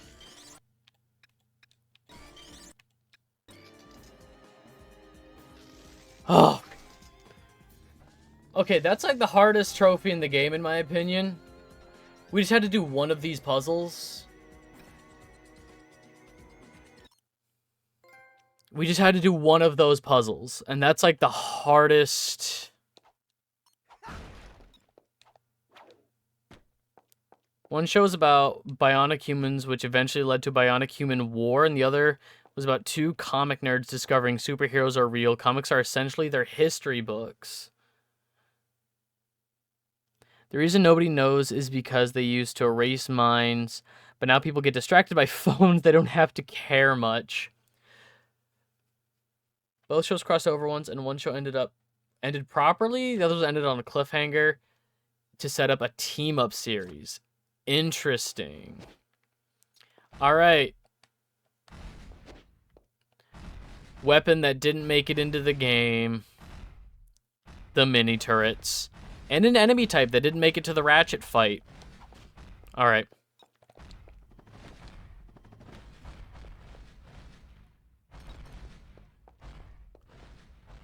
Big tree cutting boss. Okay. Big Ratchet statue. All right. fucked because Disney kept delaying the premiere, and by the time it arrived, nobody noticed. What was the team-up one called?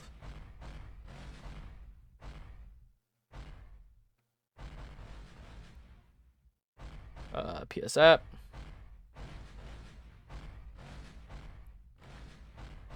Alright, so that's those 3 trophies done. That's a New Game Plus trophy, New Game Plus trophy, New Game Plus trophy. And then, wow, okay. So we are almost done. Holy shit. Let's, cheats, toggle back. Lab Rats Elite Force. It included a cast of like half the Lab Rats and the Mighty Med cast. I mean, Disney's not above doing shit like that, because there was the iCarly Victorious crossover episode, and then later there was the iCarly Victorious crossover series, Sam and Cat, which again, nobody gave a shit about.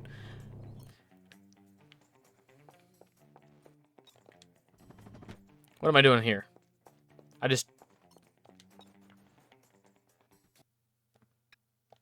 There we go.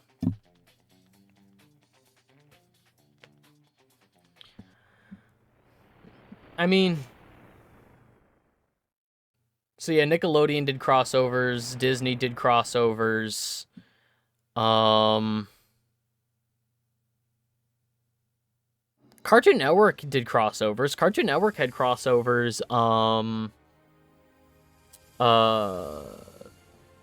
There used to be bumpers on Cartoon Network, like on the actual channel. There used to be bumpers between shows. I think it was called Cartoon City. In the universe, explanation as to why the heroes could work with the Lab Rats, because in the Lab Rats, bionic humans became widely known superheroes. Can just say they're bionic and nobody would bat an eye.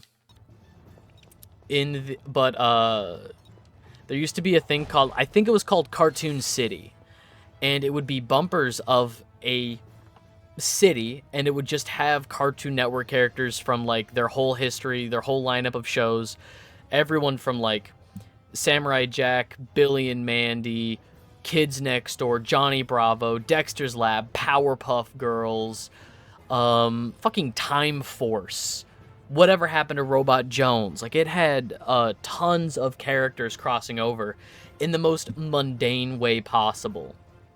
Like,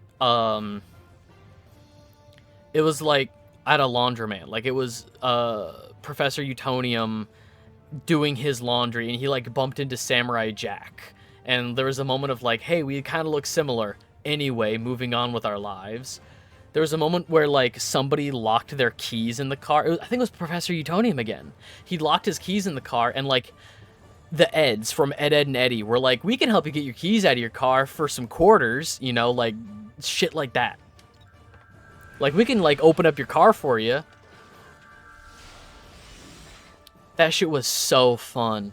And it was just a bumper. It was just like a 20-second little, like, joke thing between episodes of something.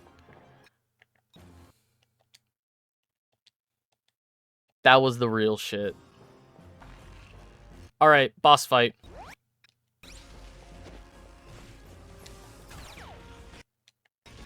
I gotta jump better than that.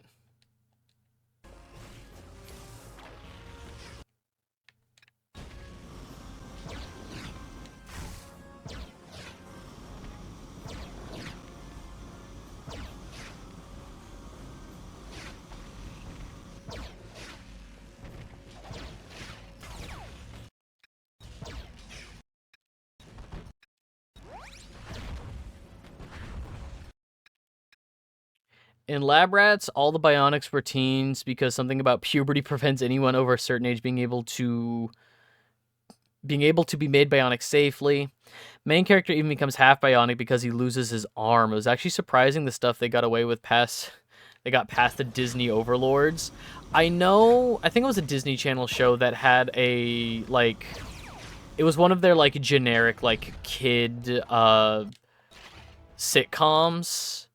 But one of the main characters was gay, and they actually had a coming out moment for this character.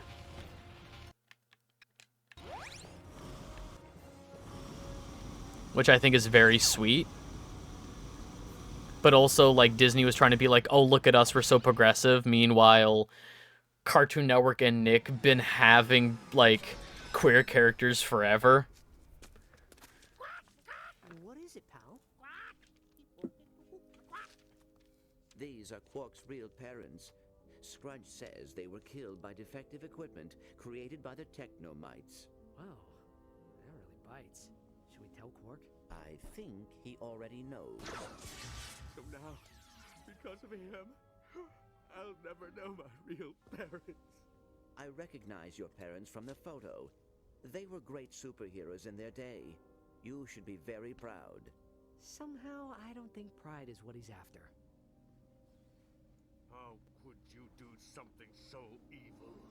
You knew the truth and you used it against me to get what you wanted. Now, I'm going to get what I want.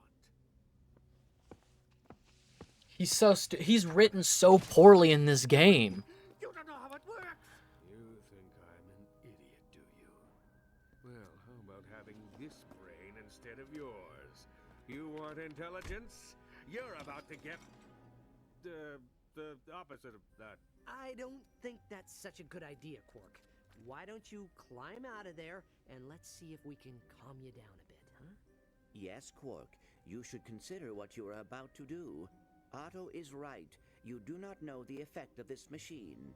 At this point, I don't care.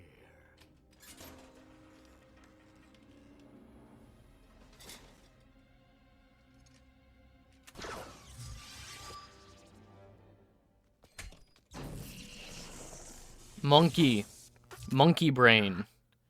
Him get monkey brain. Oh no. Now what are we gonna do with him? Andy Mack got a Just added another lot of shit from both sides. Great. Can we get out of here now? I've got another massage scheduled on Poketaru in an hour. You got it.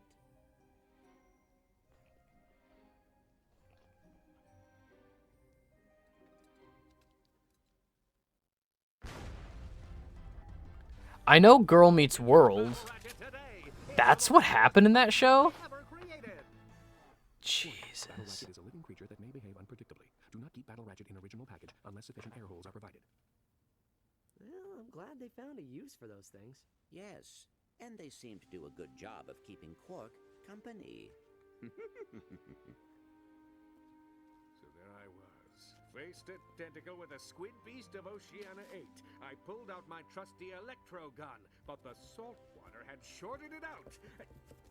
Hey, I was just getting to the good. He may be small, but his ego's still big, huh?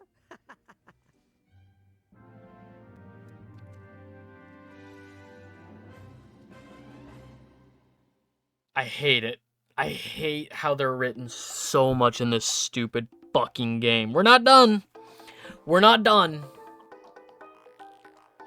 We're not done. You have won the game. Do you wish to replay the game in challenge mode with your weapons, armor, bolts, and skill points? Yes. Oh my god.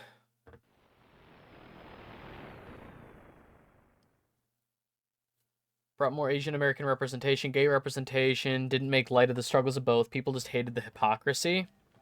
Yeah, no, that's totally fair. Because they also do the thing of, like, a lot of their...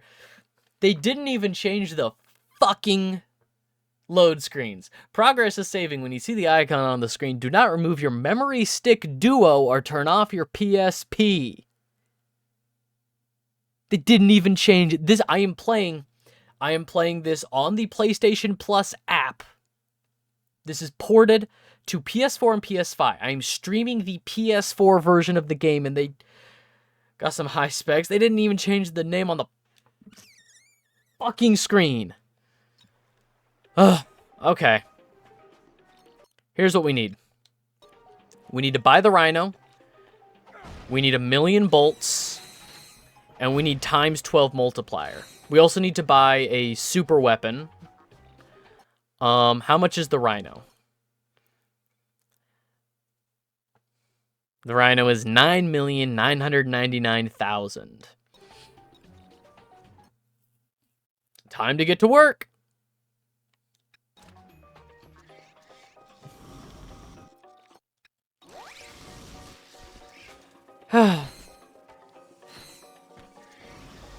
Yeah, but Disney on Disney Plus, for a lot of like their older things, they have a lot of that. They have a lot of disclaimers like, "Oh, this was just the times," you know. This stuff isn't. This stuff, the things depicted in this movie aren't right. It was just the times. But instead, they shoot themselves. Like they have that at the same time having shit that shoots them in the foot with like, yeah, like Girl Meets World, where it's like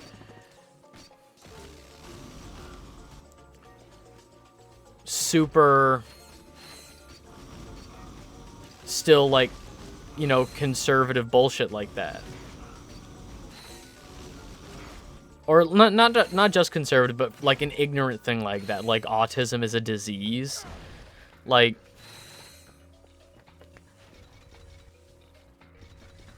yeah, it just comes from a place of ignorance.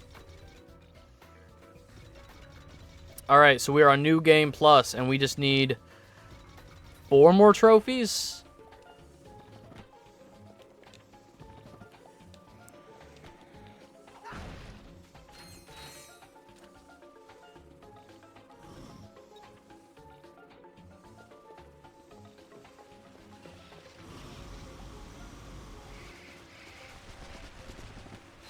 Alright, we are already at a ×8 multiplier, so that should be coming up pretty quickly. We still have some guns to level up.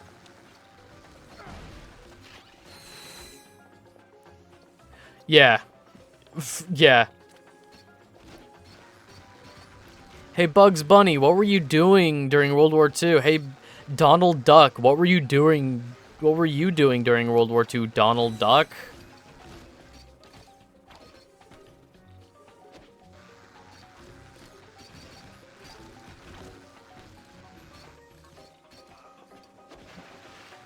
Well, fuck.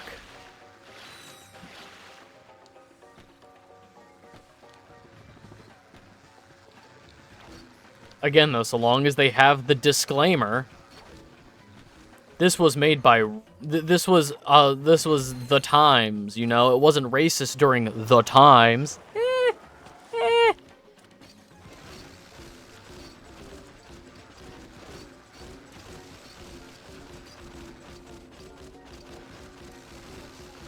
But I also, you know, there's also that thing of like, oh, you can't judge things too harshly because of the times that they were in, you know?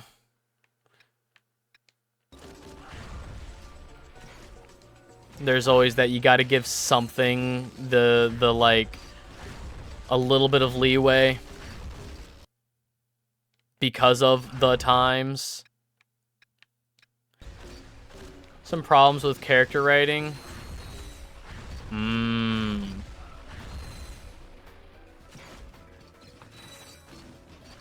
Tried to be more responsible. She comes from had a hard life. Main character in Corey's constantly lecturing her morality despite her potentially going to bed hungry.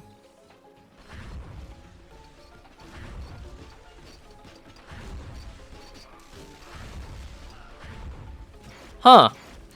That's bad. What the fuck?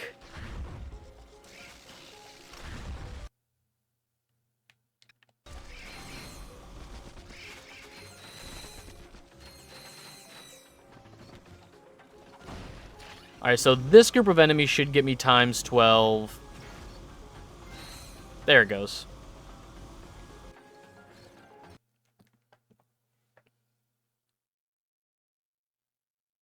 Yeah, that's like it'll never be perfect. Things are bad now, but they were worse. You know? 100%.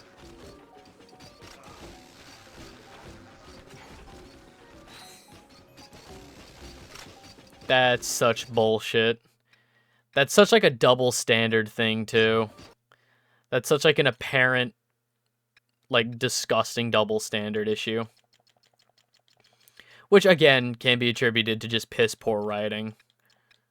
But it's Disney. Who could have thought Disney bad writing?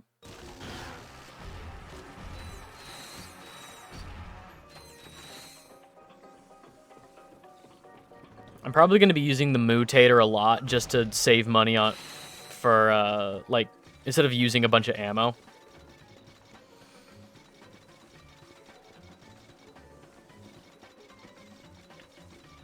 Alright, so we have 373,000. And we need 9 million. Cool.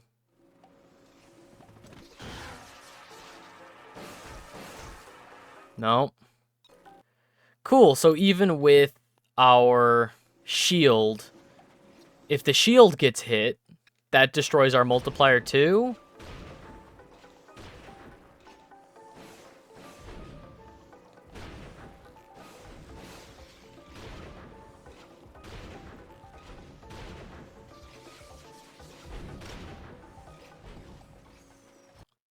Odd.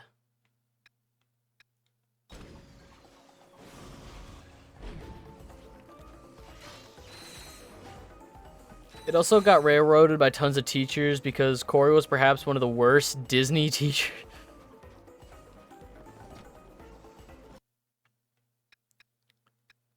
Fun.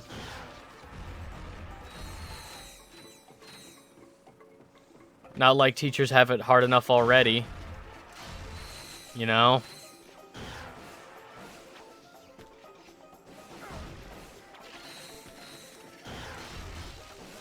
Yeah, and Boy Meets World was like a 90s show.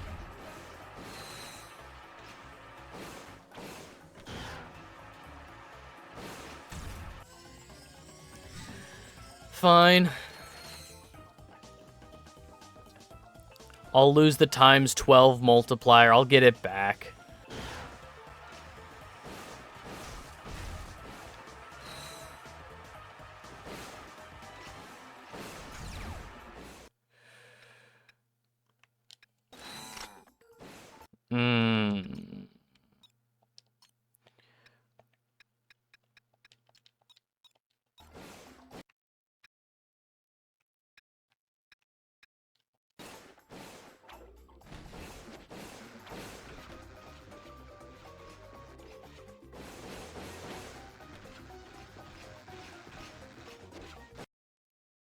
That entire episode where Corey and his friend cross-tracks is more accepting than some people know.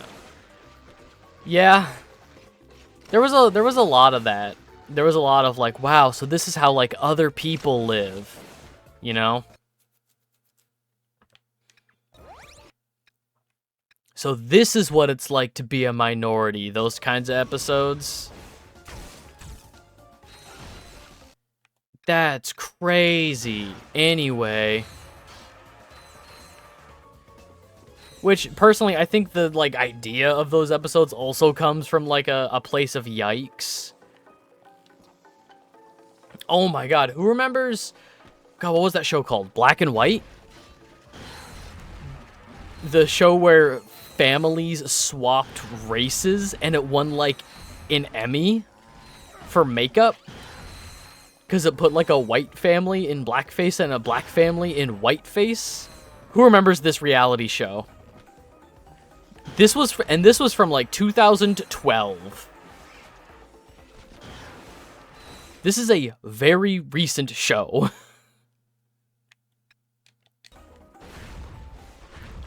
Hang on.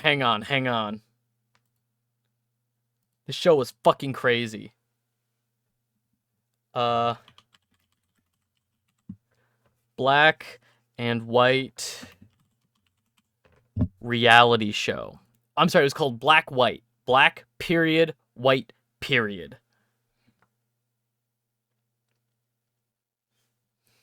This show, the idea is fucking insane.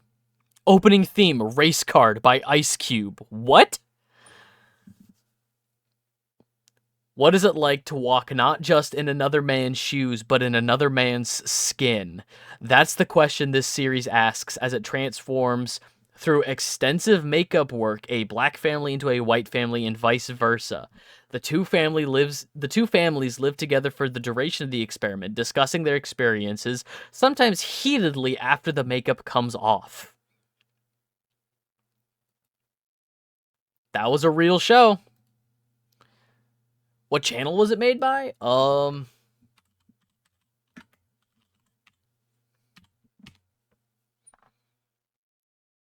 Reality TV, FX.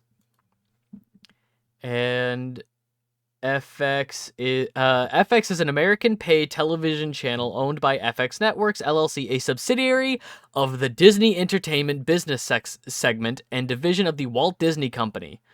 It is based on the Fox Studios lot in Century City, California.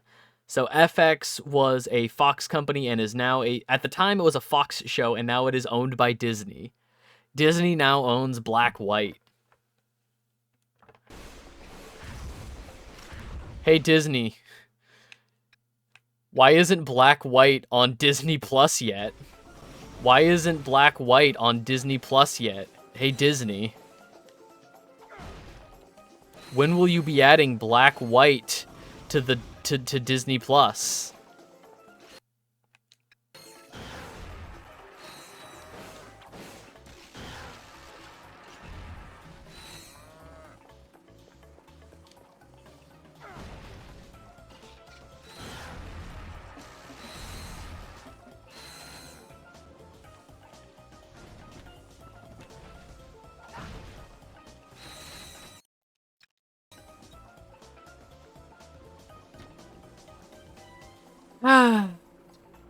Okay, so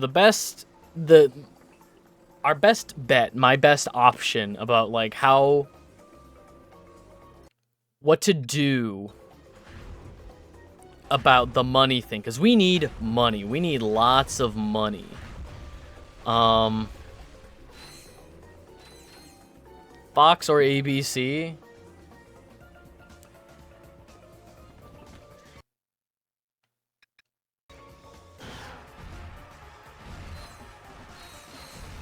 Yeah, so the best idea in my opinion is to kind of blitz through these early planets and just try to get to planets that already have a lot of money on them with the times 12 multiplier. Get a times 12 multiplier.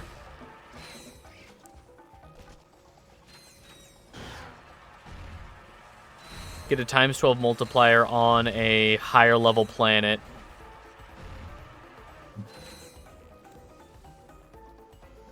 Alright.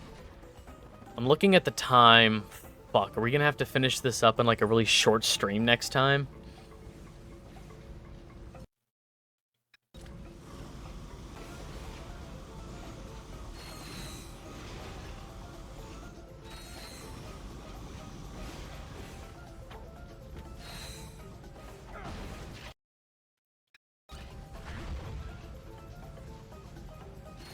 That reminds me of one of those Survivor reality shows where they put a group of men, group of women on an island and prove the whole woman needs men to survive mentality stuff is bullshit. They ended up pulling the plug because the women consistently failed and worse men thrived. They were worried that it would be seen as sexist if they released the whole thing. It just kept getting worse.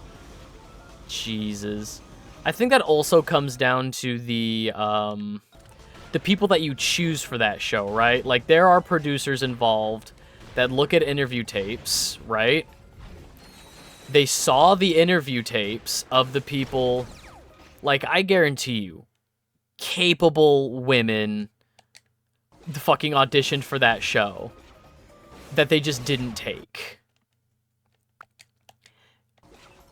I definitely feel like there was a marketing level there that, like, originally they probably wanted to push some kind of sexist propaganda, and then when it wasn't reviewing well, when sexism wasn't reviewing well,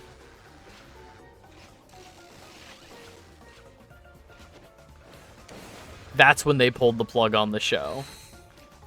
But I guarantee you, they could have gotten it could have gone the other way. They could have gotten, you know, a load of one point they gave a pig to eat. Women made it a pet instead. The women... Yeah, I understood pet. Women argue nonstop, couldn't come to a consensus ever because they couldn't decide on a leader to make big decisions. Again, that just comes from who they took from the auditions. They probably got very conflicting personalities.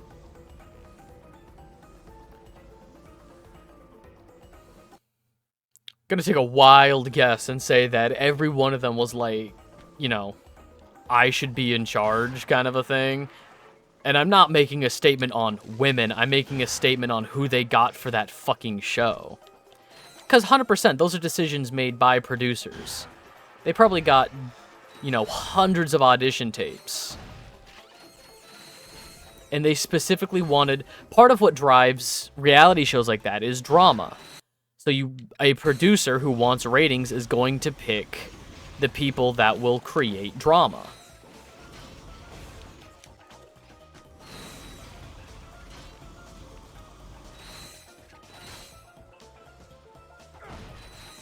I'm not saying it's right, I'm saying that that's what they do. Okay.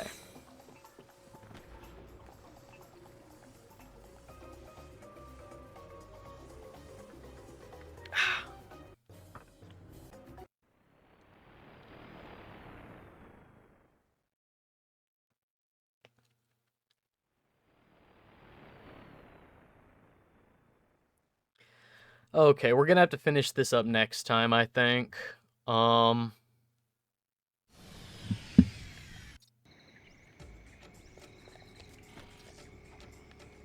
on. What do I have under cheats? Hardcore mode? No. Old-timey bolt confusion? Weapon switching, big-headed enemies, super bloom? No. Mirrored levels? No.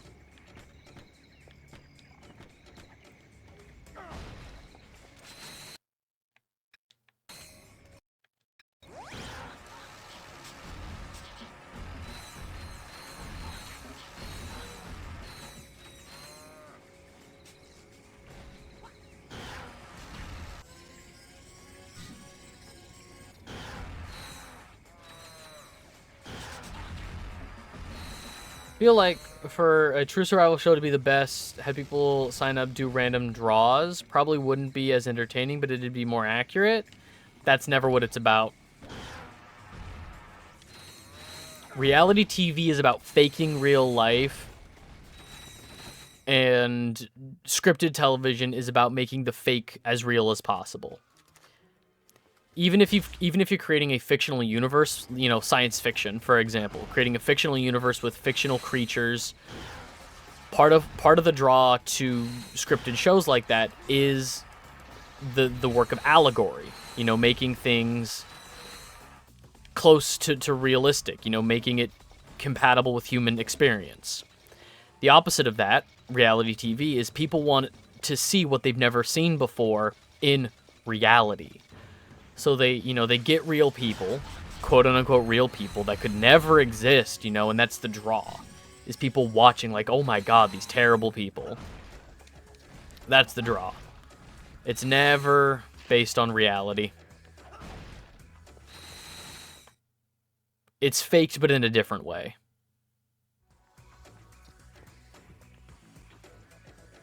Typically Gordon Ramsay. Oh my gosh, I have such a soft spot for like the Food Network and stuff.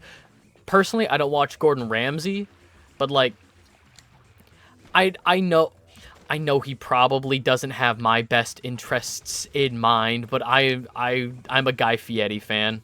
Guy Fieri's one of those guys that strikes me as the most like Guy Fieri strikes me as the kind of guy that doesn't want to make anybody upset. He's probably a very... I know he is, he's definitely, like, pro, like, gay marriage and stuff. Guy Fieri has officiated gay marriages, but my 600-pound life disturbed me. There's enough people at that weight that could make multiple seasons of that show. Don't watch his angry stuff, tend to enjoy his Kitchen Nightmares MasterChef stuff. That's fair. I'm a big fan of Robert Irvine, who did like Restaurant Impossible, Dinner Impossible. Big fans of that. I like Guy Fieri's stuff, like obviously Diners, Drive-Ins, and Dives, Guy's Grocery Games, Guy's Big Bite, Guy's Ranch Kitchen, or whatever that show was called.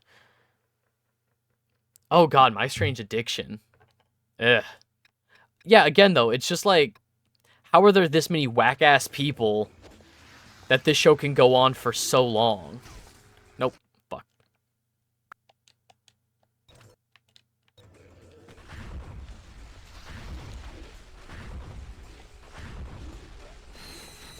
Wow. This sure is taking a lot of fucking rockets. Huh. Guess things are worth real XP on this playthrough. Yeah, I love cooking competition shows. I also love, and if I had a nickel for every time I got to talk about BattleBots during a Ratchet and Clank stream, I'd have 2 nickels.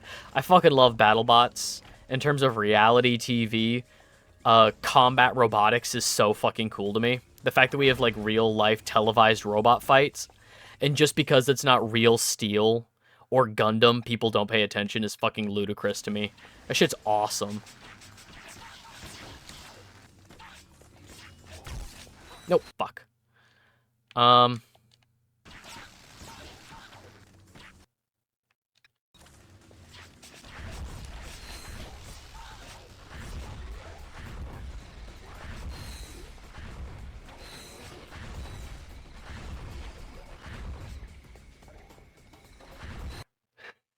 Bring back a Ninja Warrior. Absolutely. Oh my god.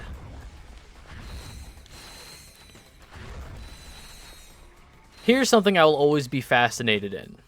Because we as a society shun the use of steroids in sports. I don't want steroids in my normal sports, but I would love to see what is the limit of the human body with steroids. Give me American Ninja Warrior, or just Ninja Warrior, but they're allowed to use steroids. Give me the Olympics, but they're allowed to use steroids. Give me boxing, but they're allowed to use steroids. Have the normal league. Have, like, the normal league where they don't, you know, they don't use steroids, none of that, but give me one where they're allowed. I would be so fucking down.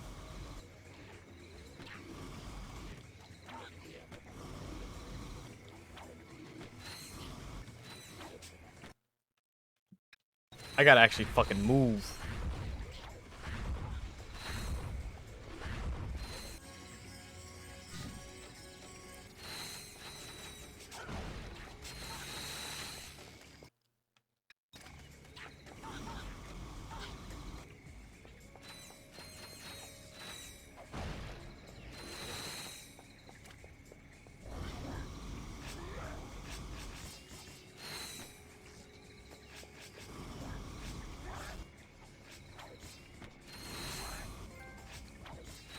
All right, we got another one.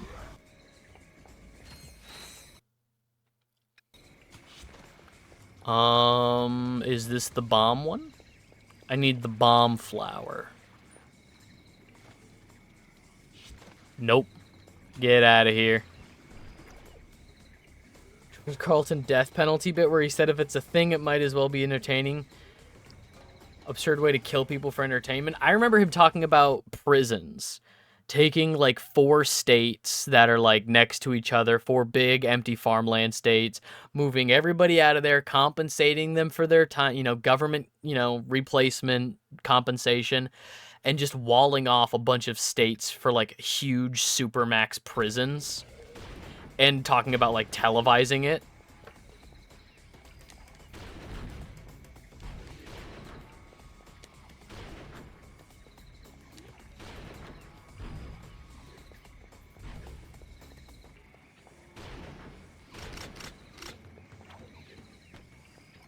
So basically Arkham City, yeah, but like 4 states worth.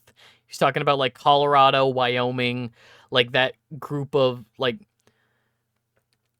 western states that are like really squared off and they all share wherever the 4 corners are.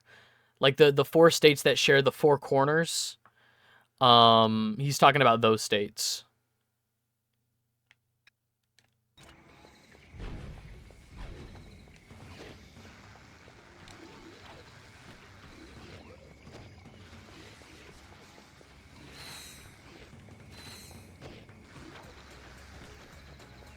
People love Squidward so much for some reason. I'm saying is a westernized version of Danganronpa would be popular as hell. You know? I'm not saying you're wrong, but I don't think they would.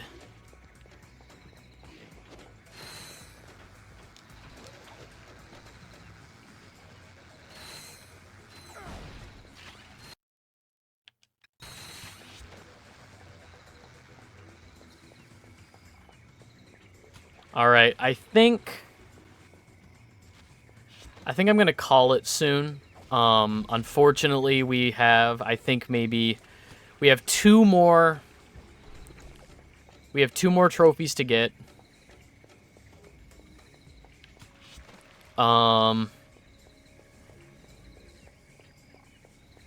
Right? No. Yeah, we have two more trophies to get, and then the platinum. We have to get the Rhino, and then we have to buy a Titan weapon. You know, one of the super weapons.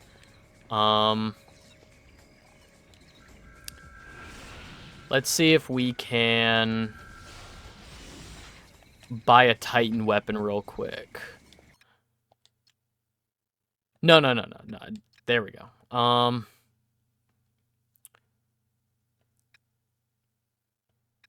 I can.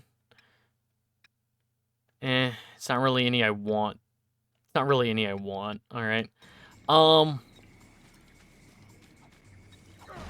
We'll just save up.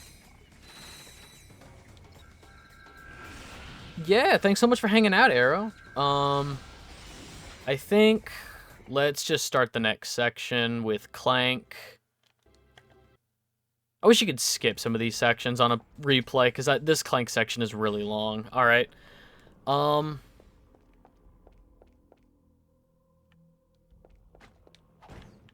Yeah, I think this is a good place to call it. I'm gonna real quick make sure I save it. All right, and let's drop some socials. I want to thank everybody for hanging out. If you're watching this on YouTube, thank you so much for hanging out. If you want to know when I go live, you can follow me on Twitch. It's free, it's easy, and we are so close to 100 followers. At 100 followers, I will play ET. I'll do it. Trying to think if there's anything. I can't think of anything special going on for September other than my usual end of month stream where we talk about the gaming news. But in October, Halloween was the stream that got me partner. Affiliate? Partner. Which is the lower level one? Affiliate? I think affiliate. Yeah. The Halloween stream last year is what got me affiliate. So I'm planning on something for either Halloween or November 1st, which was my first truly, like, you know, affiliate stream. I'm planning something around that time. We'll see how it turns out. So I guess keep on the lookout for an announcement for that. Probably in the Discord, which, if you're watching this on YouTube, there's a Discord server. That's where all of my announcements are. If I have to change up a stream, you know, stream schedule or something, that announcement will go there, as well as votes whenever I finish a game on Tuesday, Wednesday, or Thursday. People vote on what I play next, and those votes are in the Discord server. Monday is just kind of whatever I want, and for whatever reason, I wanted this garbage. But yeah, so if you wanna hang out, you can join the Discord server. If I am not live right now and you can't get the Discord from me or a moderator, it should be permalinked somewhere in the Twitch bio. So Twitch, YouTube, the Discord server, and Kill All Film Majors, my movie podcast. Oh, nope, I lost it. Alright, that's gonna do it for me then. Be good, be kind, treat people the way that you want to be treated, and I'll catch you in the next one.